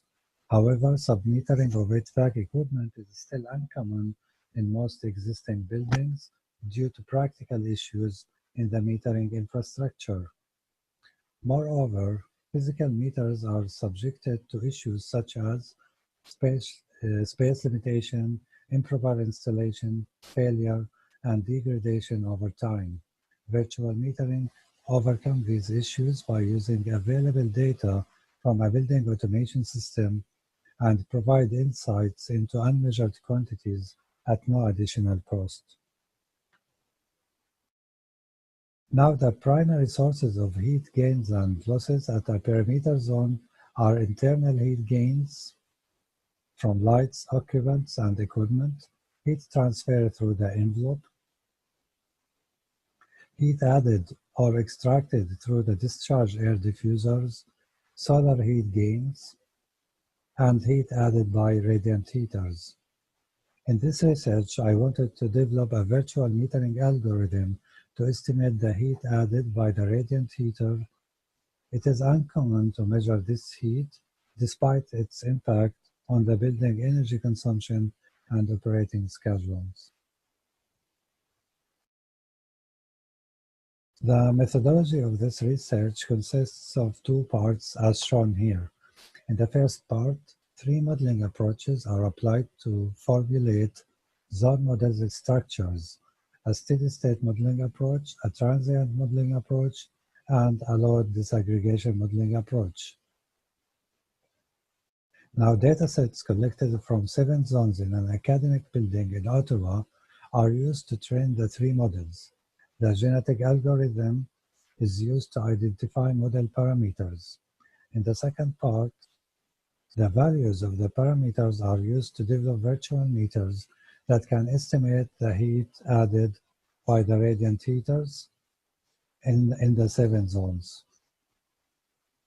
Now, the virtual meter results are verified by comparing the results to measurements collected from physical meters installed in the 7 zones. The performance of the 3 modeling approaches is evaluated based on the accuracy of the virtual meters. Now, this schematic shows the 7 perimeter zones in the academic building.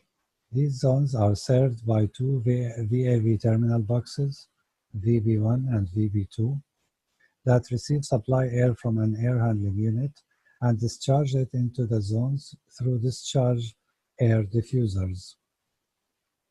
These perimeter zones are provided with hydronic radiant heaters that use hot water and modulating valves to control the hot water flow rate.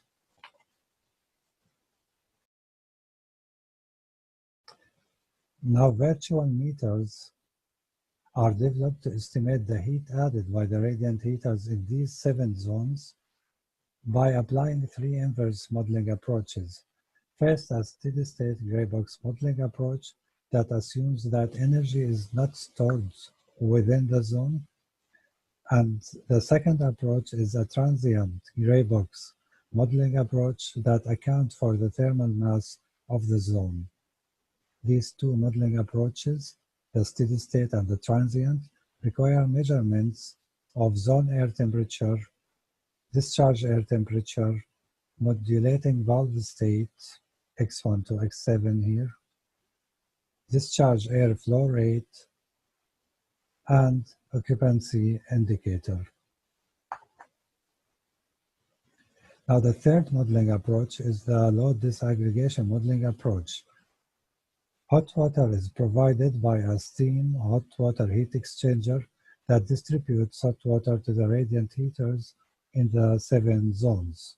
The total hot water load measured at the outlet of the heat exchanger is disaggregated across the 7 radiant heaters by utilizing the modulating valve analog signal X1 to X7 that control the amount of hot water flow rate into the radiant heaters. Now, the virtual meter results corresponding to the 3 modeling approaches are compared with measured heat collected from physical meters installed at zone 1 to 7.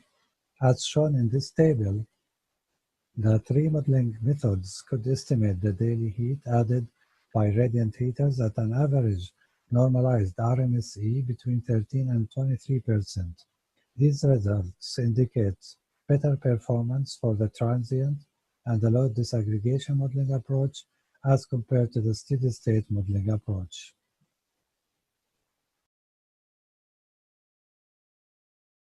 Now this graph compares the predicted heat supplied by radiant heater with measured heat at zones 1 to 7 for the 3 modeling approaches. The total predicted heat for the 7 zones when applying the steady-state modeling method is around 43% of the total measured heat. This declined accuracy for the steady-state modeling approach is believed to be related to the steady-state model structure and modeling assumption, which assumes that the zone air temperature does not change over time. However, by checking the zone air temperature behavior as shown here, it is noticed that the zone air temperature starts to decline when the VAV system shuts down and rises again upon the startup of the VAV system. During these periods, the zone shows a dynamic behavior that is not captured by the steady-state model. When data points corresponding to these periods are used as model inputs, the accuracy of the virtual meter declines.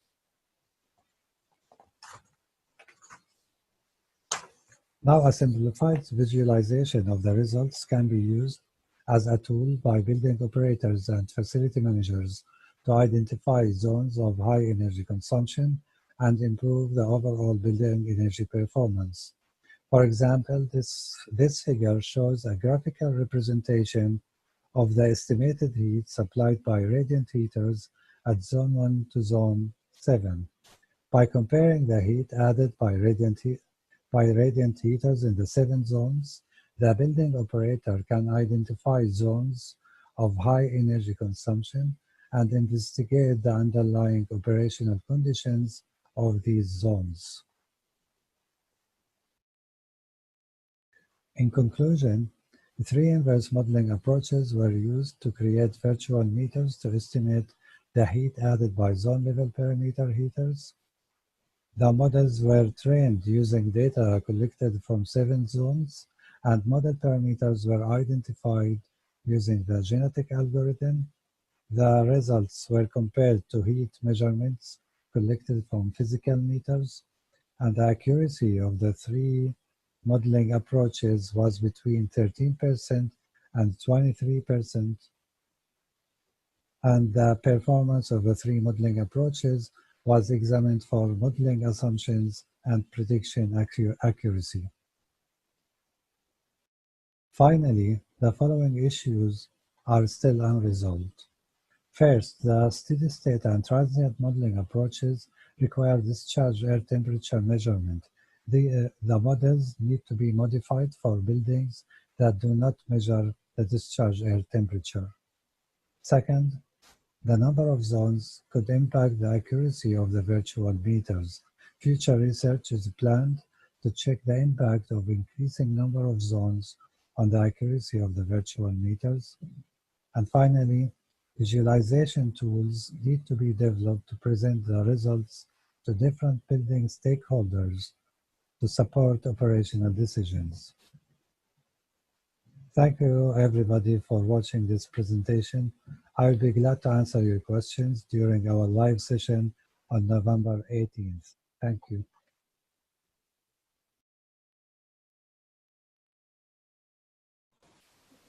Thank you, Darwish, and Darwish is ready for questions.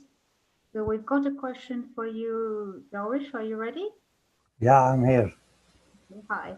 Are the input to models already available for assessment, or the model inputs require extra meters? No, they were ready for assessment. I just collected the readings from the building automation system, and I used the data available there. The extra measurement I used was for verification only. So we installed physical meters at these zones just to compare the results and verify our results. Okay, thank you. Could you, from your presentation, I gathered that the load disaggregation performed the best in terms of the smallest RMSE for all zones, as well as requiring fewer parameters. Is that correct? That's correct, yeah. Could you explain why load disaggregation performed better than the transient model? I guess because it requires less inputs to the model, like the data required to the model is the measurements required are less than the other two modeling approaches. And also because the transient and the steady state modeling approaches assume energy balance across the zone, which include many other assumptions like the occupancy, like the VAV system, like the solar heat gains. So these also contribute to the accuracy of the virtual meters.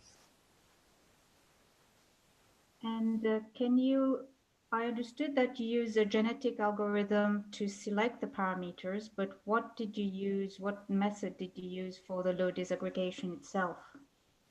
I also use genetic algorithm for the three modeling approaches. Okay. Okay. Okay. We don't have any further questions. So thank you, Darwish. If there are any other questions, they'll be on the Q&A and you can Thank you very much. Thank you, Darwish. Thanks. We'll move on to our final presentation of the day by Faisal Al-Muteri. Faisal is a PhD candidate with the research group led by Prof. Nikos Sideropoulos. The group works on two areas, signal processing and communications and machine learning. They are particularly interested in matrix and tensor analysis. and their work is on the machine learning side of that topic. Aside from NILM, they have been working on matrix and tensor methods for data reconstruction and embeddings, for example, user embedding in recommender systems. Faisal loves to travel to new places and meet new people. So we'll start with Faisal's presentation now. Hello, everyone. Thank you for joining.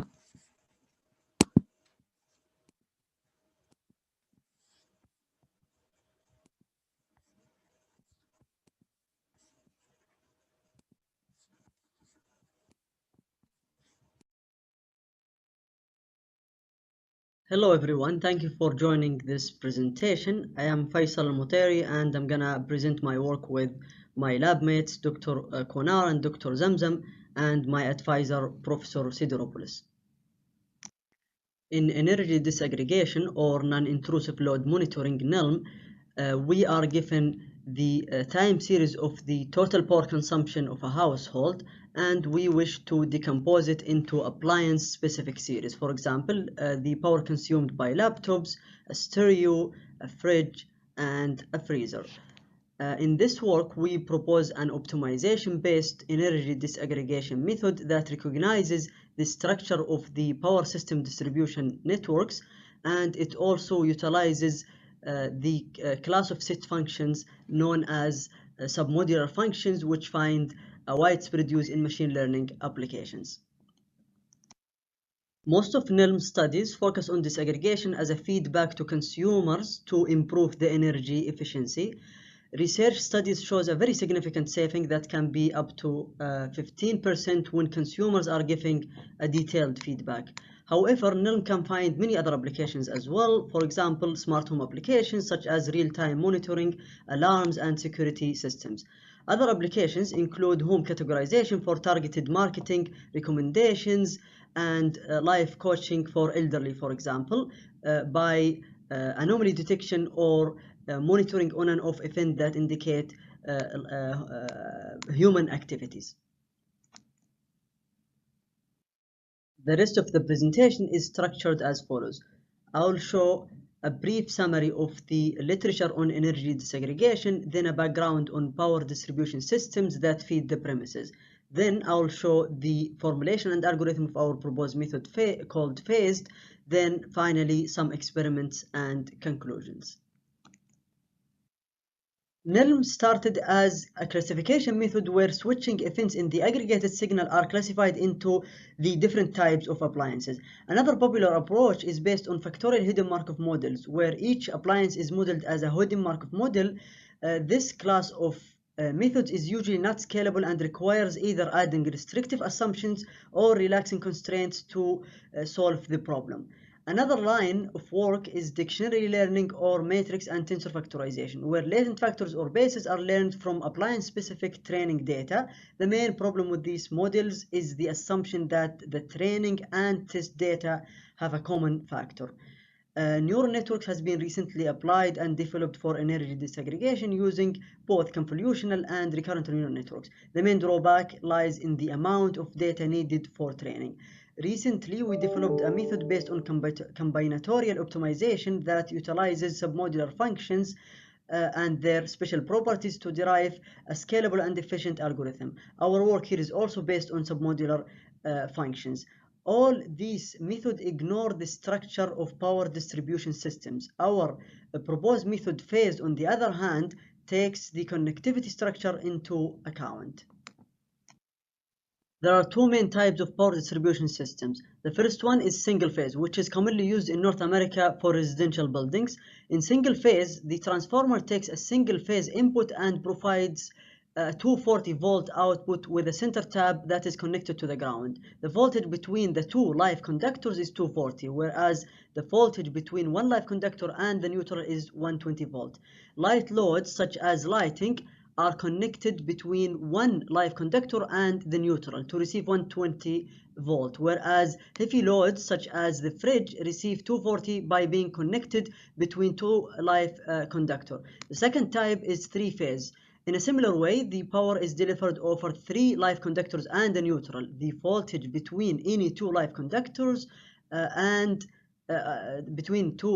conductors are larger than between 1 live conductor and the neutral by a factor of square root of 3, as shown here. The 3-phase is commonly used in commercial buildings in the United States and in residential buildings in Europe. The power consumption readings are often taken at every live conductor. However, the prevailing approaches in energy disaggregation literature don't consider the connectivity structure and assume that aggregated power is drawn only from a single line by summing them up. We demonstrate the connectivity structure by using the popular baseline dataset RED, which follows a single phase system. Thus, it has 2 aggregated signals. Each blue signal represents the aggregated power at one of the live conductors for the same time window. The magenta is the power consumed by electronics, which is clearly connected to the conductor on the left figure, whereas the lightning in green draws its power from the conductor in the right figure. In energy disaggregation, we are given the aggregated power Y, and we wish to estimate the appliance level series XM for M appliances. Here we plot the fridge's power, which is one example of the variables XM. This is a continuous signal. However, it can be well approximated by a quantization into few discrete values. For example, if we apply k-means with 3 clusters and plot the corresponding centroids at each time instant, we get the red signal. These centroids are the power levels that the fridge consumes at different states, on, off, and so on. We denote the power profile factor as mu. Now, for a given appliance M and at a given time t, X can be well approximated as the inner product of this power profile factor mu and a binary factor E with only one to select the right state. Thus, if we know the power profile factor, the problem boils down to a combinatorial optimization where the goal is to select the right state at a given time. In our previous work, we modeled the problem as follows. The disaggregation error term minimizes the difference between the aggregated power and the sum of appliances, and the constraints are just to ensure that we select one state only at a given time. The main challenge stems from the fact that this can be a very underdetermined problem. To reduce the underdeterminacy, we exploit the fact that in general appliances don't change states frequently over a short time window, and thus we impose temporal smoothness as follows. Lambda is a regularization parameter multiplied by the inner product of the binary state selection vectors of every 2 consecutive time instants. For example, if the appliance has 2 states and the appliance doesn't change state, then the product will be 1. If the appliance does change state, then the product will be 0. As we reviewed, the electric feeder of a house consists of multiple active lines. For simplicity, let's assume we have a single phase system, thus we have 2 active conductors. Then we split the disaggregation term into 2. Each minimizes the difference between the aggregated power at one conductor and the appliances connected to it. If the appliance is connected to line 1, then W superscript 1 is 1, and W superscript 2 is 0, and vice versa. If in the cases where the appliance is connected between the 2 active lines, as in heavy loads, then W1 and 2 will be between 0 and 1 and sum up to 1. We learn these connectivity weights from training data. So this results in the final formulation in our method phased, where the first summation corresponds to the summation over the active conductors, where capital R is equal to 2 or 3 depending on the power system. Our algorithmic approach starts with recognizing that the cost function can be stated as a difference between 2 submodular functions. This is a special property because submodular functions are notable for exhibiting many properties similar to both convex and concave functions. However, the problem is still NP hard, and our objective is to design a high-quality approximation algorithm. We utilize a discrete optimization analog of the majorization minimization procedure.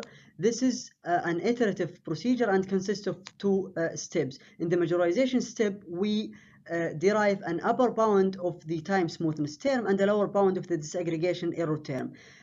This results in a global upper bound that is equal to the original function if at the current solution and an upper bound of f at any other solution. In the second step, we minimize a modular function which plays the same role as a linear function in the continuous functions. And can be solved optimally. The overall algorithm is scalable and has a guaranteed convergence. We measure the performance using the percentage of energy deviation, PED, from the true consumption for each appliance using this equation. Then we average over all time instances and houses using the other equation. And we compare to these baselines. DSC is a dictionary learning method. NMF is a non-negative metric factorization based method. Sequence to point is a neural network model. PSMA is a method based on submodular functions. We use two public data sets, red and echo. One represents the single phase and the other represents the three-phase systems. The table shows the average of percentage of energy deviated from the true value for each appliance. The relative improvement versus all the baselines are highlighted in blue for each dataset, which can be up to 61% and at least 7%. We also notice that our method significantly improves heavy load appliances. To conclude, phased recognizes and exploits the structure of the physical power networks. We formulated the problem as a difference of submodular functions and derived an efficient algorithm with a guaranteed convergence. Phased significantly improves the disaggregation accuracy of 4 state-of-the-art methods. Thank you for listening, and please don't hesitate to ask questions.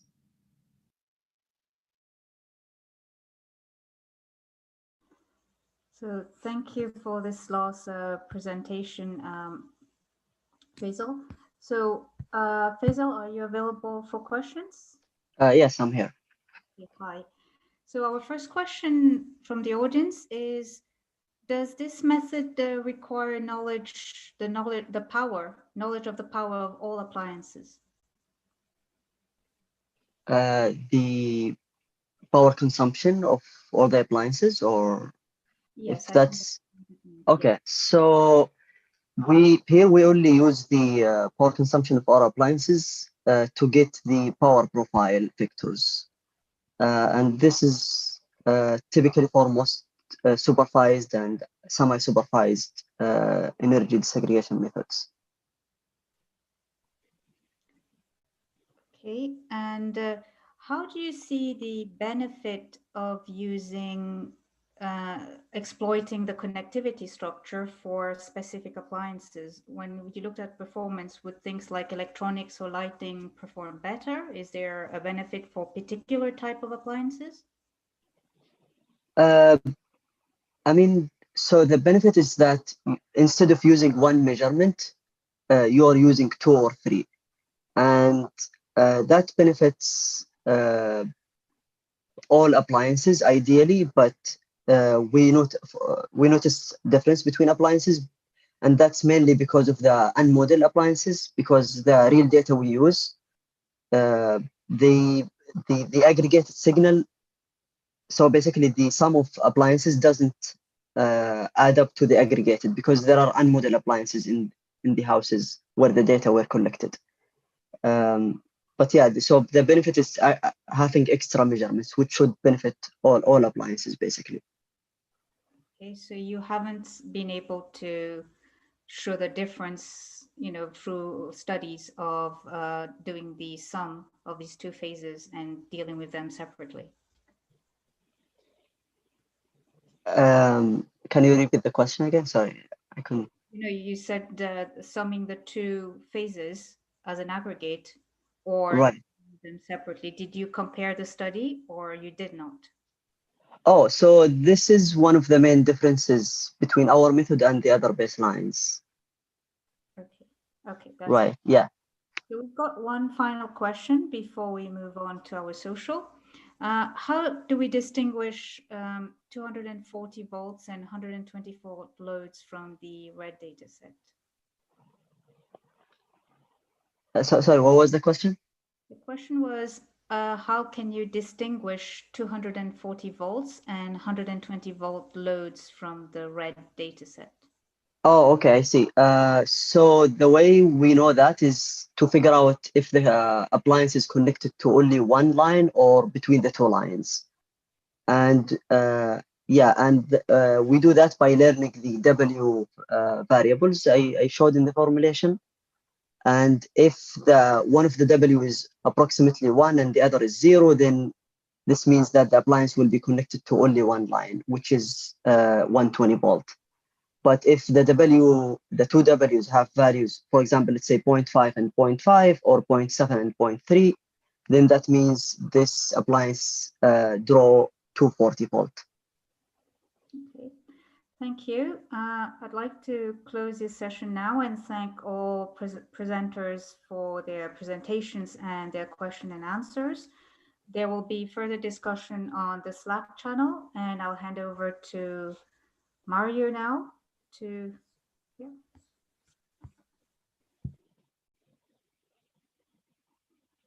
Thank you, Lena. I had too many windows open here. And thank you everyone for making today a very interesting day filled with presentations and lots of interesting ideas and questions. So I want to just wrap up here in some way, but not as a final stop. I'll start by letting you know that there is a social, as everybody has been alluding to, and I will tell you exactly how to get there in the next few minutes. But before that, before we move out of Zoom and into Gather, there's a couple of remarks I want to make just to make sure that we close in style. So first of all, we'd like to thank everybody who contributed to making this a successful workshop, starting with the top people who were pivotal in getting this going, general co-chairs, the whole organizing committee, and I want to thank Lena as well for helping me to put together this technical program. And also, more importantly, everybody who did the work of reviewing and evaluating all of the papers that were submitted. Everybody here listed contributed a great deal of time for this, and it's not without, if it wasn't because of your effort, this wouldn't be possible. So thanks to everyone there. Also, thanking everybody in the audience who participated. This was a record year in terms of the turnout, so we're very thankful for that. And this means that the community is thriving. You know, when we did the first workshop almost 10 years ago, we had about 40 participants, and we thought that was a success. You know, we had many more registrations than that this year, and many of you showed up. So this is a sign that the community is still alive and kicking, despite what some people say, including myself at some points. All right, so there is a form in which you can tell us exactly how you felt about this whole thing. There is a link there. I think there's going to be, it's already posted on the chat also. Please leave us any kind of feedback you have about the way that this was organized, the format. This is a very different year from the years past, but we'd love any feedback to incorporate it for future versions of this. Okay. You can also rewatch today's talks, obviously. As Ollie pointed out in the morning, if you were watching over YouTube, you may have already rewatched some of these talks, but it's all going to be available for the posterity right there in that link. And that link has also been posted on the chat and in Slack as well. You can follow us for future updates.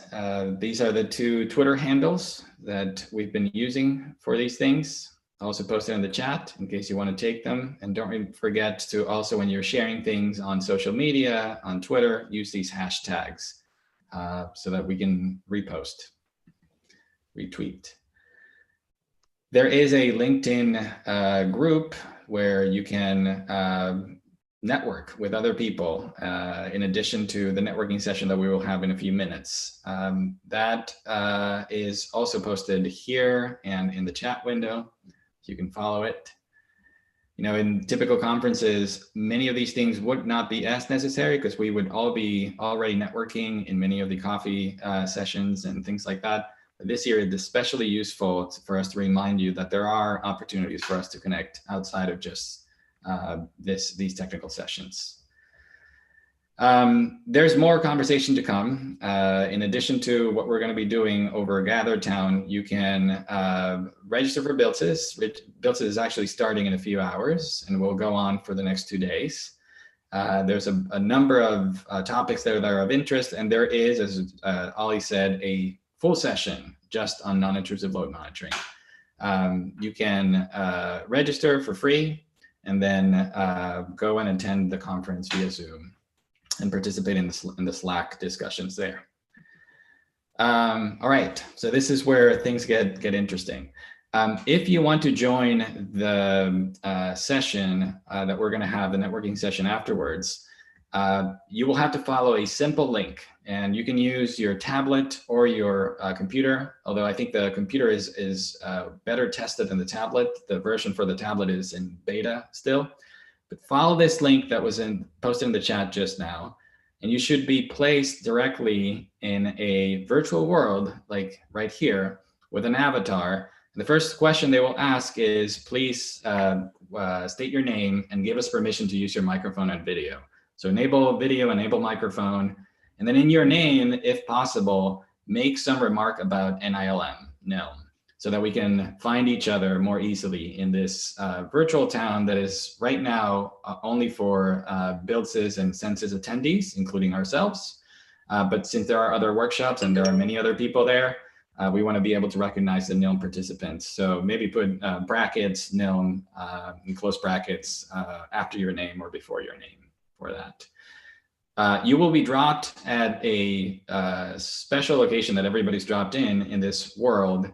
I suggest that we all meet around the beach. There are signs that say follow the beach to the left. And so let's meet around the beach. There are a couple of tables there with beer, virtual beer, of course. But it's a nifty app. It gets a little bit of getting used to, but it's very quick. You will be able to hover around people that you see, and as you get closer to them, then the video is enabled and the audio is enabled, and you can talk.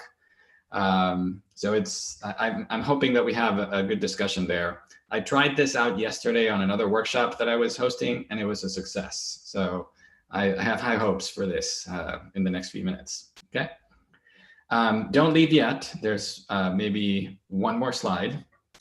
Thanks again for joining. I want to ask any of the other organizers for any last remarks that I may have missed. And before I open the floor for that, I hope to see you next year when we do this again. Fingers crossed that we do it in person, but not sure yet.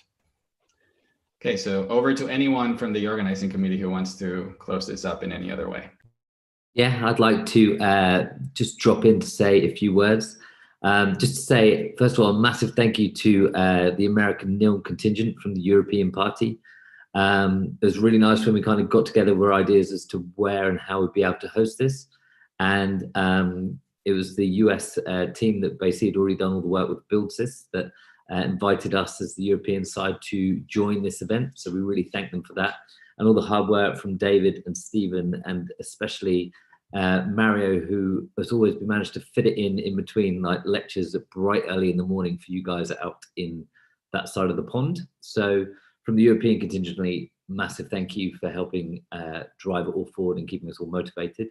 I'd also like to thank Nikki, Lena, Ollie and Dimitris, and especially Ollie, Dimitris and Nikki on the technical front right now, because they've managed the entire thing, watching every minute of every slide and keeping us posted if we've made any technical mistakes. So a lot has gone on in the background of this event, and I just want to do a big thanks for all of them for making sure this is run as smoothly as possible. But yeah, so big thank you from all of us, European side.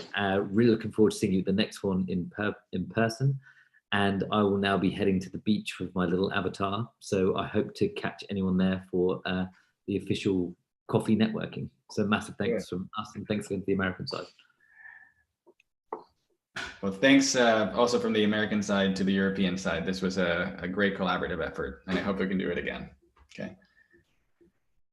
All right, I'm going to grab a virtual beer myself, and I'll see you at the beach. Au revoir. See you at the beach. Thanks, everyone. See you at the beach.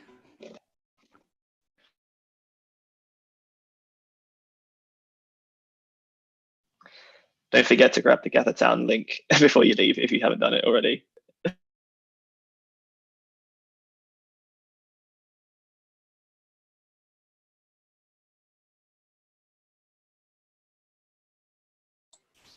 So, Nikki, I end it for all of us.